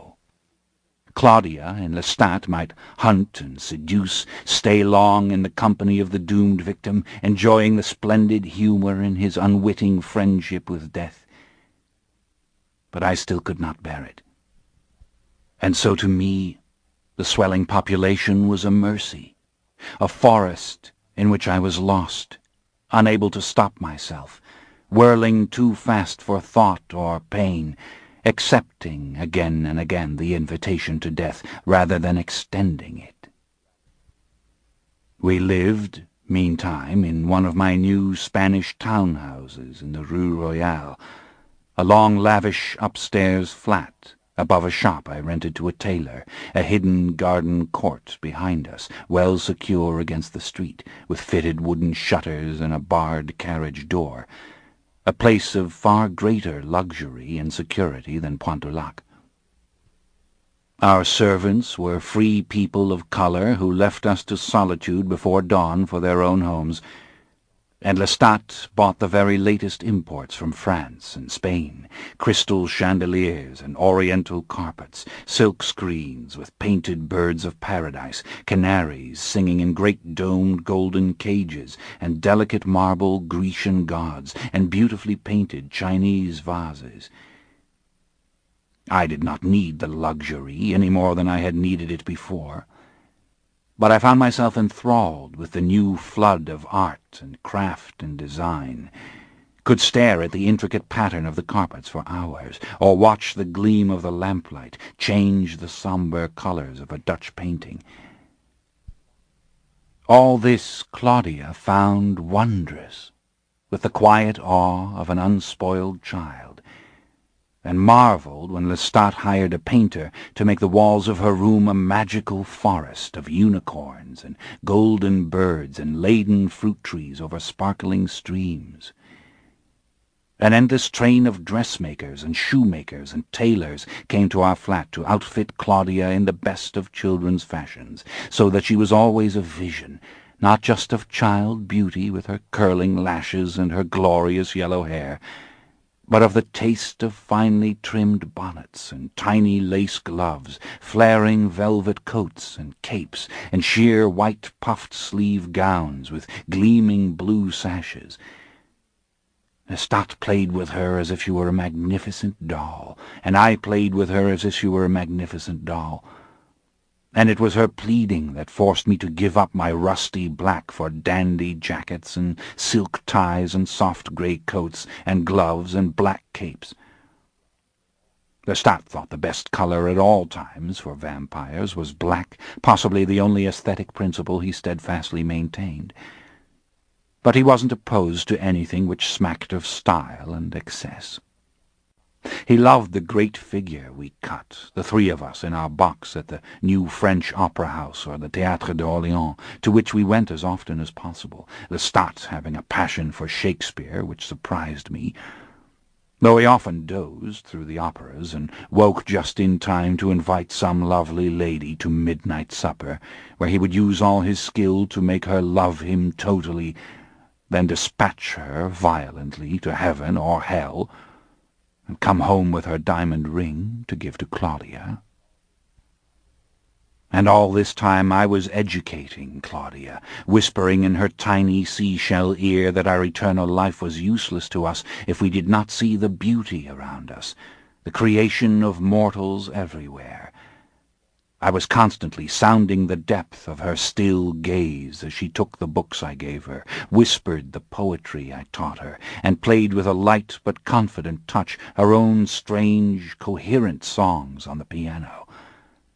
She could fall for hours into the pictures in a book and listen to me read until she sat so still the sight of her jarred me, made me put the book down and just stare back at her across the lighted room. Then she'd move, a doll coming to life, and say in the softest voice that I must read some more. And then strange things began to happen. For though she said little, and was the chubby, round-fingered child still, I'd find her tucked in the arm of my chair, reading the work of Aristotle, or Boethius, or a new novel just come over the Atlantic, or pecking out the music of Mozart we'd only heard the night before with an infallible ear and a concentration that made her ghostly as she sat there hour after hour, discovering the music, the melody, then the bass, and finally bringing it together. Claudia was mystery. It was not possible to know what she knew or did not know, and to watch her kill was chilling. She would sit alone in the dark square, waiting for the kindly gentleman or woman to find her, her eyes more mindless than I had ever seen Lestat's. Like a child numbed with fright, she would whisper her plea for help to her gentle, admiring patrons, and as they carried her out of the square, her arms would fix about their necks, her tongue between her teeth, her vision glazed with consuming hunger. They found death fast in those first years, before she learned to play with them, to lead them to the doll shop or the cafe, where they gave her steaming cups of chocolate or tea to ruddy her pale cheeks, cups she pushed away, waiting as if feasting silently on their terrible kindness. But when that was done, she was my companion, my pupil, her long hours spent with me consuming faster and faster the knowledge I gave her, sharing with me some quiet understanding which could not include Lestat. At dawn she lay with me, her heart beating against my chest, and many times when I looked at her, when she was at her music or painting and didn't know I stood in the room, I thought of that singular experience I'd had with her and no other, that I had killed her, taken her life from her, had drunk all of her life's blood in that fatal embrace I'd lavished on so many others who lay now mouldering in the damp earth. But she lived to put her arms around my neck, and press her tiny Cupid's bow to my lips, and put her gleaming eye to my eye until our lashes touched, and laughing we reeled about the room, as if to the wildest waltz. Father and daughter, lover and lover. You can imagine how well it was Lestat did not envy us this, but only smiled on it from afar, waiting until she came to him. Then he would take her out into the street, and they would wave to me beneath the window, off to share what they shared. The hunt, the seduction, the kill. This ends Disc 4. Interview with the Vampire, Disc 5. Years passed in this way. Years and years and years. Yet it wasn't until some time had passed that an obvious fact occurred to me about Claudia. I suppose from the expression on your face you've already guessed, and you wonder why I didn't guess. I can only tell you time is not the same for me, nor was it for us then. Day did not link to day, making a taut and jerking chain. Rather, the moon rose over lapping waves. Her body, the boy said. She was never to grow up. The vampire nodded. She was to be the demon child forever, he said, his voice soft as if he wondered at it. Just as I am the young man I was when I died. And Lestat the same. But her mind. It was a vampire's mind. And I strained to know how she moved towards womanhood. She came to talk more, though she was never other than a reflective person, and could listen to me patiently by the hour without interruption. Yet more and more, her doll-like face seemed to possess two totally aware adult eyes, and innocence seemed lost somewhere with neglected toys and the loss of a certain patience. There was something dreadfully sensuous about her lounging on the settee in a tiny nightgown of lace and stitched pearls. She became an eerie and powerful seductress, her voice as clear and sweet as ever, though it had a resonance which was womanish, a sharpness sometimes that proved shocking. After days of her usual quiet, she would scoff suddenly at Lestat's predictions about the war, or drinking blood from a crystal glass, say that there were no books in the house, we must get more, even if we had to steal them, and then coldly tell me of a library she'd heard of in a palatial mansion in the Faubourg Saint-Marie, a woman who collected books as if they were rocks or pressed butterflies. She asked if I might get her into the woman's bedroom. I was aghast at such moments. Her mind was unpredictable, unknowable. But then she would sit on my lap, and put her fingers in my hair and doze there against my heart, whispering to me softly I should never be as grown up as she until I knew that killing was the more serious thing, not the books, the music. Always the music, she whispered. Doll. Doll, I called her. That's what she was, a magic doll. Laughter and infinite intellect, and then the round-cheeked face, the bud mouth. Let me dress you, let me brush your hair, I would say to her out of old habit, aware of her smiling and watching me with the thin veil of boredom over her expression. Do as you like, she breathed into my ear as I bent down to fasten her pearl buttons. Only kill with me tonight. You never let me see you kill, Louis. She wanted a coffin of her own now, which left me more wounded than I would let her see. I walked out, after giving my gentlemanly consent, for how many years had I slept with her as if she were part of me I couldn't know. But then I found her near the Ursuline convent, an orphan lost in the darkness, and she ran suddenly towards me and clutched at me with a human desperation. I don't want it if it hurts you, she confided so softly that a human embracing us both could not have heard her or felt her breath. I'll stay with you always. But I must see it. Don't you understand? A coffin for a child. We were to go to the coffin maker's. A play, a tragedy in one act. I to leave her in his little parlor and confide to him in the anteroom that she was to die. Talk of love. She must have the best, but she must not know.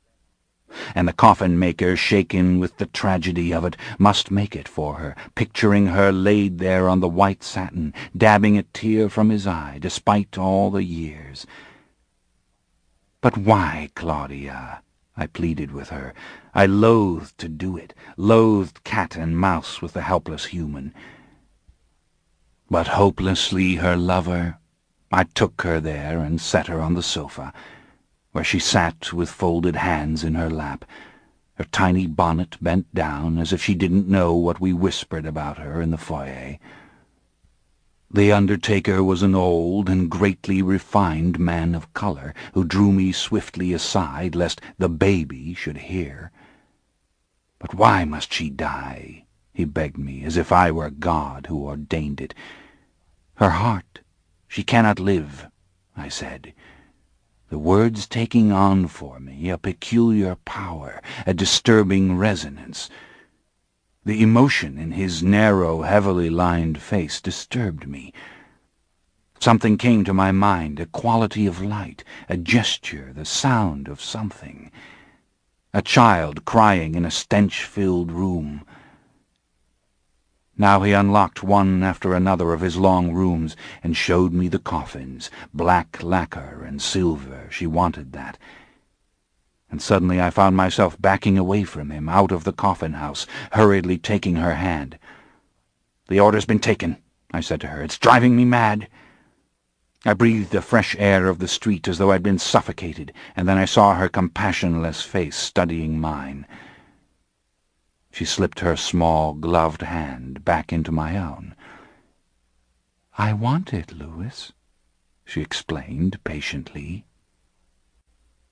And then one night she climbed the undertaker's stairs, Lestat beside her, for the coffin, and left the coffin-maker unawares, dead, across the dusty piles of papers on his desk. And there the coffin lay in our bedroom, where she watched it often by the hour when it was new, as if the thing were moving or alive, or unfolded some mystery to her little by little, as things do which change. But she did not sleep in it. She slept with me. There were other changes in her. I cannot date them or put them in order.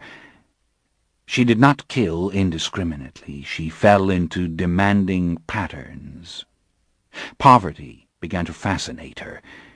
She begged Lestat or me to take a carriage out through the Faubourg Saint-Marie to the riverfront places where the immigrants lived. She seemed obsessed with the women and children. These things Lestat told me with great amusement, for I was loath to go, and would sometimes not be persuaded under any circumstance. But Claudia had a family there which she took one by one. And she had asked to enter the cemetery of the suburb city of Lafayette, and there roam the high marble tombs in search of those desperate men who, having no place else to sleep, spend what little they have on a bottle of wine and crawl into a rotting vault. Lestat was impressed, overcome. What a picture he made of her! The infant Death, he called her, Sister Death, and Sweet Death. And for me, mockingly, he had the term with a sweeping bow, Merciful Death, which he said like a woman, clapping her hands and shouting out a word of exciting gossip. Oh, merciful heavens, so that I wanted to strangle him. But there was no quarrelling. We kept to ourselves.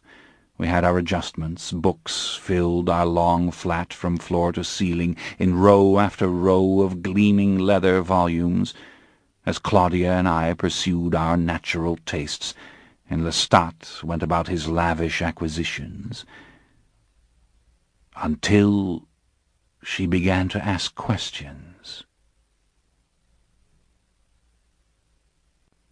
The vampire stopped, and the boy looked as anxious as before, as if patience took the greatest effort.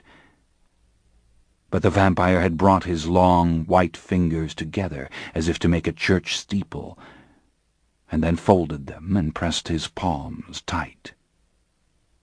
It was as if he'd forgotten the boy altogether. "I should have known," he said, "that it was inevitable, and I should have seen the signs of it coming. For I was so attuned to her. I loved her so completely. She was so much the companion of my every waking hour, the only companion that I had other than death. I should have known. But something in me was conscious of an enormous gulf of darkness very close to us, as though we walked always near a sheer cliff and might see it suddenly but too late if we made the wrong turn or became too lost in our thoughts. Sometimes the physical world about me seemed insubstantial except for that darkness, as if a fault in the earth were about to open, and I could see the great crack breaking down the Rue Royale, and all the buildings were falling to dust in the rumble. But worst of all, they were transparent, gossamer, like stage drops made of silk. Ah, I'm distracted. What do I say? That I ignored the signs in her, that I clung desperately to the happiness she'd given me, and still gave me, and ignored all else. But these were the signs. She grew cold to Lestat. She fell to staring at him for hours. When he spoke, often she didn't answer him, and one could hardly tell if it was contempt or that she didn't hear. And our fragile domestic tranquility erupted with his outrage. He did not have to be loved, but he would not be ignored. And once he even flew at her, shouting that he would slap her, and I found myself in the wretched position of fighting him, as I'd done years before she'd come to us. "She's not a child any longer," I whispered to him. "I don't know what it is. She's a woman." I urged him to take it lightly, and he affected disdain and ignored her in turn. But one evening he came in flustered and told me she'd followed him, though she'd refused to go with him to kill. She'd followed him afterwards. "What's the matter with her?" He flared at me, as though I'd given birth to her and must know. And then one night our servants vanished. Two of the best maids we'd ever retained, a mother and daughter. The coachman was sent to their house only to report they'd disappeared, and then the father was at our door, pounding the knocker. He stood back on the brick sidewalk, regarding me with that grave suspicion that sooner or later crept into the faces of all mortals who knew us for any length of time, a forerunner of death, as pallor might be to a fatal fever. And I tried to explain to him that they had not been here, mother or daughter, and we must begin some search. "It's she," Lestat hissed from the shadows when I shut the gate. "She's done something to them and brought risk for us all. I'll make her tell me." And he pounded up the spiral stairs from the courtyard. I knew that she'd gone, slipped out while I was at the gate, and I knew something else also. That a vague stench came across the courtyard from the shut, unused kitchen, a stench that mingled uneasily with the honeysuckle, the stench of graveyards. I heard Lestat coming down as I approached the warped shutters, locked with rust to the small brick building. No food was ever prepared there, no work ever done, so that it lay like an old brick vault under the tangles of honeysuckle. The shutters came loose, the nails having turned to dust, and I heard Lestat's gasp as we stepped into the reeking dark. There they lay on the bricks, mother and daughter together, the arm of the mother fastened around the waist of the daughter's head bent against the mother's breast, both foul with feces and swarming with insects. A great cloud of gnats rose as the shutter fell back, and I waved them away from me in a convulsive disgust. Ants crawled undisturbed over the eyelids, the mouths of the dead pair, and in the moonlight I could see the endless map of silvery paths of snails. "Damn her!" Lestat burst out, and I grabbed his arm and held him fast, pitting all my strength against him. "What do you mean to do with her?" I insisted. "What can you do? She's not a child any more that will do what we say simply because we say it. We must teach her." "She knows." He stood back from me, brushing his coat. "She knows. She's known for years what to do, what can be risked and what cannot. I won't have her do this without my permission. I won't tolerate it." "Then are you master of us all? You didn't teach her that. Was she supposed to imbibe it from my quiet subservience? I don't think so. She sees herself as equal to us now, and us as equal to each other. I tell you we must reason with her, instruct her to respect what is ours, as all of us should respect it." He stalked off, obviously absorbed in what I'd said, though he would give no admission of it to me. And he took his vengeance to the city. Yet when he came home, fatigued and satiated, she was still not there. He sat against the velvet arm of the couch and stretched his long legs out on the length of it. "Did you bury them?" he asked me. "They're gone," I said. I did not care to say even to myself that I had burned their remains in the old unused kitchen stove. "But there is the father to deal with, and the brother," I said to him. I feared his temper. I wished at once to plan some way to quickly dispose of the whole problem. But he said now that the father and the brother were no more, that death had come to dinner in their small house near the ramparts, and stayed to say grace when everyone was done. "Wine," he whispered now, running his finger on his lip. Both of them had drunk too much wine. I found myself tapping the fence posts with a stick to make a tune. He laughed. "But I don't like it, the dizziness. Do you like it?" And when he looked at me, I had to smile at him, because the wine was working in him, and he was mellow. And in that moment, when his face looked warm and reasonable, I leaned over and said, "I hear Claudia's tap on the stairs. Be gentle with her. It's all done." She came in then, with her bonnet ribbons undone and her little boots caked with dirt. I watched them tensely, Lestat with a sneer on his lips, she as unconscious of him as if he weren't there. She had a bouquet of white chrysanthemums in her arms, such a large bouquet it made her all the more a small child. Her bonnet fell back now, hung on her shoulder for an instant, and then fell to the carpet. And all through her golden hair I saw the narrow petals of the chrysanthemums. "Tomorrow is the Feast of All Saints," she said. "Do you know?" "Yes," I said to her. "It is the day in New Orleans when all the faithful go to the cemeteries to care for the graves of their loved ones. They whitewash the plaster walls of the vaults, clean the names cut into the marble slabs. And finally they deck the tombs with flowers.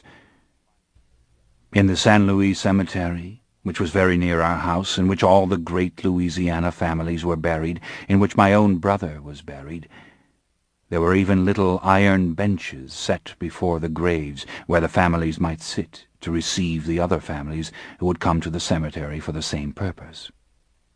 It was a festival in New Orleans, a celebration of death. It might have seemed to tourists who didn't understand it, but it was a celebration of the life after. "I bought this from one of the vendors," Claudia said. Her voice was soft and inscrutable, her eyes opaque and without emotion. "For the two you left in the kitchen," Lestat said fiercely. She turned to him for the first time, but she said nothing. She stood there, staring at him, as if she'd never seen him before. And then she took several steps towards him, and looked at him, still as if she were positively examining him. I moved forward. I could feel his anger, her coldness. And now she turned to me. And then, looking from one to the other of us, she asked, "Which of you did it? Which of you made me what I am?" I could not have been more astonished at anything she might have said or done. And yet it was inevitable that her long silence would thus be broken. She seemed very little concerned with me, though, her eyes fixed on Lestat. "You speak of us as if we always existed as we are now," she said, her voice soft, measured, the child's tone rounded with the woman's seriousness. "You speak of them out there as mortals, us as vampires, but it was not always so. Louis had a mortal sister, I remember her, and there is a picture of her in his trunk. I've seen him look at it. He was mortal, the same as she, and so was I. Why else this size, this shape?" She opened her arms now and let the chrysanthemums fall to the floor. I whispered her name. I think I meant to distract her. It was impossible. The tide had turned. Lestat's eyes burned with a keen fascination, a malignant pleasure. "You made us what we are, didn't you?" she accused him. He raised his eyebrows now in mock amazement. "What you are?" he asked. "And would you be something other than what you are?" He drew up his knees and leaned forward, his eyes narrow. "Do you know how long it's been? Can you picture yourself? Must I find a hag to show you your mortal countenance now, if I had let you alone?" She turned away from him, stood for a moment as if she had no idea what she would do, and then she moved towards the chair beside the fireplace, and climbing on it, curled up like the most helpless child. She brought her knees up close to her velvet coat open, her silk dress tight around her knees, and she stared at the ashes in the hearth. But there was nothing helpless about her stare. Her eyes had independent life, as if the body were possessed. "You could be dead by now if you were mortal," Lestat insisted to her, pricked by her silence. He drew his legs around and set his boots on the floor. "Do you hear me? Why do you ask me this now? Why do you make such a thing of it? You've known all your life you're a vampire." And so he went on, in a tirade, saying much the same things he'd said to me many times over. "Know your nature, kill, be what you are." But all of this seemed strangely beside the point. For Claudia had no qualms about killing. She sat back now and let her head roll slowly to where she could see him across from her. She was studying him again, as if he were a puppet on strings. "Did you do it to me? And how?" she asked, her eyes narrowing. "How did you do it?" "And why should I tell you? It's my power." "Why yours alone?" she asked, her voice icy, her eyes heartless. "How was it done?" she demanded suddenly in rage. It was electric. He rose from the couch, and I was on my feet immediately facing him. "Stop her," he said to me. He wrung his hands. "Do something about her! I can't endure her!" And then he started for the door, but turned and, coming back, drew very close so that he towered over Claudia, putting her in a deep shadow. She glared up at him fearlessly, her eyes moving back and forth over his face with total detachment. "I can undo what I did, both to you and to him," he said to her, his finger pointing at me across the room.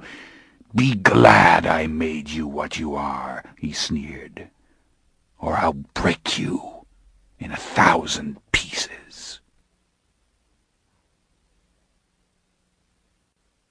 Well, the peace of the house was destroyed.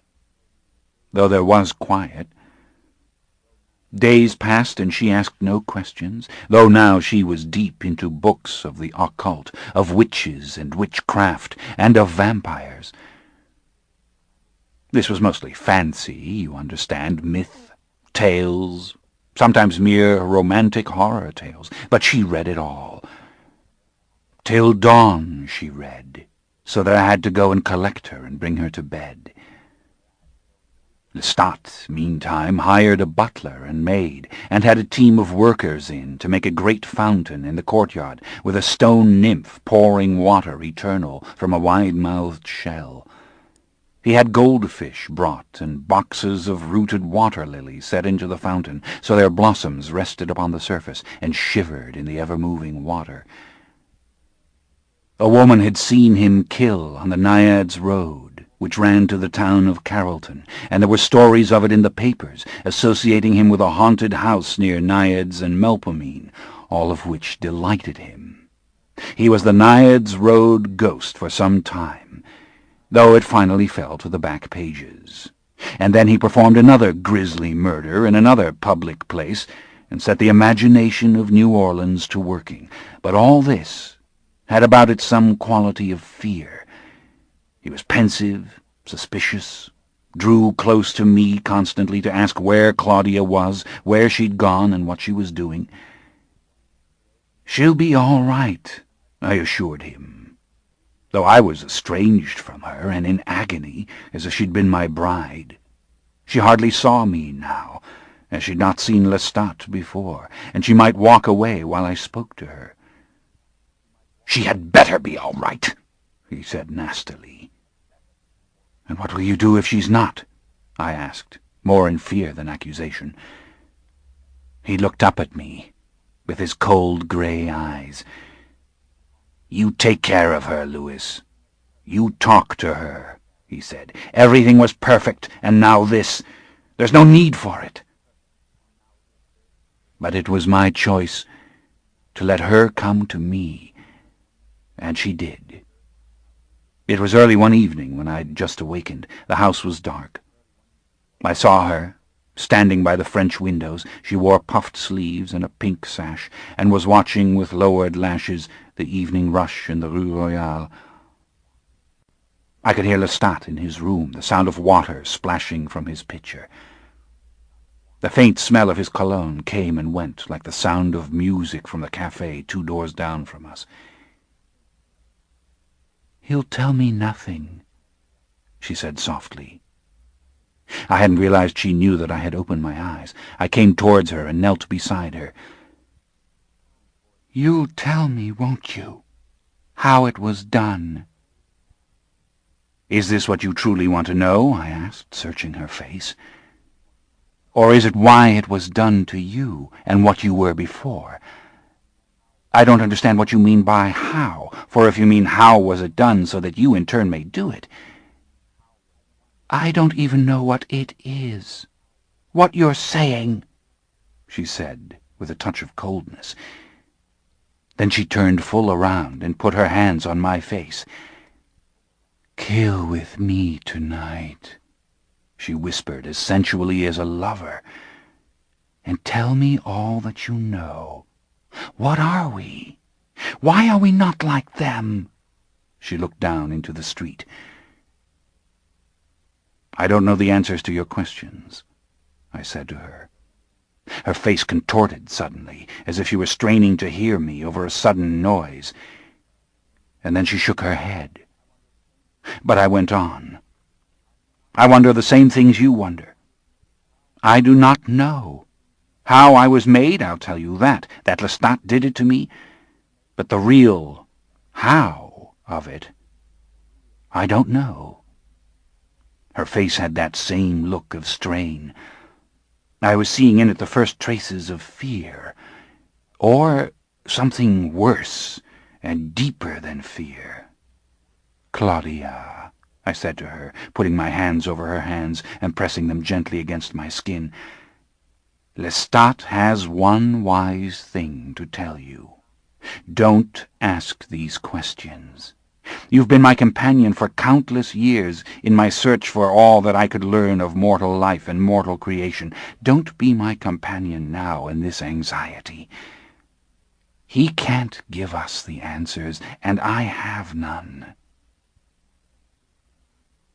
I could see she could not accept this, but I hadn't expected the convulsive turning away, the violence with which she tore at her own hair for an instant, and then stopped, as if the gesture were useless, stupid. It filled me with apprehension. She was looking at the sky. It was smoky, starless, the clouds blowing fast from the direction of the river.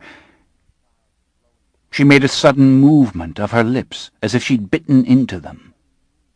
Then she turned to me, and still whispering, she said, "Then he made me. He did it. You did not." There was something so dreadful about her expression. I'd left her before I meant to do it. I was standing before the fireplace, lighting a single candle in front of the tall mirror, and there, suddenly, I saw something which startled me, gathering out of the gloom, first as a hideous mask, then becoming its three-dimensional reality, a weathered skull. I stared at it. It smelled faintly of the earth still, but had been scrubbed. "Why don't you answer me?" she was asking. I heard Lestat's door open. He would go out to kill at once, at least to find the kill. I would not. I would let the first hours of the evening accumulate in quiet, as hunger accumulated in me, till the drive grew almost too strong, so that I might give myself to it all the more completely, blindly. I heard her question again, clearly, as though it had been floating in the air like the reverberation of a bell, and felt my heart pounding. "He did make me, of course. He said so himself. But you hide something from me, something he hints at when I question him. He says that it could not have been done without you." I found myself staring at the skull, yet hearing her as if the words were lashing me to make me turn around and face the lash. The thought went through me more like a flash of cold than a thought, that nothing should remain of me now but such a skull. I turned around and saw in the light from the street her eyes, like two dark flames in her white face, a doll from whom someone had cruelly ripped the eyes and replaced them with a demonic fire. I found myself moving towards her, whispering her name, some thought forming on my lips, then dying, coming towards her, then away from her, fussing for her coat and her hat. I saw a tiny glove on the floor which was phosphorescent in the shadows, and for just a moment I thought it a tiny severed hand. "What's the matter with you?" She drew nearer, looking up into my face. "What has always been the matter? Why do you stare at the skull like that, at the glove?" She asked this gently, but not gently enough. There was a slight calculation in her voice, an unreachable detachment. "I need you," I said to her without wanting to say it. "I cannot bear to lose you. You're the only companion I have in immortality." "But surely there must be others. Surely we are not the only vampires on earth." I heard her saying it as I had said it, heard my own words coming back to me now on the tide of her self-awareness, her searching. "But there's no pain," I thought suddenly. "There's urgency, heartless urgency." I looked down at her. "Aren't you the same as I?" She looked at me. "You've taught me all I know." "Lestat taught you to kill." I fetched the glove. "Here, come, let's go out. I want to go out." I was stammering, trying to force the gloves on her. I lifted the great curly mass of her hair and placed it gently over her coat. "But you taught me to see," she said. "You taught me the words vampire eyes," she said. "You taught me to drink the world, to hunger for more than—" "I never meant those words that way, vampire eyes," I said to her. "It has a different ring when you say it." She was tugging at me, trying to make me look at her. "Come," I said to her, "I've something to show you." And quickly I led her down the passage and down the spiral stairs through the dark courtyard. But I no more knew what I had to show her, really, than I knew where I was going. Only that I had to move toward it with a sublime and doomed instinct. We rushed through the early evening city, the sky overhead a pale violet now that the clouds were gone. The stars small and faint, the air around us sultry and fragrant, even as we moved away from the spacious gardens, towards those mean and narrow streets where the flowers erupt in the cracks of the stones, and the huge oleander shoots out thick waxen stems of white and pink blooms like a monstrous weed in the empty lots. I heard the staccato of Claudia's steps as she rushed beside me, never once asking me to slacken my pace, and she stood finally, her face infinitely patient, looking up at me in a dark and narrow street where a few old slope-roofed French houses remained among the Spanish facades, ancient little houses, the plaster blistered from the mouldering brick beneath. I had found the house now by a blind effort, aware that I had always known where it was and avoided it, always turned before this dark, lampless corner, not wishing to pass the low window where I'd first heard Claudia cry. The house was standing still, sunk lower than it was in those days, the alleyway crisscrossed with sagging cords of laundry, the weeds high along the low foundation, the two dormer windows broken and patched with cloth. I touched the shutters. "It was here I first saw you," I said to her, thinking to tell it to her so she would understand, yet feeling now the chill of her gaze, the distance of her stare. "I heard you crying. You were there in a room with your mother, and your mother was dead. Dead for days, and you didn't know. You clung to her, whining, crying pitifully, your body white and feverish and hungry. You were trying to wake her from the dead. You were hugging her for warmth, for fear. It was almost morning, and—" I put my hand to my temples. "I opened the shutters. I came into the room. I felt pity for you. Pity. But something else." I saw her lips slack, her eyes wide. "You fed on me?" she whispered. "I was your victim?" "Yes," I said to her. "I did it." There was a moment so elastic and painful as to be unbearable. She stood stark still in the shadows, her huge eyes gathering the light, the warm air rising suddenly with a soft noise. And then she turned. I heard the clicking of her slippers as she ran, and ran, and ran. I stood frozen, hearing the sound grow smaller and smaller, and then I turned, the fear in me unraveling, growing huge and insurmountable, and I ran after her. It was unthinkable that I not catch her, that I not overtake her at once and tell her that I loved her, must have her, must keep her, and every second that I ran headlong down the dark street after her was like her slipping away from me, drop by drop. My heart was pounding, unfed, pounding and rebelling against the strain, until I came suddenly to a dead stop. She stood beneath a lamp-post, staring mutely as if she didn't know me. I took her small waist in both hands and lifted her into the light. She studied me, her face contorted, her head turning as if she wouldn't give me her direct glance, as if she must deflect an overpowering feeling of revulsion. "You killed me," she whispered. "You took my life." "Yes," I said to her, holding her so that I could feel her heart pounding. "Rather, I tried to take it, to drink it away. But you had a heart like no other heart I've ever felt. A heart that beat and beat until I had to let you go, had to cast you away from me, lest you quickened my pulse till I would die. And it was Lestat who found me out.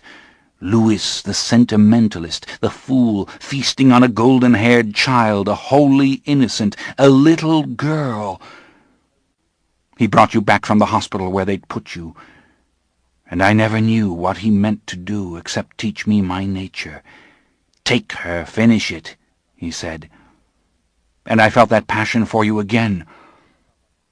Oh, I know I've lost you now, forever.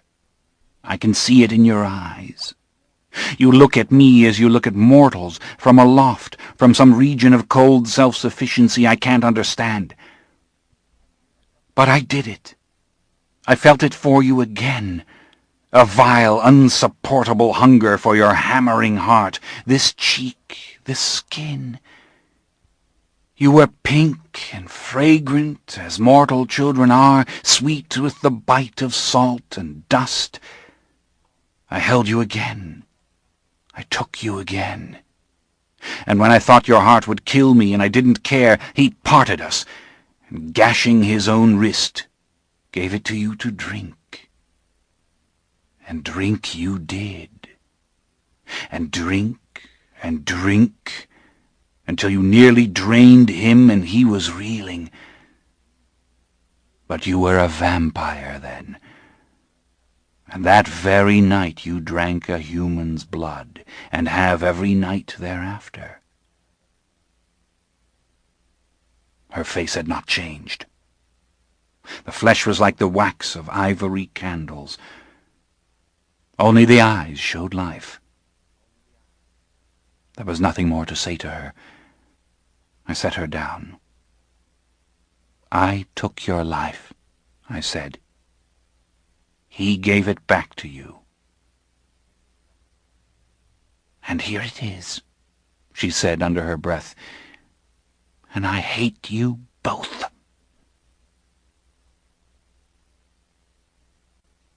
The vampire stopped. But why did you tell her? Asked the boy after a respectful pause. How could I not tell her? The vampire looked up in mild astonishment. She had to know it. She had to weigh one thing against the other. It was not as if Lestat had taken her full from life as he had taken me. I had stricken her. She would have died. There would have been no mortal life for her. But what's the difference? For all of us it's a matter of years, dying. So what she saw more graphically then was what all men knew, that death will come inevitably unless one chooses this. He opened his white hands now and looked at the palms. And did you lose her? Did she go? Go? Where would she have gone? She was a child, no bigger than that. Who would have sheltered her? Would she have found some vault, like a mythical vampire, lying down with worms and ants by day and rising to haunt some small cemetery in its surroundings? But that's not why she didn't go. Something in her was as akin to me as anything in her could have been. That thing in Lestat was the same. We could not bear to live alone. We needed our little company. A wilderness of mortals surrounded us, groping, blind, preoccupied, and the brides and bridegrooms of death.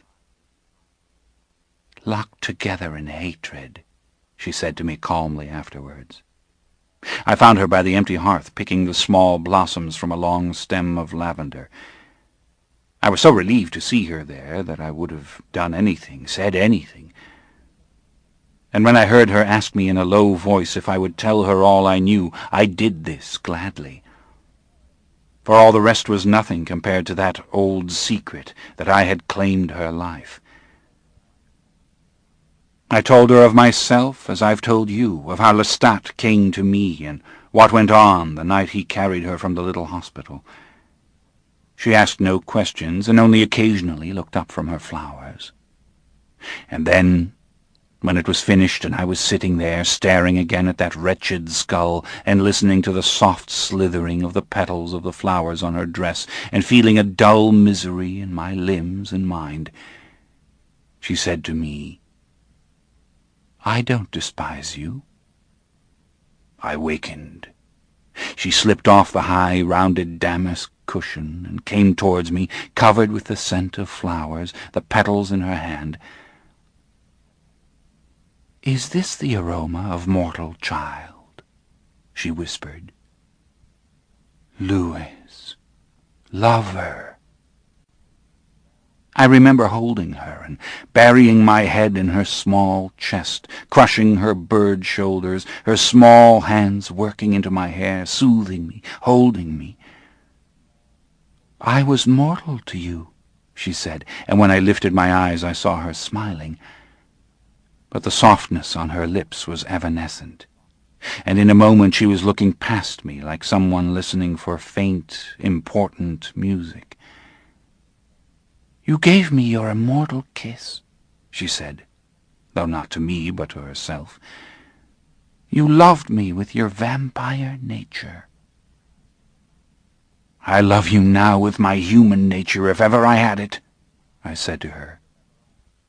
"Ah, yes," she answered, still musing.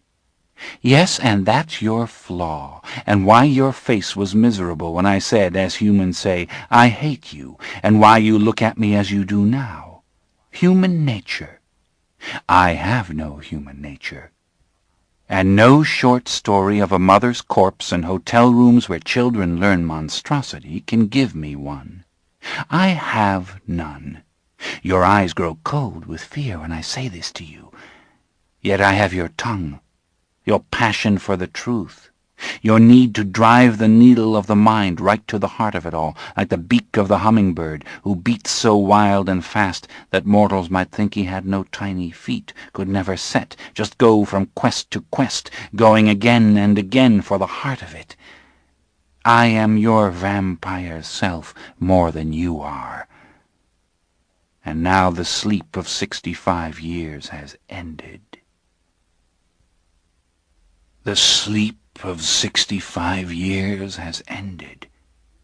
I heard her say it, disbelieving, not wanting to believe she knew and meant precisely what she'd said, for it had been exactly that since the night I tried to leave Lestat and failed, and falling in love with her, forgot my teeming brain, my awful questions.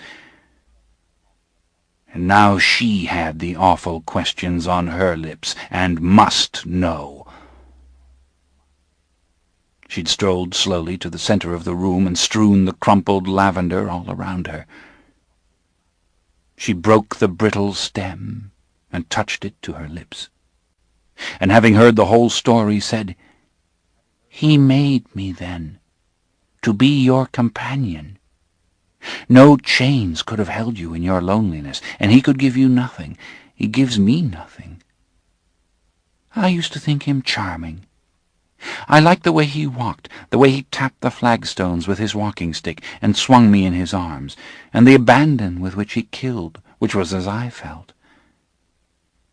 But I no longer find him charming, and you never have. And we've been his puppets, you and I, you remaining to take care of him, and I your saving companion. Now's time to end it, Louis. Now's time to leave him. Time to leave him. I hadn't thought of it, dreamed of it in so long. I'd grown accustomed to him, as if he were a condition of life itself. I could hear a vague mingling of sounds now, which meant he had entered the carriageway, that he would soon be on the back stairs. And I thought of what I always felt when I heard him coming, a vague anxiety, a vague need. And then the thought of being free of him forever rushed over me, like water I'd forgotten, waves and waves of cool water. I was standing now, whispering to her that he was coming. "I know," she smiled. "I heard him when he turned the far corner." "But he'll never let us leave," I whispered. though I'd caught the implication of her words. Her vampire sense was keen. She stood on guard magnificently. "But you don't know him if you think he'll let us leave," I said to her, alarmed at her self-confidence. "He will not let us go." And she, still smiling, said, "Oh, really?" It was agreed then to make plans, at once. The following night my agent came with his usual complaints about doing business by the light of one wretched candle, and took my explicit orders for an ocean crossing. Claudia and I would go to Europe, on the first available ship, regardless of what port we had to settle for. And paramount was that an important chest be shipped with us, a chest which might have to be fetched carefully from our house during the day and put on board, not in the freight, but in our cabin. And then there were arrangements for Lestat. I had planned to leave him the rents for several shops and townhouses, and a small construction company operating in the Faubourg Marigny. I put my signature to these things readily. I wanted to buy our freedom.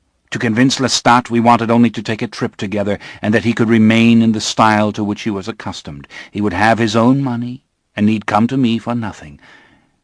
For all these years I'd kept him dependent on me. Of course he demanded his funds from me as if I were merely his banker, and thanked me with the most acrimonious words at his command, but he loathed his dependence. I hoped to deflect his suspicion by playing to his greed, and, convinced that he could read any emotion in my face, I was more than fearful. I did not believe it would be possible to escape him. Do you understand what that means? I acted as though I believed it, but I did not.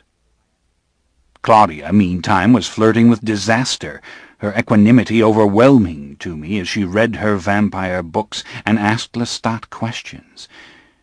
She remained undisturbed by his caustic outbursts, sometimes asking the same question over and over again in different ways, and carefully considering what little information he might let escape in spite of himself.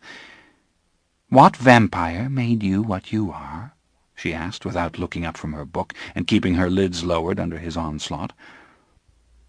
"Why do you never talk about him?" she went on, as if his fierce objections were thin air. She seemed immune to his irritation. "You're greedy, both of you," he said the next night as he paced back and forth in the dark of the center of the room, turning a vengeful eye on Claudia, who was fitted into her corner in the circle of her candle flame, her books in stacks about her. "Immortality is not enough for you. No, you would look the gift-horse of God in the mouth. I could offer it to any man out there in the street, and he would jump for it." "Did you jump for it?" she asked softly, her lips barely moving. "But you would know the reason for it. Do you want to end it? I can give you death more easily than I gave you life." He turned to me, her fragile flame throwing his shadow across me. It made a halo around his blonde hair and left his face, except for the gleaming cheekbone, dark. "Do you want death?" "Consciousness is not death," she whispered. "Answer me! Do you want death?" "And you give all these things. They proceed from you, life and death," she whispered, mocking him. "I have," he said. "I do." "You know nothing," she said to him gravely, her voice so low that the slightest noise from the street interrupted it, might carry her words away, so that I found myself straining to hear her against myself as I lay with my head back against the chair. "And suppose the vampire who made you knew nothing, and the vampire who made that vampire knew nothing, and the vampire before him knew nothing, and so it goes back and back, nothing proceeding from nothing, until there is nothing. And we must live with the knowledge that there is no knowledge." "Yes!" he cried out suddenly, his hands out, his voice tinged with something other than anger. He was silent. She was silent. He turned, slowly, as if I'd made some movement which alerted him, as if I were rising behind him. It reminded me of the way humans turn when they feel my breath against them and know suddenly that where they thought themselves to be utterly alone, that moment of awful suspicion before they see my face and gasp. He was looking at me now, and I could barely see his lips moving. And then I sensed it. He was afraid. Lestat afraid. And she was staring at him with the same level gaze, evincing no emotion, no thought. "You infected her with this," he whispered. He struck a match now, with a sharp crackle, and lit the mantel candles, lifted the smoky shades of the lamps, went around the room making light, until Claudia's small flame took on a solidity, and he stood with his back to the marble mantel, looking from light to light, as if they restored some peace. "I'm going out," he said. She rose the instant he had reached the street, and suddenly she stopped in the center of the room and stretched, her tiny back arched, her arms straight up into small fists, her eyes squeezed shut for a moment and then wide open as if she were waking to the room from a dream. There was something obscene about her gesture. The room seemed to shimmer with Lestat's fear, echo with his last response. It demanded her attention. I must have made some involuntary movement to turn away from her, because she was standing at the arm of my chair now and pressing her hand flat upon my book, a book I hadn't been reading for hours. "Come out with me." "You were right. He knows nothing. There is nothing he can tell us," I said to her. "Did you ever really think that he did?" she asked me in the same small voice. "We'll find others of our kind," she said. "We'll find them in Central Europe. That is where they live in such numbers that the stories, both fiction and fact, fill volumes. I'm convinced it was from there that all vampires came, if they came from any place at all. We've tarried too long with him. Come out. Let the flesh instruct the mind." I think I felt a tremor of delight when she said these words. Let the flesh instruct the mind. "Put books aside and kill," she was whispering to me. I followed her down the stairs, across the courtyard, and down a narrow alley to another street. Then she turned with outstretched arms for me to pick her up and carry her, though of course she was not tired. She wanted only to be near my ear, to clutch my neck. "I haven't told him my plan about the voyage, the money," I was saying to her, conscious of something about her that was beyond me as she rode my measured steps, weightless in my arms. "He killed the other vampire," she said. "No, why do you say this?" I asked her. But it wasn't the saying of it that disturbed me, stirred my soul as if it were a pool of water longing to be still. I felt as if she were moving me slowly towards something, as if she were the pilot of our slow walk through the dark street. "Because I know it now," she said with authority. "The vampire made a slave of him, and he would no more be a slave than I would be a slave, and so he killed him. Killed him before he knew what he might know, and then in a panic made a slave of you. And you've been his slave." "Never really," I whispered to her. I felt the press of her cheek against my temple. She was cold and needed the kill. "Not a slave, just some sort of mindless accomplice," I confessed to her, confessed to myself. I could feel the fever for the kill rising in me, a knot of hunger in my insides, a throbbing in the temples, as if the veins were contracting and my body might become a map of tortured vessels. "No, slave," she persisted in her grave monotone, as though thinking aloud, the words revelations, pieces of a puzzle. and I shall free us both." I stopped. Her hand pressed me, urged me on. We were walking down the long, wide alley beside the cathedral towards the lights of Jackson Square, the water rushing fast in the gutter down the center of the alley, silver in the moonlight. She said, "I will kill him." I stood still at the end of the alley.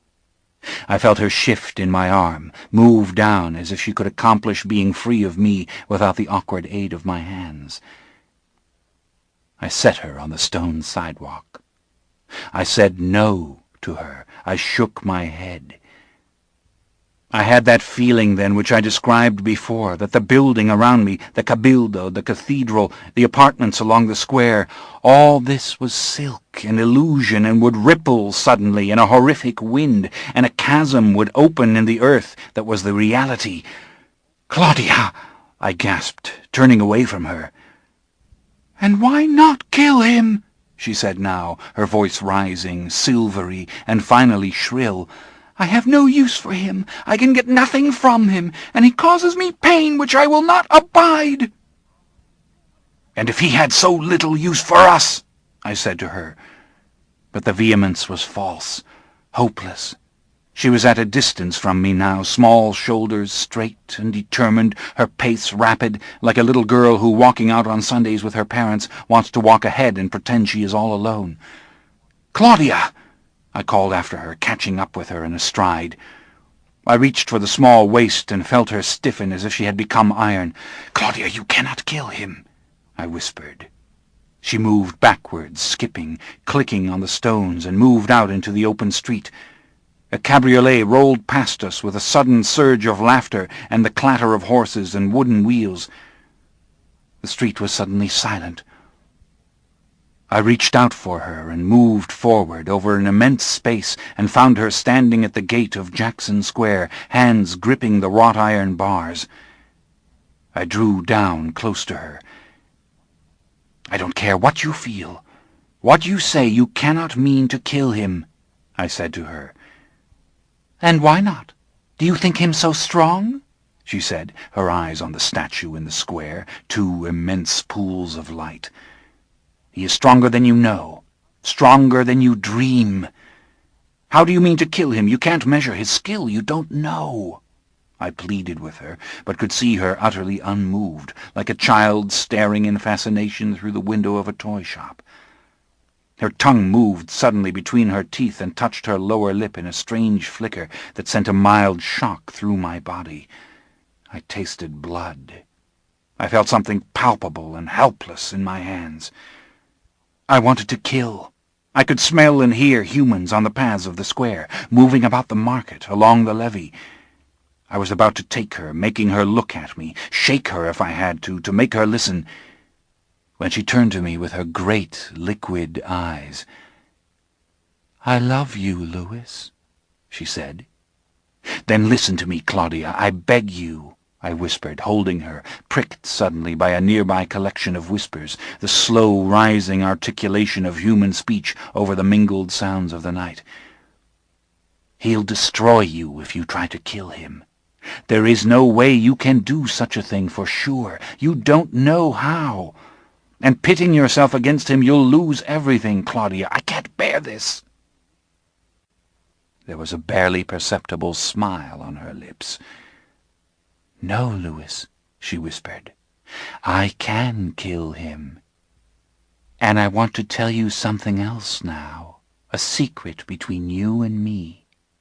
I shook my head, but she pressed even closer to me, lowering her lids so that her rich lashes almost brushed the roundness of her cheeks. "The secret is, Louis, that I want to kill him. I will enjoy it." I knelt beside her, speechless, her eyes studying me as they'd done so often in the past, and then she said, "I kill humans every night. I seduce them, draw them close to me, with an insatiable hunger, a constant, never-ending search for something I don't know what it is." She brought her fingers to her lips now and pressed her lips, her mouth partly open so I could see the gleam of her teeth. "And I care nothing about them, where they came from, where they would go, if I did not meet them on the way. But I dislike him. I want him dead, and will have him dead. I shall enjoy it." "But, Claudia, he is not mortal.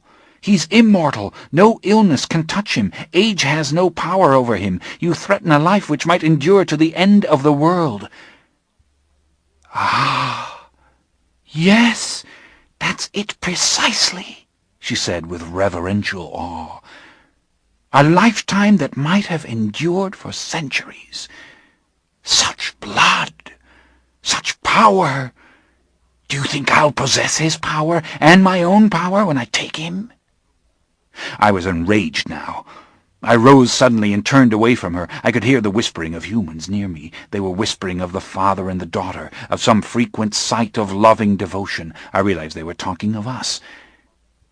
"It's not necessary," I said to her. "It goes beyond all need, all common sense, all what? Humanity? He's a killer," she hissed. "Lone predator." She repeated his own term, mocking it. "Don't interfere with me, or seek to know the time I choose to do it, nor try to come between us."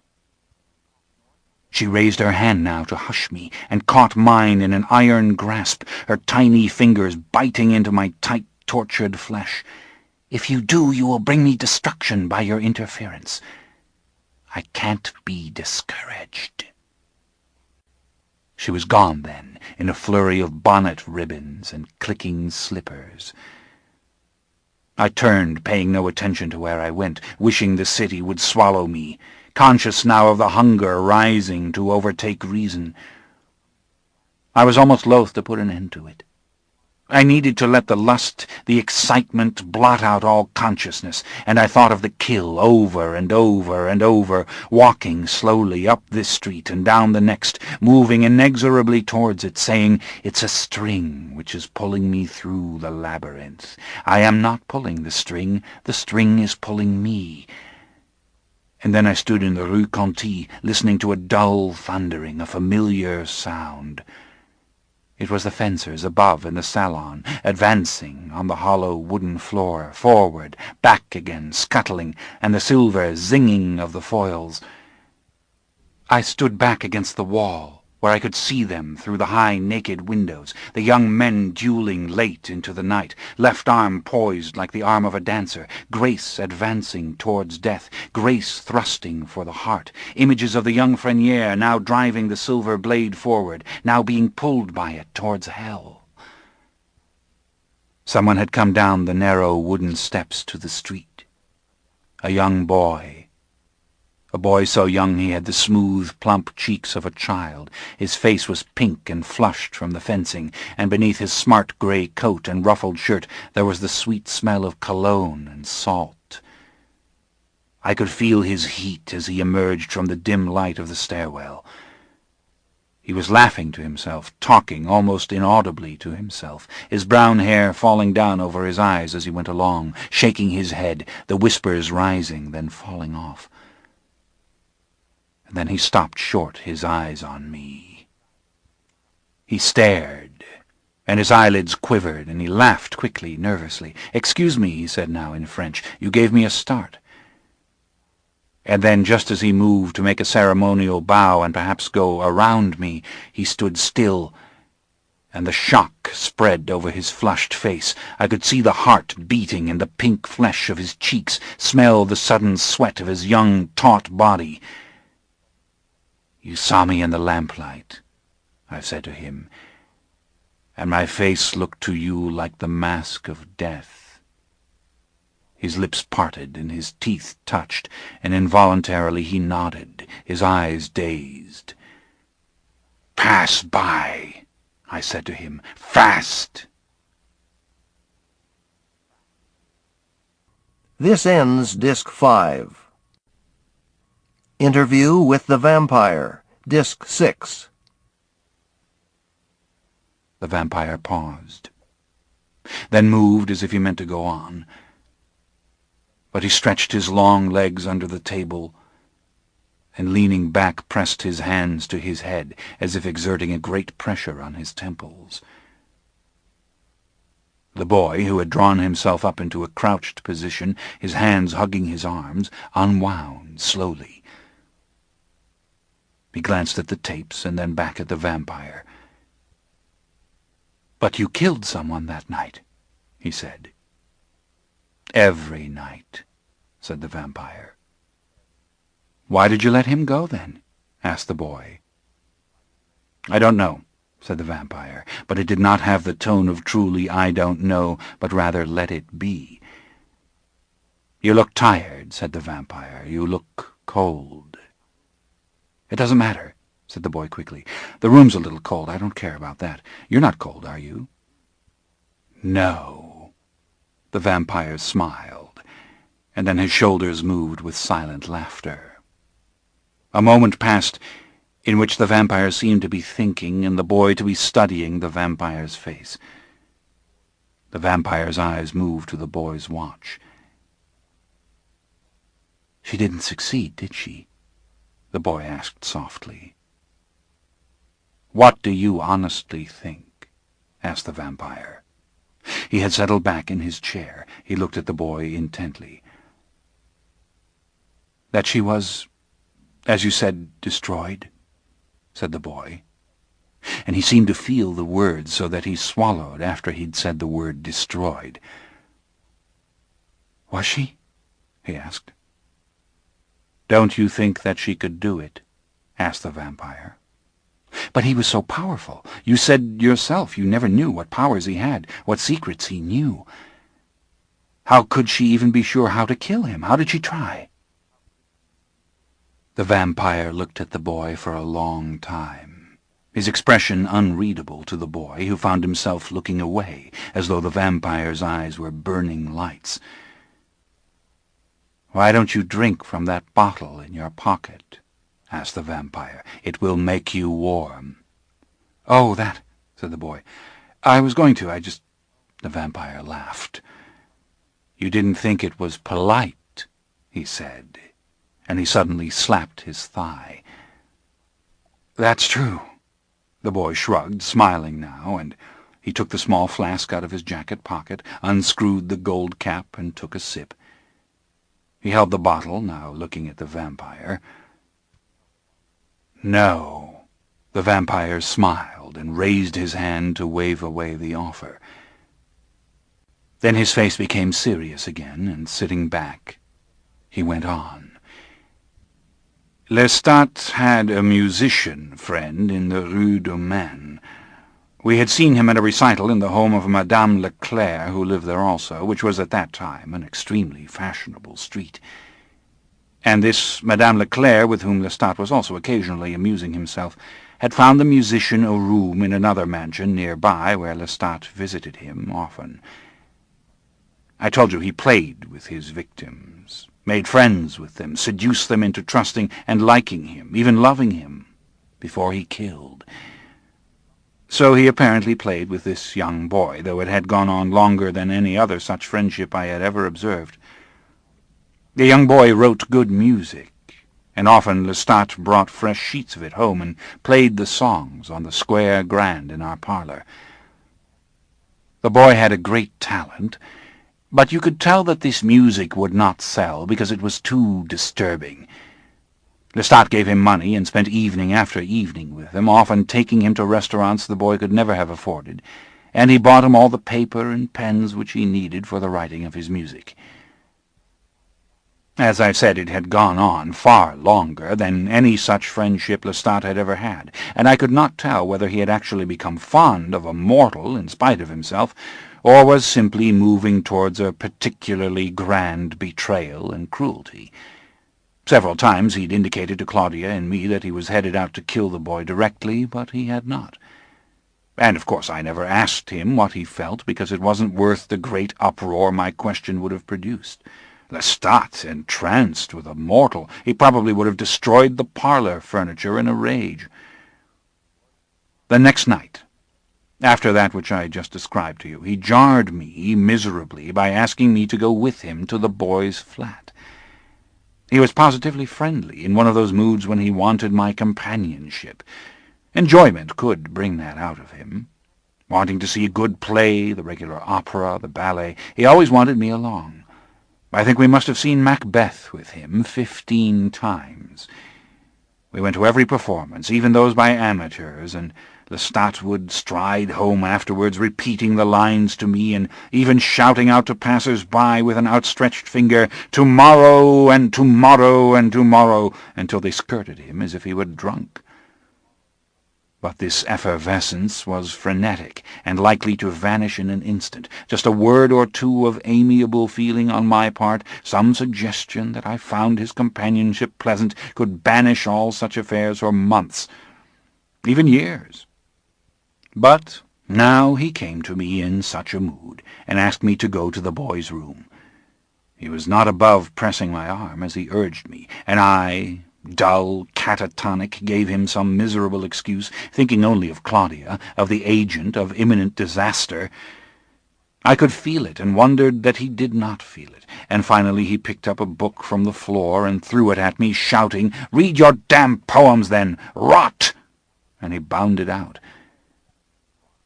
This disturbed me. I cannot tell you how it disturbed me. I wished him cold, impassive, gone. I resolved to plead with Claudia to drop this. I felt powerless and hopelessly fatigued. But her door had been locked until she left, and I had glimpsed her only for a second while Lestat was chattering, a vision of lace and loveliness as she slipped on her coat, puffed sleeves again, and a violet ribbon on her breast, her white lace stockings showing beneath the hem of the little gown, and her white slippers immaculate. She cast a cold look at me as she went out. When I returned later, satiated and for a while too sluggish for my own thoughts to bother me, I gradually began to sense that this was the night. She would try tonight. I cannot tell you how I knew this. Things about the flat disturbed me, alerted me. Claudia moved in the back parlor behind closed doors, and I fancied I heard another voice there, a whisper. Claudia never brought anyone to our flat. No one did, except Lestat, who brought his women of the streets. But I knew there was someone there. Yet I got no strong scent, no proper sounds. And then there were aromas in the air of food and drink, and chrysanthemums stood in the silver vase on the square grand, flowers which to Claudia meant death.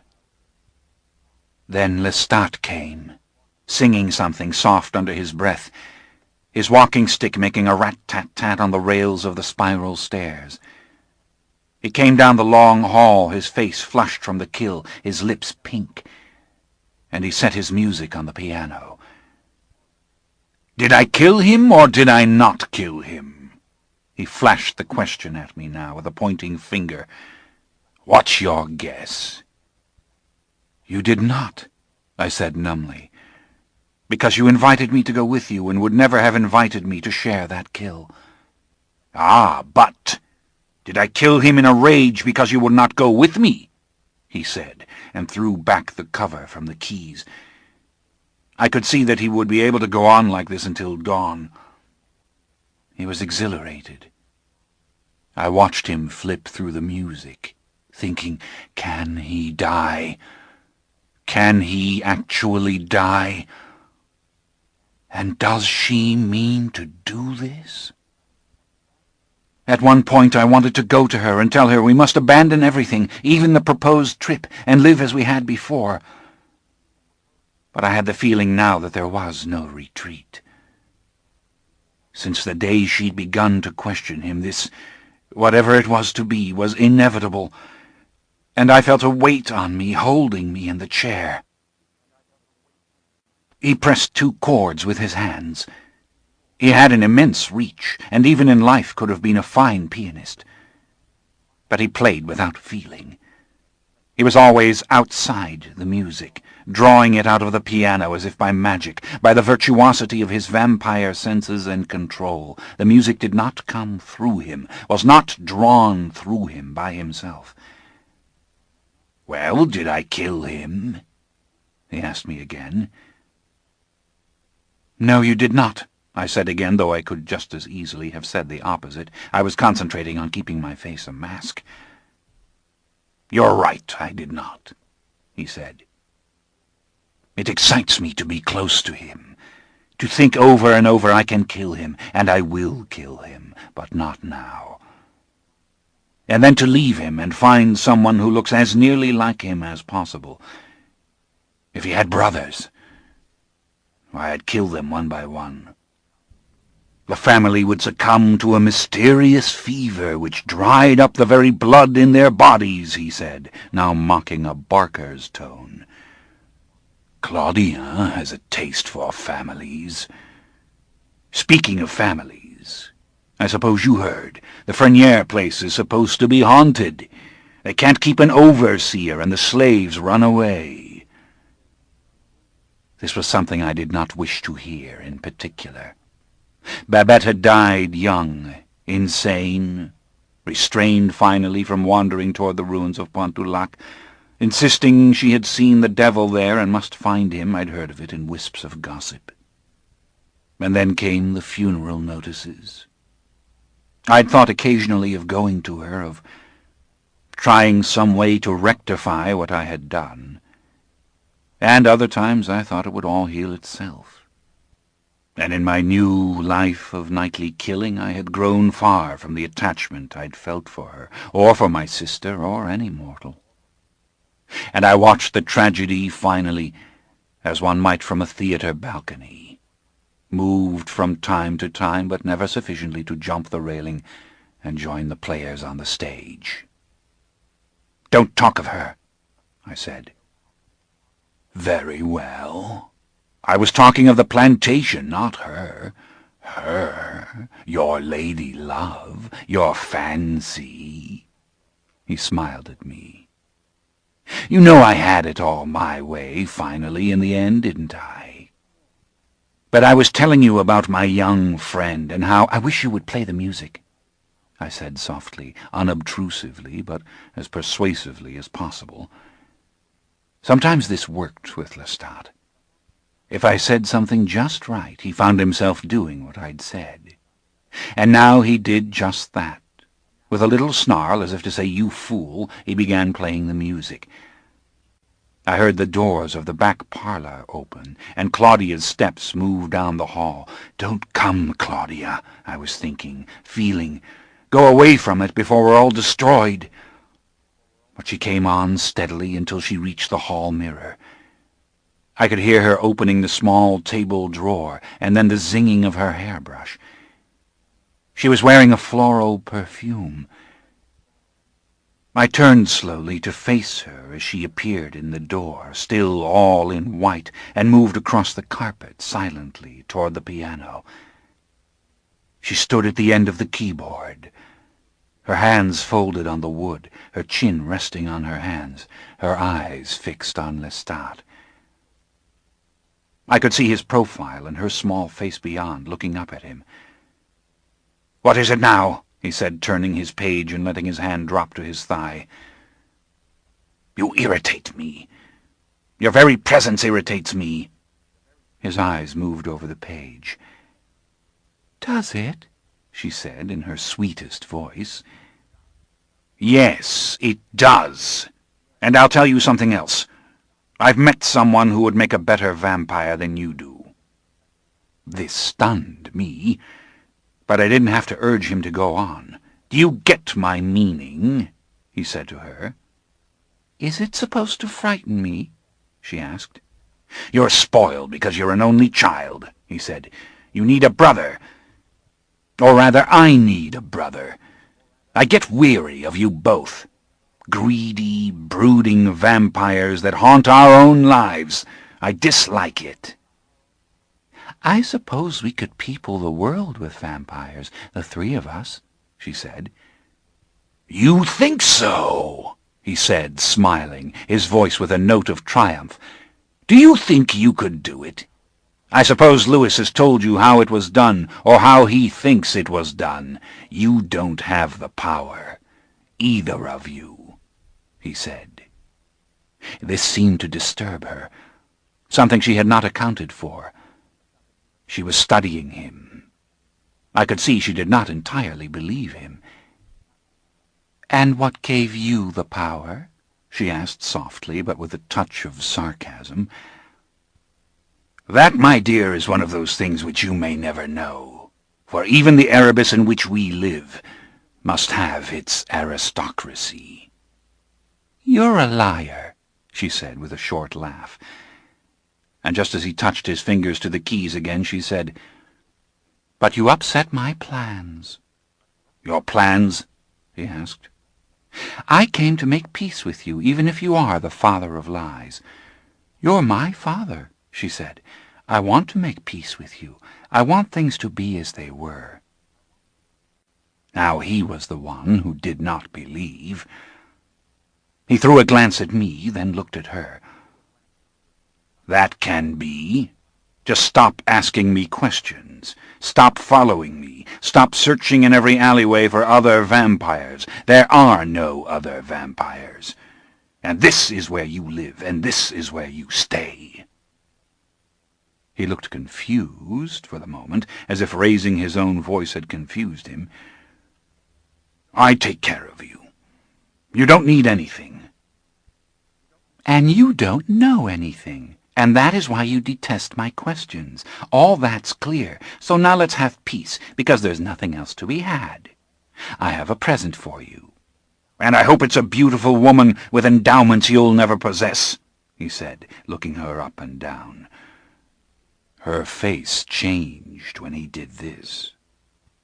It was as if she almost lost some control I'd never seen her lose. But then she just shook her head and reached out one small rounded arm and tugged at his sleeve. "I meant what I said. I'm weary of arguing with you. Hell is hatred, people living together in eternal hatred. We're not in hell. You can take the present or not, I don't care, it doesn't matter. Only let's have an end to all this, before Lewis in disgust leaves us both."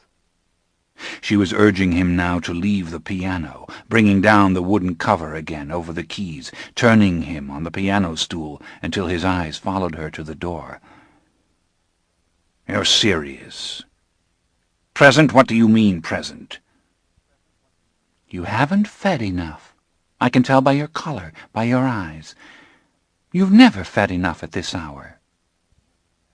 Let's say that I can give you a precious moment. Suffer the little children to come unto me," she whispered, and was gone. He looked at me. I said nothing. I might as well have been drugged. I could see the curiosity in his face, the suspicion. He followed her down the hall, and then I heard him let out a long, conscious moan, a perfect mingling of hunger and lust. When I reached the door, and I took my time, he was bending over the settee. Two small boys lay there, nestled among the soft velvet pillows, totally abandoned to sleep as children can be, their pink mouths open, their small round faces utterly smooth. Their skin was moist, radiant, the curls of the darker of the two damp and pressed to the forehead. I saw at once by their pitiful and identical clothes that they were orphans, and they had ravaged a meal set before them on our best china. The tablecloth was stained with wine, and a small bottle stood half full among the greasy plates and forks. But there was an aroma in the room I did not like. I moved closer, better to see the sleeping ones, and I could see their throats were bare but untouched. Lestat had sunk down beside the darker one. He was by far the more beautiful. He might have been lifted to the painted dome of a cathedral. No more than 7 years old, he had that perfect beauty that is of neither sex, but angelic. Lestat brought his hand down gently on the pale throat, and then he touched the silken lips. He let out a sigh, which had again that longing, that sweet, painful anticipation. "Oh, Claudia," he sighed, "you've outdone yourself. Where did you find them?" She said nothing. She had receded to a dark armchair and sat back against two large pillows, her legs out straight on the rounded cushion, her ankles drooping so that you did not see the bottom of her white slippers but the curved insteps and the tight, delicate little straps. She was staring at Lestat. "Drunk on brandy wine," she said, "a thimbleful," and gestured to the table. "I thought of you when I saw them. I thought if I share this with him, even he will forgive." He was warmed by her flattery. He looked at her now and reached out and clutched her white lace ankle. "Ducky," he whispered to her and laughed. But then he hushed as if he didn't wish to wake the doomed children. He gestured to her, intimately, seductively. "Come, sit beside him. You take him and I'll take this one. Come." He embraced her as she passed and nestled beside the other boy. He stroked the boy's moist hair. He ran his fingers over the rounded lids and along the fringe of lashes. And then he put his whole softened hand across the boy's face and felt at the temples, cheeks, and jaw, massaging the unblemished flesh. He had forgotten I was there, or she was there, but he withdrew his hand and sat still for a moment, as though his desire was making him dizzy. He glanced at the ceiling and then down at the perfect feast.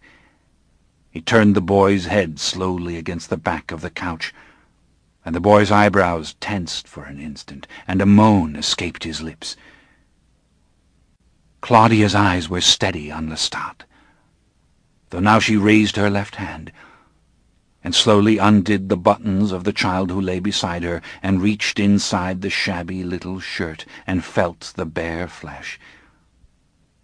Lestat did the same, but suddenly it was as if his hand had life itself, and drew his arm into the shirt and around the boy's small chest in a tight embrace, and Lestat slid down off the cushions of the couch to his knees on the floor, his arm locked to the boy's body, pulling it up close to him so that his face was buried in the boy's neck.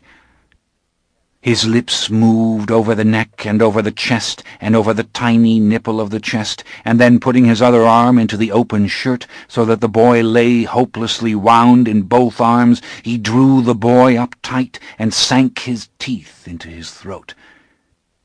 The boy's head fell back, the curls loose, as he was lifted, and again he let out a small moan, and his eyelids fluttered, but never opened. And Lestat knelt, the boy pressed against him, sucking hard, his own back arched and rigid, his body rocking back and forth, carrying the boy, his long moans rising and falling in time with the slow rocking, until suddenly his whole body tensed, and his hands seemed to grope for some way to push the boy away, as if the boy himself in his helpless slumber were clinging to Lestat. And finally he embraced the boy again, and moved slowly forward over him, letting him down among the pillows, the sucking softer, now almost inaudible. He withdrew. His hands pressed the boy down. He knelt there, his head thrown back, so the wavy blonde hair hung loose and disheveled. And then he slowly sank to the floor, turning, his back against the leg of the couch. "Ah, God," he whispered, his head back, his lids half-masked. I could see the color rushing to his cheeks, rushing into his hands. One hand lay on his bent knee, fluttering, and then it lay still. Claudia had not moved. She lay like a Botticelli angel beside the unharmed boy. The other's body already withered, the neck like a fractured stem, the heavy head falling now at an odd angle, the angle of death, into the pillow. But something was wrong. Lestat was staring at the ceiling. I could see his tongue between his teeth. He lay too still, the tongue, as it were, trying to get out of the mouth, trying to move past the barrier of the teeth and touch the lip. He appeared to shiver, his shoulders convulsing, then relaxing heavily. Yet he did not move. A veil had fallen over his clear grey eyes. He was peering at the ceiling. Then a sound came out of him. I stepped forward from the shadows of the hallway, but Claudia said in a sharp hiss, "Go back!"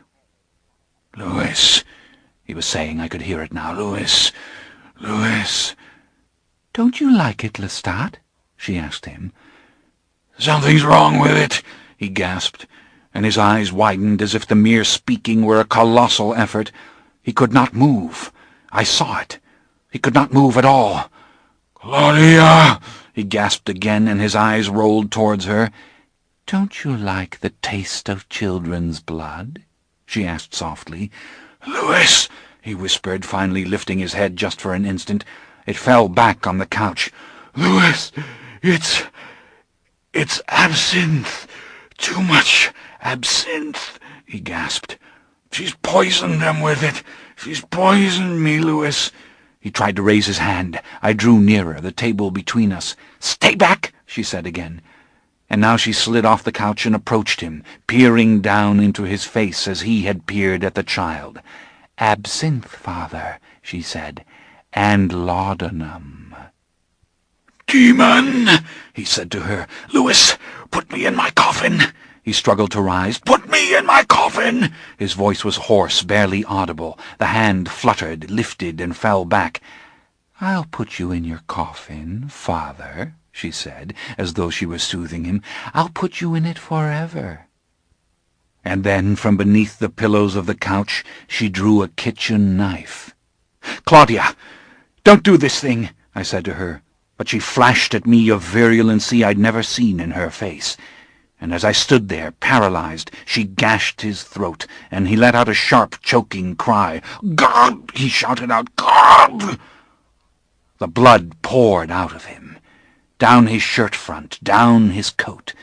It poured as it might never pour from a human being, all the blood with which he had filled himself before the child and from the child, and he kept turning his head, twisting, making the bubbling gash gape. She sank the knife into his chest now, and he pitched forward, his mouth wide, his fangs exposed, both hands convulsively flying towards the knife, fluttering around its handle, slipping off its handle. He looked up at me, the hair falling down into his eyes. "Louis, Louis!" He let out one more gasp and fell sideways on the carpet. She stood looking down at him. The blood flowed everywhere like water. He was groaning, trying to raise himself, one arm pinned beneath his chest, the other shoving at the floor. And now suddenly she flew at him, and clamping both arms about his neck, bit deep into him as he struggled. "Louis! Louis!" he gasped over and over, struggling, trying desperately to throw her off, but she rode him, her body lifted by his shoulder, hoisted and dropped until she pulled away. And finding the floor quickly, she backed away from him, her hands to her lips, her eyes for the moment clouded, then clear. I turned away from her, my body convulsed by what I'd seen, unable to look any longer. "Louis?" she said, but I only shook my head. For a moment the whole house seemed to sway, but she said, "Look what's happening to him." He had ceased to move. He lay now on his back, and his entire body was shriveling, drying up, the skin thick and wrinkled, and so white that all the tiny veins showed through it. I gasped, but I could not take my eyes off it, even as the shape of the bones began to show through, his lips drawing back from his teeth, the flesh of his nose drying to 2 gaping holes. But his eyes, they remained the same, staring wildly at the ceiling, the irises dancing from side to side, even as the flesh cleaved to the bones, became nothing but a parchment wrapping for the bones, the clothes hollow and limp over the skeleton that remained. Finally the irises rolled to the top of his head, and the whites of his eyes went dim. The thing lay still. A great mass of wavy blonde hair, a coat, a pair of gleaming boots, and this horror that had been Lestat, and I staring helplessly at it. For a long time Claudia merely stood there.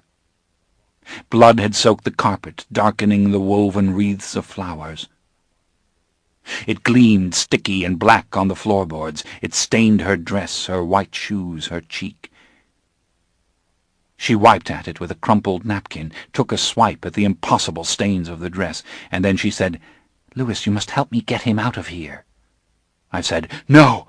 I turned my back on her, on the corpse at her feet. "Are you mad, Louis? It can't remain here," she said to me. "And the boys, you must help me. The other one's dead from the absinthe. Louis!" I knew that this was true, necessary, and yet it seemed impossible. She had to prod me then, almost lead me every step of the way. We found the kitchen stove still heaped with the bones of the mother and daughter she'd killed, a dangerous blunder, a stupidity. So she scraped them out now into a sack and dragged the sack across the courtyard stones to the carriage. I hitched the horse myself, shushing the groggy coachman, and drove the hearse out of the city, fast, in the direction of the Bayou Saint-Jean, toward the dark swamp that stretched to Lake Pontchartrain. She sat beside me, silent, as we rode on, until we'd passed the gas-lit gates of the few country houses, and the shell road narrowed and became rutted, the swamp rising on either side of us, a great wall of seemingly impenetrable cypress and vine. I could smell the stench of the muck, hear the rustling of the animals. Claudia had wrapped Lestat's body in a sheet before I would even touch it, and then, to my horror, she had sprinkled it over with the long-stemmed chrysanthemums. So it had a sweet, funereal smell as I lifted it last of all from the carriage. It was almost weightless, as limp as something made of knots and cords, as I put it over my shoulder and moved down into the dark water, the water rising and filling my boots, my feet seeking some path in the ooze beneath, away from where I'd laid the two boys. I went deeper and deeper in with Lestat's remains, though why I did not know. And finally, when I could barely see the pale space of the road and the sky which was coming dangerously close to dawn, I let his body slip down out of my arms into the water. I stood there, shaken, looking at the amorphous form of the white sheet beneath the slimy surface. The numbness which had protected me since the carriage left the Rue Royale threatened to lift and leave me flayed suddenly, staring, thinking, this is Lestat. This is all of transformation and mystery, dead, gone into eternal darkness. I felt a pull suddenly, as if some force were urging me to go down with him, to descend into the dark water and never come back. It was so distinct and so strong that it made the articulation of voices seem only a murmur by comparison. It spoke without language, saying, "You know what you must do. Come down into the darkness. Let it all go away." But at that moment I heard Claudia's voice. She was calling my name. I turned, and through the tangled vines I saw her, distant and tiny, like a white flame on the faint, luminescent shell road.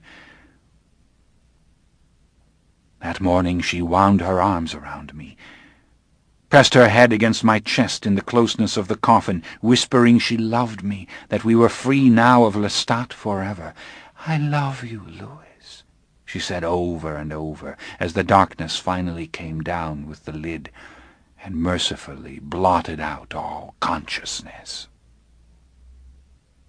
When I awoke, she was going through his things.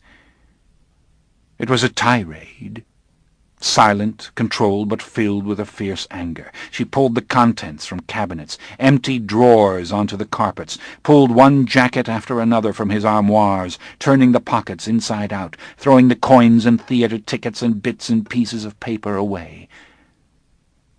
I stood in the door of his room, astonished, watching her. His coffin lay there, heaped with scarves and pieces of tapestry. I had the compulsion to open it. I had the wish to see him there.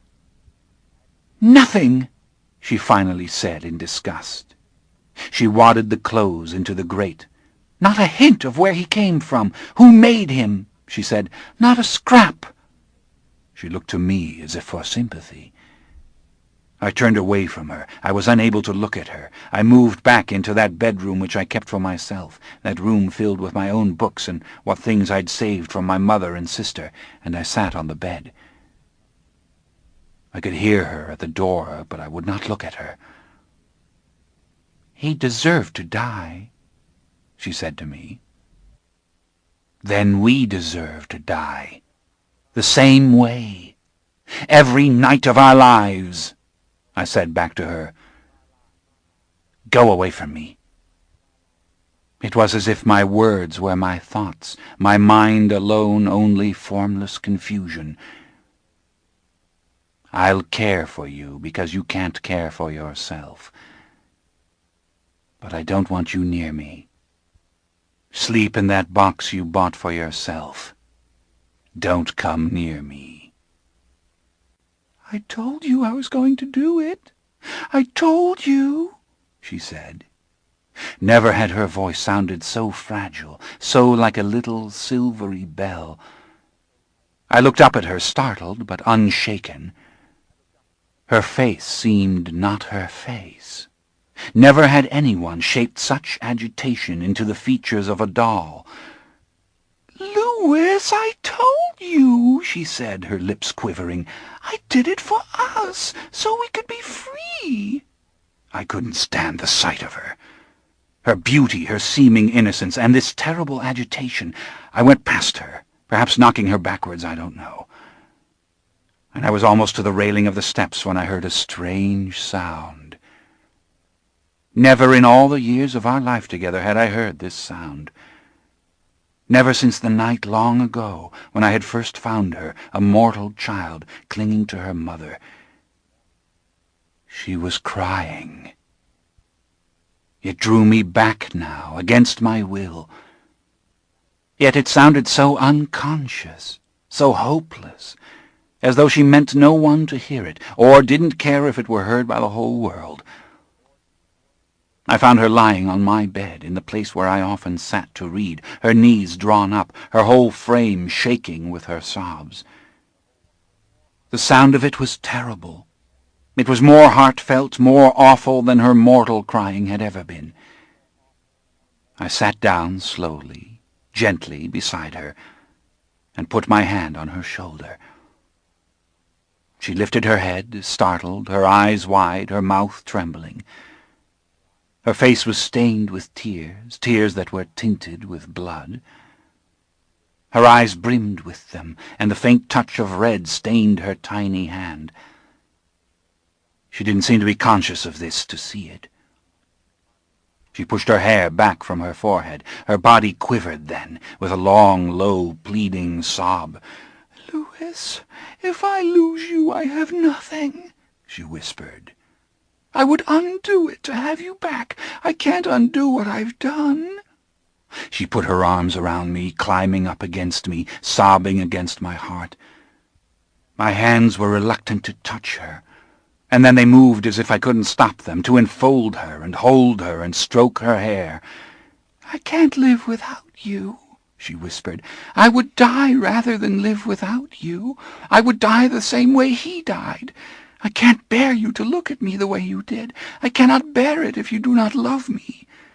Her sobs grew worse, more bitter, until finally I bent and kissed her soft neck and cheeks. Winter plums. Plums from an enchanted wood where the fruit never falls from the boughs, where the flowers never wither and die. "All right, my dear," I said to her. "All right, my love." And I rocked her slowly, gently in my arms until she dozed, murmuring something about our being eternally happy, free of Lestat forever, beginning the great adventure of our lives. The great adventure of our lives. What does it mean to die when you can live until the end of the world? And what is the end of the world except a phrase? Because who knows even what is the world itself? I had now lived in 2 centuries, seen the illusions of one utterly shattered by the other, been eternally young and eternally ancient, possessing no illusions, living moment to moment in a way that made me picture a silver clock ticking in a void, the painted face, the delicately carved hands looked upon by no one, looking out at no one, illuminated by a light which was not a light, like the light by which God made the world before he had made light. Ticking, ticking, ticking, the precision of the clock, in a room as vast as the universe. I was walking the streets again, Claudia gone her way to kill, the perfume of her hair and dress lingering on my fingertips, on my coat, my eyes moving far ahead of me like the pale beam of a lantern.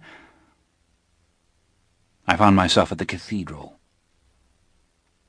What does it mean to die when you can live until the end of the world? I was thinking of my brother's death, of the incense and the rosary. I had the desire suddenly to be in that funeral room, listening to the sound of the women's voices rising and falling with the Aves, the clicking of the beads, the smell of the wax. I could remember the crying. It was palpable, as if it were just yesterday, just behind a door.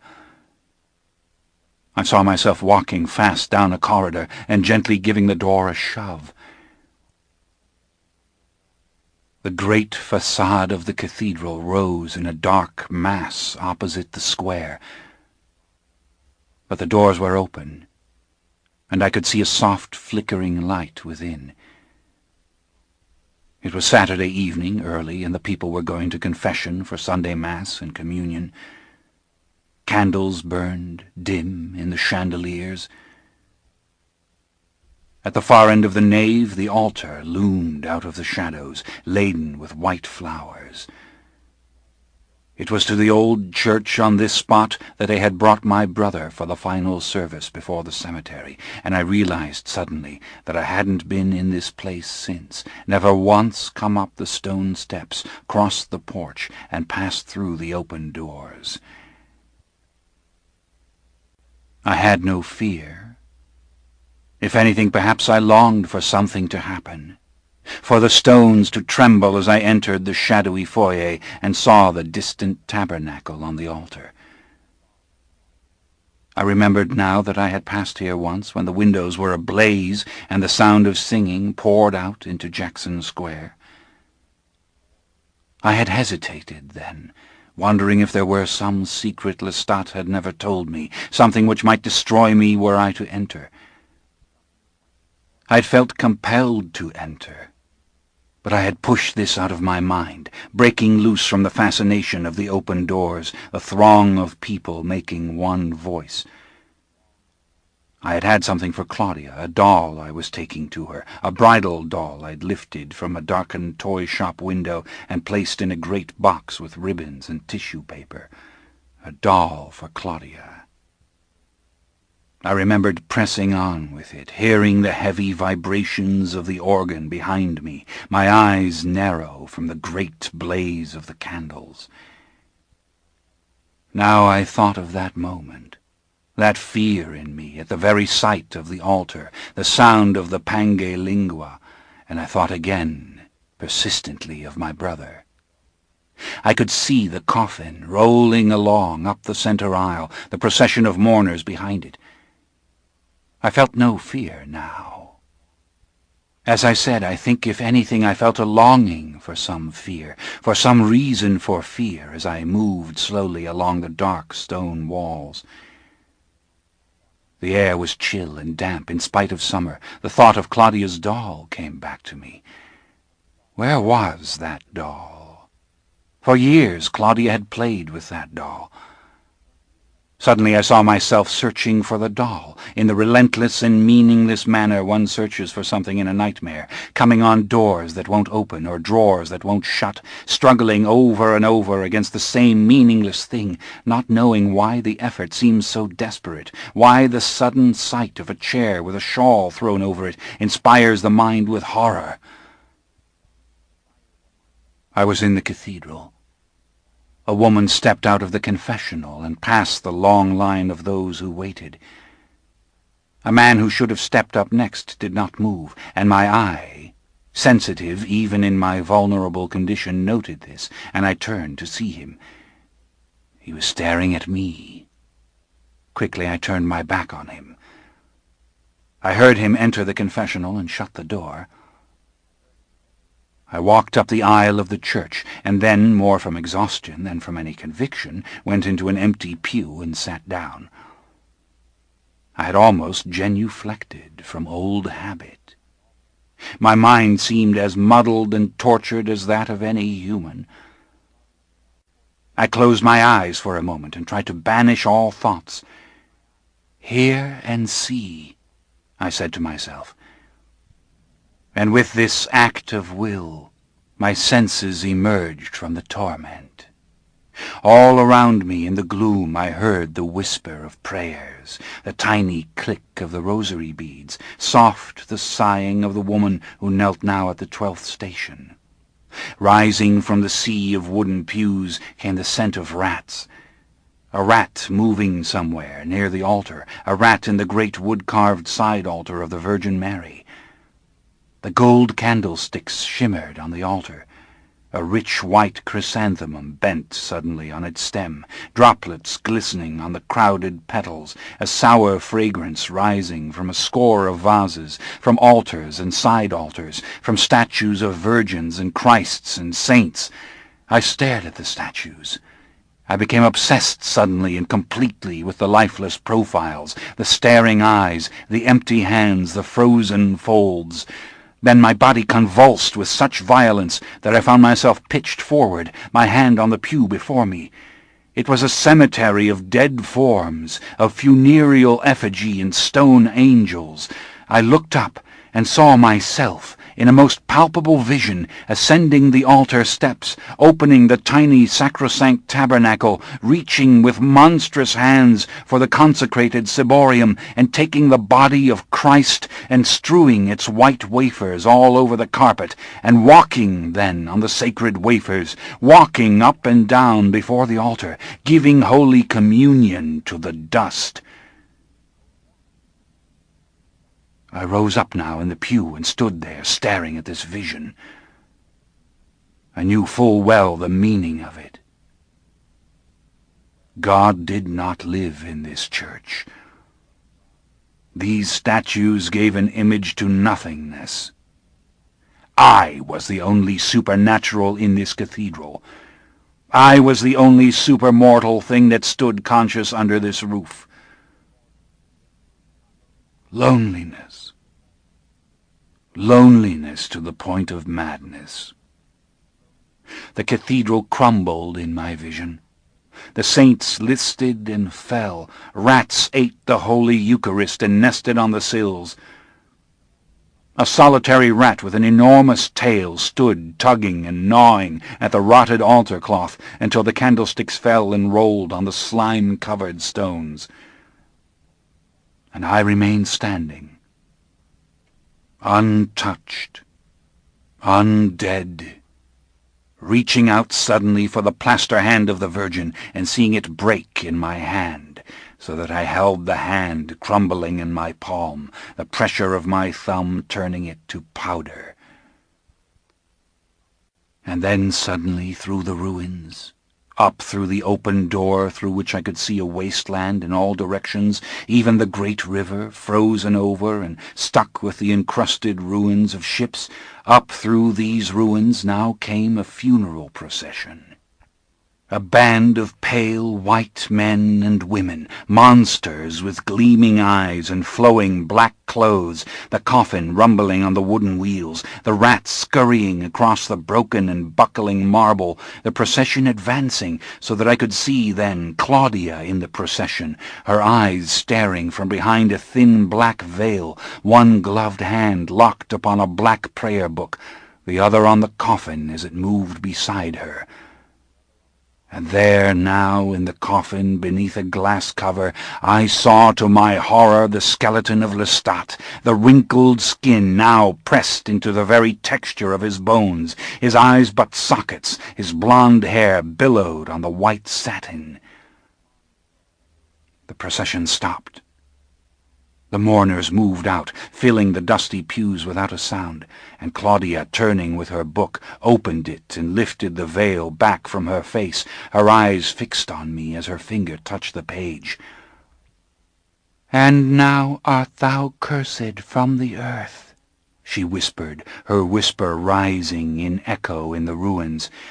"And now art thou cursed from the earth, which hath opened her mouth to receive thy brother's blood from thy hand. When thou tillest the ground, it shall not henceforth yield unto thee her strength. A fugitive and vagabond shalt thou be in the earth, and whoever slayeth thee, vengeance shall be taken on him sevenfold." I shouted at her. I screamed, the scream rising up out of the depths of my being like some great rolling black force that broke from my lips and sent my body reeling against my will. A terrible sighing rose from the mourners, a chorus growing louder and louder as I turned to see them all about me, pushing me into the aisles against the very sides of the coffin, so that I turned to get my balance and found both my hands upon it. And I stood there, staring not down at the remains of Lestat, but at the body of my mortal brother. A quiet descended, as if a veil had fallen over all and made their forms dissolve beneath its soundless folds.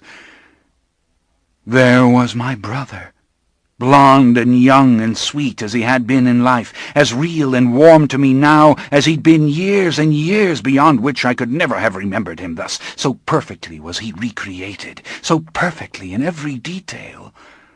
His blonde hair brushed back from his forehead, his eyes closed as if he slept, his smooth fingers around the crucifix on his breast, his lips so pink and silken I could hardly bear to see them and not touch them. And as I reached out, just to touch the softness of his skin, the vision ended. I was sitting still in the Saturday night cathedral, the smell of the tapers thick in the motionless air, the woman of the stations gone and darkness gathering, behind me, across from me, and now above me. A boy appeared in the black cassock of a lay brother, with a long extinguisher on a golden pole, putting its little funnel down upon one candle, and then another, and then another. I was stupefied. He glanced at me and then away, as if not to disturb a man deep in prayer. And then, as he moved on up to the next chandelier, I felt a hand on my shoulder. That two humans should pass this close to me, without my hearing, without my even caring, registered somewhere within me that I was in danger, but I did not care. I looked up now and saw a gray-haired priest. "You wish to go to confession?" he asked. "I was about to lock up the church." He narrowed his eyes behind his thick glasses. The only light now came from the racks of little red glass candles which burned before the saints, and shadows leaped upon the towering walls. "You are troubled, aren't you? Can I help you?"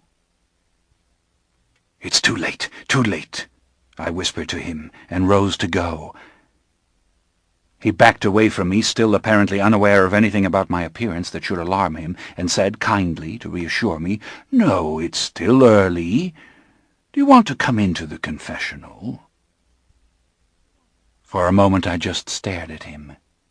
I was tempted to smile, and then it occurred to me to do it. But even as I followed him down the aisle in the shadows of the vestibule, I knew this would be nothing, that it was madness. Nevertheless, I knelt down in the small wooden booth, my hands folded on the prie-dieu as he sat in the booth beside it, and slid back the panel to show me the dim outline of his profile. I stared at him for a moment, and then I said it, lifting my hand to make the sign of the cross. "Bless me, Father, for I have sinned so often and so long I do not know how to change, nor how to confess before God what I've done." "Son, God is infinite in his capacity to forgive," he whispered to me. "Tell him in the best way you know how, and from your heart." "Murders, Father. Death after death. The woman who died 2 nights ago in Jackson Square, I killed her, and thousands of others before her, 1 and 2 a night, Father, for 70 years. I have walked the streets of New Orleans like the Grim Reaper, and fed on human life for my own existence. I am not mortal, Father, but immortal and damned, like angels put in hell by God. I am a vampire." The priest turned. "What is this, some sort of sport for you? Some joke? You take advantage of an old man?" he said. He slid the wooden panel back with a splat.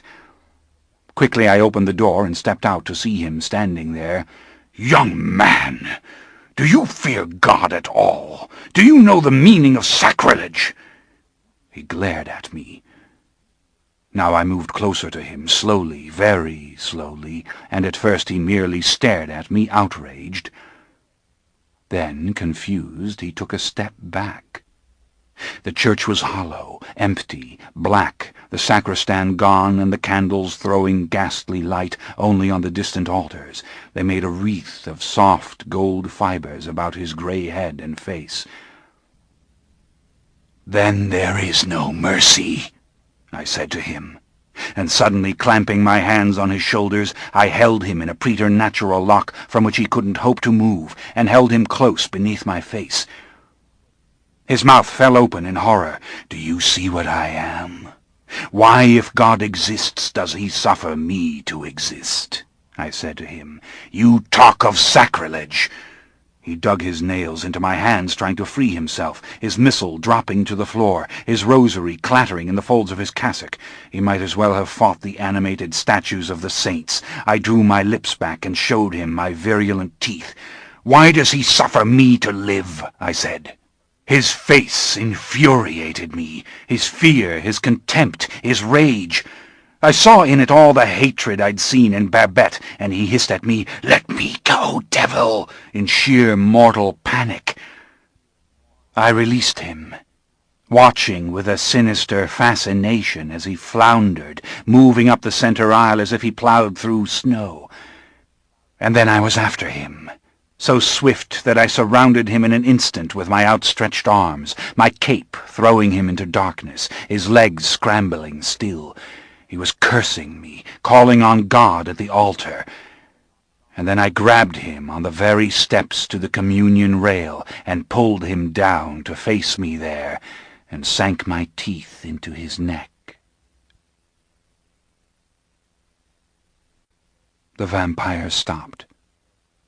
Some time before, the boy had been about to light a cigarette, and he sat now with the match in one hand, the cigarette in the other, still as a stored dummy, staring at the vampire. The vampire was looking at the floor.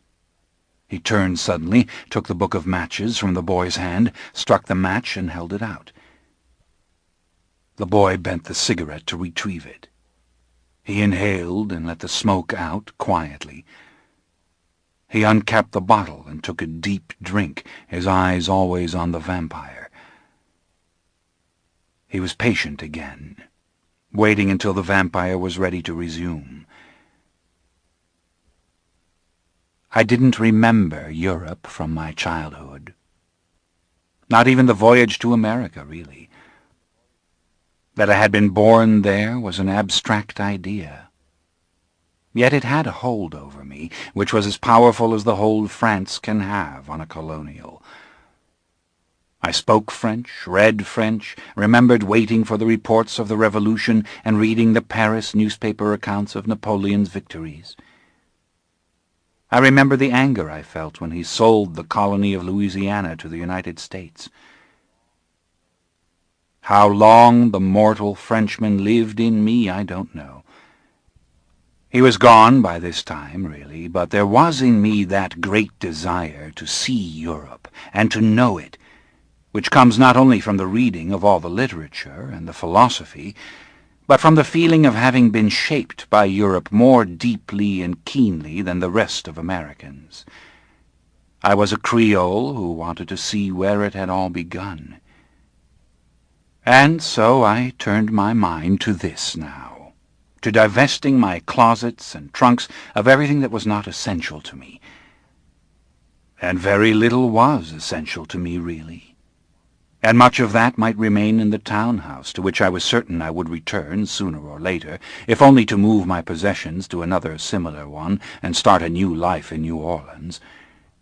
I couldn't conceive of leaving it forever, wouldn't. But I fixed my mind and heart on Europe. It began to penetrate for the first time that I might see the world if I wanted, that I was, as Claudia said, free. Meantime, she made a plan.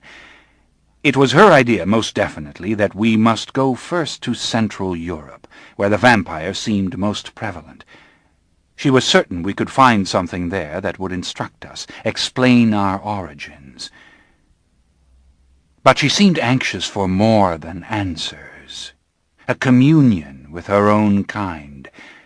She mentioned this over and over, my own kind, and she said it with a different intonation than I might have used. She made me feel the gulf that separated us.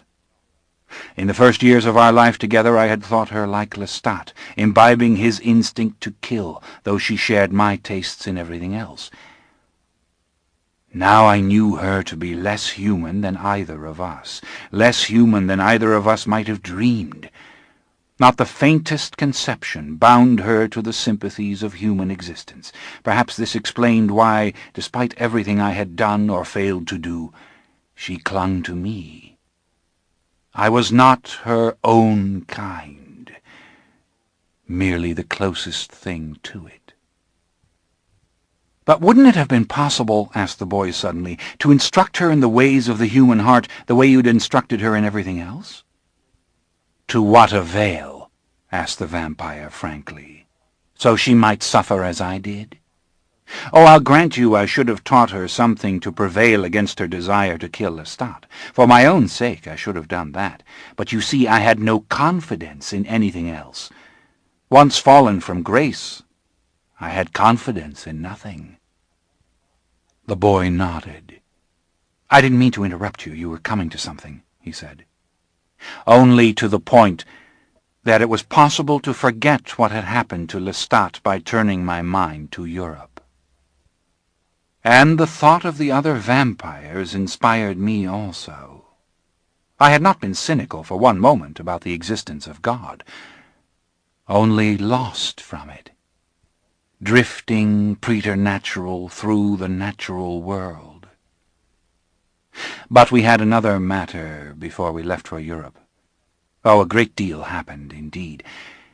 It began with the musician he had called while I was gone that evening to the cathedral, and the next night he was to come again. I had dismissed the servants and went down to him myself, and his appearance startled me at once. He was much thinner than I'd remembered him, and very pale, with a moist gleam about his face that suggested fever. And he was perfectly miserable.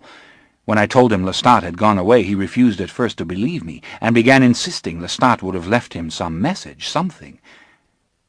And then he went off up the Rue Royale, talking to himself about it, as if he had little awareness of anyone around him.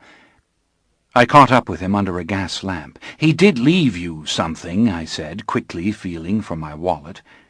I didn't know how much I had in it, but I planned to give it to him. It was several $100. I put it into his hands. They were so thin I could see the blue veins pulsing beneath the watery skin. Now he became exultant, and I sensed at once that the matter went beyond the money. "Then he spoke of me. He told you to give this to me," he said, holding on to it as though it were a relic. "He must have said something else to you." He stared at me with bulging, tortured eyes. I didn't answer him at once, because during these moments I had seen the puncture wounds in his neck. 2 red scratch-like marks to the right, just above his soiled collar. The money flapped in his hand. He was oblivious to the evening traffic of the street, the people who pushed close around us. "Put it away," I whispered. "He did speak of you, that it was important you go on with your music." He stared at me as if anticipating something else. "Yes? Did he say anything else?" he asked me. I didn't know what to tell him. I would have made up anything if it would have given him comfort and also kept him away. It was painful for me to speak of Lestat. The words evaporated on my lips. And the puncture wounds amazed me. I couldn't fathom this. I was saying nonsense to the boy, finally, that Lestat wished him well, that he had to take a steamboat up to St. Louis, that he would be back, that war was imminent, and he had business there. The boy hungering after every word as if he couldn't possibly get enough, and was pushing on with it for the thing he wanted. He was trembling. The sweat broke out fresh on his forehead as he stood there pressing me, and suddenly he bit his lip hard and said, "But why did he go?" as if nothing had sufficed. "What is it?" I asked him. "What did you need from him? I'm sure he would want me to—" "He was my friend!" He turned on me suddenly, his voice dropping with repressed outrage. "You're not well," I said to him. "You need rest. There's something—" And now I pointed to it, attentive to his every move. "On your throat." He didn't even know what I meant. His fingers searched for the place, found it, rubbed it. "What does it matter? I don't know. The insects, they're everywhere," he said, turning away from me. "Did he say anything else?" For a long while I watched him move up the Rue Royale, a frantic, lanky figure in rusty black for whom the bulk of the traffic made way. I told Claudia at once about the wound on his throat. It was our last night in New Orleans. We'd board the ship just before midnight tomorrow for an early morning departure. We had agreed to walk out together. She was being solicitous, and there was something remarkably sad in her face, something which had not left after she had cried. "What could the marks mean?" she asked me now. "That he fed on the boy when the boy slept? That the boy allowed it? I can't imagine," she said. "Yes, that must be what it is." But I was uncertain. I remembered now Lestat's remark to Claudia that he knew a boy who would make a better vampire than she. Had he planned to do that? Planned to make another one of us? "It doesn't matter now, Louis," she reminded me. We had to say our farewell to New Orleans. We were walking away from the crowds of the Rue Royale. My senses were keen to all around me, holding it close, reluctant to say this was the last night. This ends Disc 6. Interview with the Vampire, Disc 7. The old French city had been, for the most part, burned a long time ago, and the architecture of these days was, as it is now, Spanish, which meant that as we walked slowly through the very narrow street where one cabriolet had to stop for another, We passed whitewashed walls and great courtyard gates that revealed distant lamplit courtyard paradises like our own, only each seemed to hold such promise, such sensual mystery. Great banana trees stroked the galleries of the inner courts, and masses of fern and flower crowded the mouth of the passage. Above, in the dark, figures sat on the balconies, their backs to the open doors, their hushed voices and the flapping of their fans barely audible above the soft river breeze. And over the walls grew wisteria and passiflora, so thick that we could brush against it as we passed, and stop occasionally at this place or that to pluck a luminescent rose or tendrils of honeysuckle. Through the high windows we saw again and again the play of candlelight on richly embossed plaster ceilings, and often the bright iridescent wreath of a crystal chandelier. Occasionally a figure dressed for evening appeared at the railings, the glitter of jewels at her throat, her perfume adding a lush evanescent spice to the flowers in the air. We had our favorite streets, gardens, corners, but inevitably we reached the outskirts of the old city and saw the rise of swamp. Carriage after carriage passed us, coming in from the Bayou Road, bound for the theatre or the opera. But now the lights of the city lay behind us, and its mingled scents were drowned in the thick odor of swamp decay. The very sight of the tall, wavering trees, their limbs hung with moss, had sickened me, made me think of Lestat. I was thinking of him as I'd thought of my brother's body. I was seeing him sunk deep among the roots of cypress and oak, that hideous withered form folded in the white sheet. I wondered if the creatures of the dark shunned him, knowing instinctively the parched, crackling thing there was virulent, or whether they swarmed about him in the reeking water, picking his ancient dried flesh from the bones. I turned away from the swamps, back to the heart of the old city, and felt the gentle press of Claudia's hand, comforting. She had gathered a natural bouquet from all the garden walls, and she held it crushed to the bosom of her yellow dress, her face buried in its perfume. Now she said to me in such a whisper that I bent my ear to her, "Louis, it troubles you. You know the remedy. Let the flesh instruct the mind." She let my hand go, and I watched her move away from me, turning once to whisper the same command. "Forget him. Let the flesh instruct the mind." It brought back to me that book of poems I'd held in my hand when she first spoke these words to me, and I saw the verse upon the page. Her lips were red, her looks were free, her locks were yellow as gold, her skin was white as leprosy. The nightmare, life in death was she, who thicks man's blood with cold. She was smiling from the far corner, a bit of yellow silk visible for a moment in the narrowing dark, then gone. My companion forever. I was turning into the Rue du Maine, moving past darkened windows. A lamp died very slowly behind a broad screen of heavy lace, the shadow of the pattern on the brick expanding, growing fainter, then vanishing into blackness. I moved on, nearing the house of Madame Leclerc, hearing faint but shrill the violins from the upstairs parlor, and then the thin metallic laughter of the guests. I stood across from the house, in the shadows, seeing a small handful of them moving in the lighted room.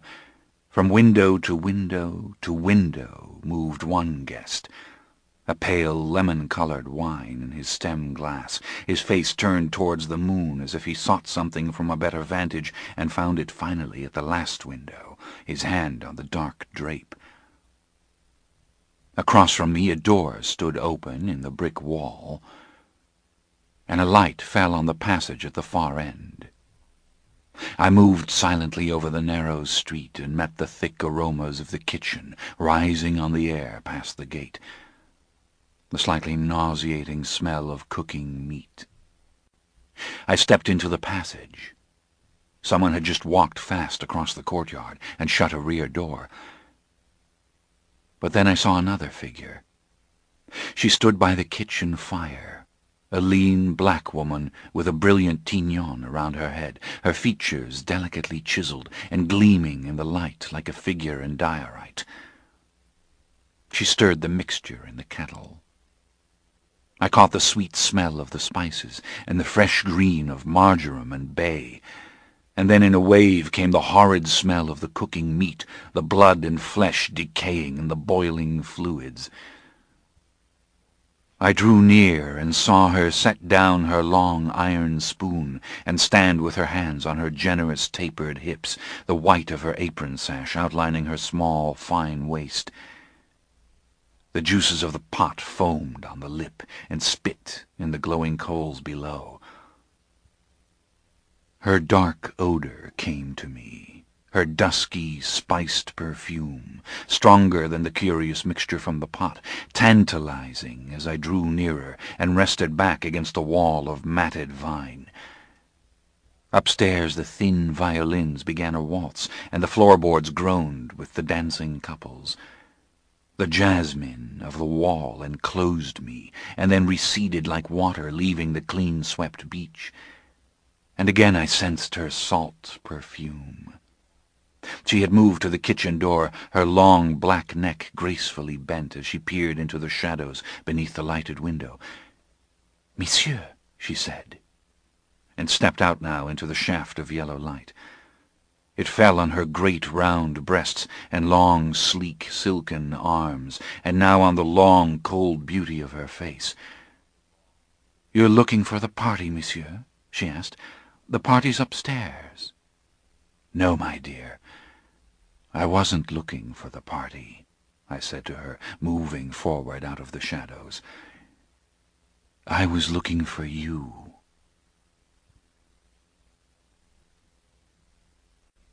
Everything was ready when I woke the next evening. The wardrobe trunk on its way to the ship, as well as a chest which contained a coffin. The servants gone, the furnishings draped in white. The sight of the tickets and a collection of notes of credit and some other papers all placed together in a flat black wallet made the trip emerge into the bright light of reality. I would have foregone killing had that been possible, and so I took care of this early and perfunctorily, as did Claudia. And as it neared time for us to leave, I was alone in the flat waiting for her. She had been gone too long for my nervous frame of mind. I feared for her. Though she could bewitch almost anyone into assisting her if she found herself too far away from home, and had many times persuaded strangers to bring her to her very door, to her father, who thanked them profusely for returning his lost daughter. When she came now, she was running, and I fancied as I put my book down that she had forgotten the time. She thought it later than it was. By my pocket watch we had an hour. But the instant she reached the door, I knew that this was wrong. "Louis, the doors!" she gasped, her chest heaving, her hand at her heart. She ran back down the passage with me behind her, and as she desperately signaled me, I shut up the doors to the gallery. "What is it?" I asked her. "What's come over you?" But she was moving to the front windows now, the long French windows which opened onto the narrow balconies over the street. She lifted the shade of the lamp and quickly blew out the flame. The room went dark, and then lightened gradually with the illumination of the street. She stood, panting, her hand on her breast, and then she reached out for me and drew me close to her beside the window. "Someone followed me," she whispered now. "I could hear him, block after block behind me. At first I thought it was nothing." She stopped for breath, her face blanched in the bluish light that came from the windows across the way. "Louis, it was the musician," she whispered. "But what does that matter? He must have seen you with Lestat." "Louis, he's down there. Look out the window. Try to see him." She seemed so shaken, almost afraid, as if she would not stand exposed on the threshold. I stepped out on the balcony, though I held her hand as she hovered by the drape, and she held me so tightly that it seemed she feared for me. It was 11 o'clock, and the Rue Royale for the moment was quiet. Shops shut, the traffic of the theatre just gone away. A door slammed somewhere to my right, and I saw a woman and a man emerge and hurry towards the corner, the woman's face hidden beneath an enormous white hat. Their steps died away. I could see no one, sense no one. I could hear Claudia's labored breathing. Something stirred in the house. I started, then recognized it as the jingling and rustling of the birds. We'd forgotten the birds. But Claudia had started worse than I, and she pulled near to me. "There is no one, Claudia," I started to whisper to her. Then I saw the musician. He had been standing so still in the doorway of the furniture shop that I had been totally unaware of him, and he must have wanted this to be so. For now he turned his face upwards, towards me, and it shone from the dark like a white light. The frustration and care were utterly erased from his stark features. His great dark eyes peered at me from the white flesh. He had become a vampire. "I see him," I murmured to her, my lips as still as possible, my eyes holding his eyes. I felt her move closer, her hand trembling, a heart beating in the palm of her hand. She let out a gasp when she saw him now. But at that same moment something chilled me even as I stared at him, and he did not move. Because I heard a step in the lower passage. I heard the gate hinge groan. And then that step again, deliberate, loud, echoing under the arched ceiling of the carriageway, deliberate, familiar. That step advancing now up the spiral stairs. A thin scream rose from Claudia, and then she caught it at once with her hand. The vampire in the furniture shop door had not moved, and I knew the step on the stairs. I knew the step on the porch. It was Lestat. Lestat pulling on the door, now pounding on it, now ripping at it, as if to tear it loose from the very wall. Claudia moved back into the corner of the room, her body bent as if someone had struck her a sharp blow, her eyes moving frantically from the figure in the street to me. The pounding on the door grew louder. And then I heard his voice. "Louis," he called to me. "Louis!" he roared against the door. And then came the smash of the back parlor window, and I could hear the latch turning from within. Quickly I grabbed the lamp, struck a match hard and broke it in my frenzy, then got the flame as I wanted it and held the small vessel of kerosene poised in my hand. "Get away from the window! Shut it!" I told her, and she obeyed as if the sudden, clear-spoken command released her from a paroxysm of fear. "And light the other lamps! Now! At once!" I heard her crying as she struck the match. Lestat was coming down the hallway. And then he stood at the door. I let out a gasp, and not meaning to, I must have taken several steps backwards when I saw him. I could hear Claudia's cry. It was Lestat, beyond question, restored and intact as he hung in the doorway, his head thrust forward, his eyes bulging as if he were drunk and needed the door jamb to keep him from plunging headlong into the room. His skin was a mass of scars, a hideous covering of injured flesh, as though every wrinkle of his death had left its mark upon him. He was seared and marked as if by the random strokes of a hot poker, and his once clear grey eyes were shot with hemorrhaged vessels. "Stay back, for the love of God," I whispered. "I'll throw it at you. I'll burn you alive," I said to him. And at the same moment I could hear a sound to my left, something scraping, scratching against the facade of the townhouse. It was the other one. I saw his hands now on the wrought-iron balcony. Claudia let out a piercing scream as he threw his weight against the glass doors. I cannot tell you all that happened then. I cannot possibly recount it as it was. I remember heaving the lamp at Lestat. It smashed at his feet, and the flames rose at once from the carpet. I had a torch, then, in my hands, a great tangle of sheet I'd pulled from the couch and ignited in the flames. But I was struggling with him before that, kicking and driving savagely at his great strength, and somewhere in the background were Claudia's panicked screams. And the other lamp was broken, and the drapes of the windows blazed. I remember that his clothes reeked of kerosene, and that he was at one point smacking wildly at the flames. He was clumsy, sick, unable to keep his balance, but when he had me in his grip I even tore at his fingers with my teeth to get him off. There was noise rising in the street, shouts, the sound of a bell.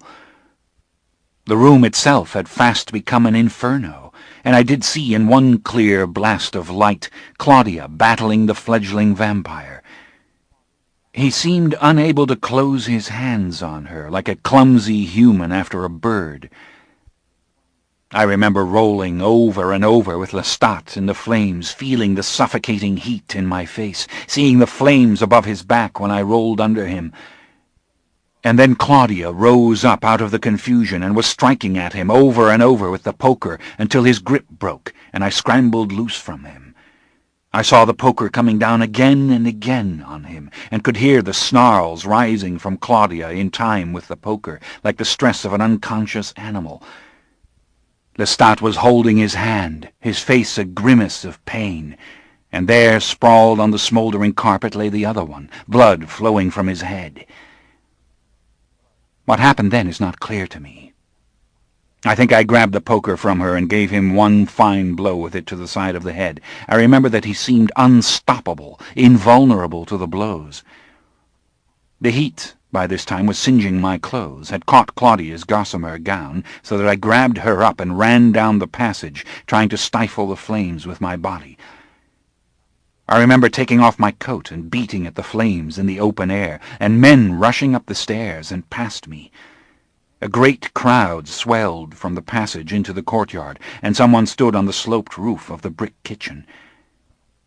I had Claudia in my arms now, and was rushing past them all, oblivious to the questions, thrusting a shoulder through them, making them divide. And then I was free with her, hearing her pant and sob in my ear, running blindly down the Rue Royale, down the first narrow street, running and running, until there was no sound but the sound of my running, and her breath. And we stood there, the man and the child, scorched and aching and breathing deep in the quiet of night.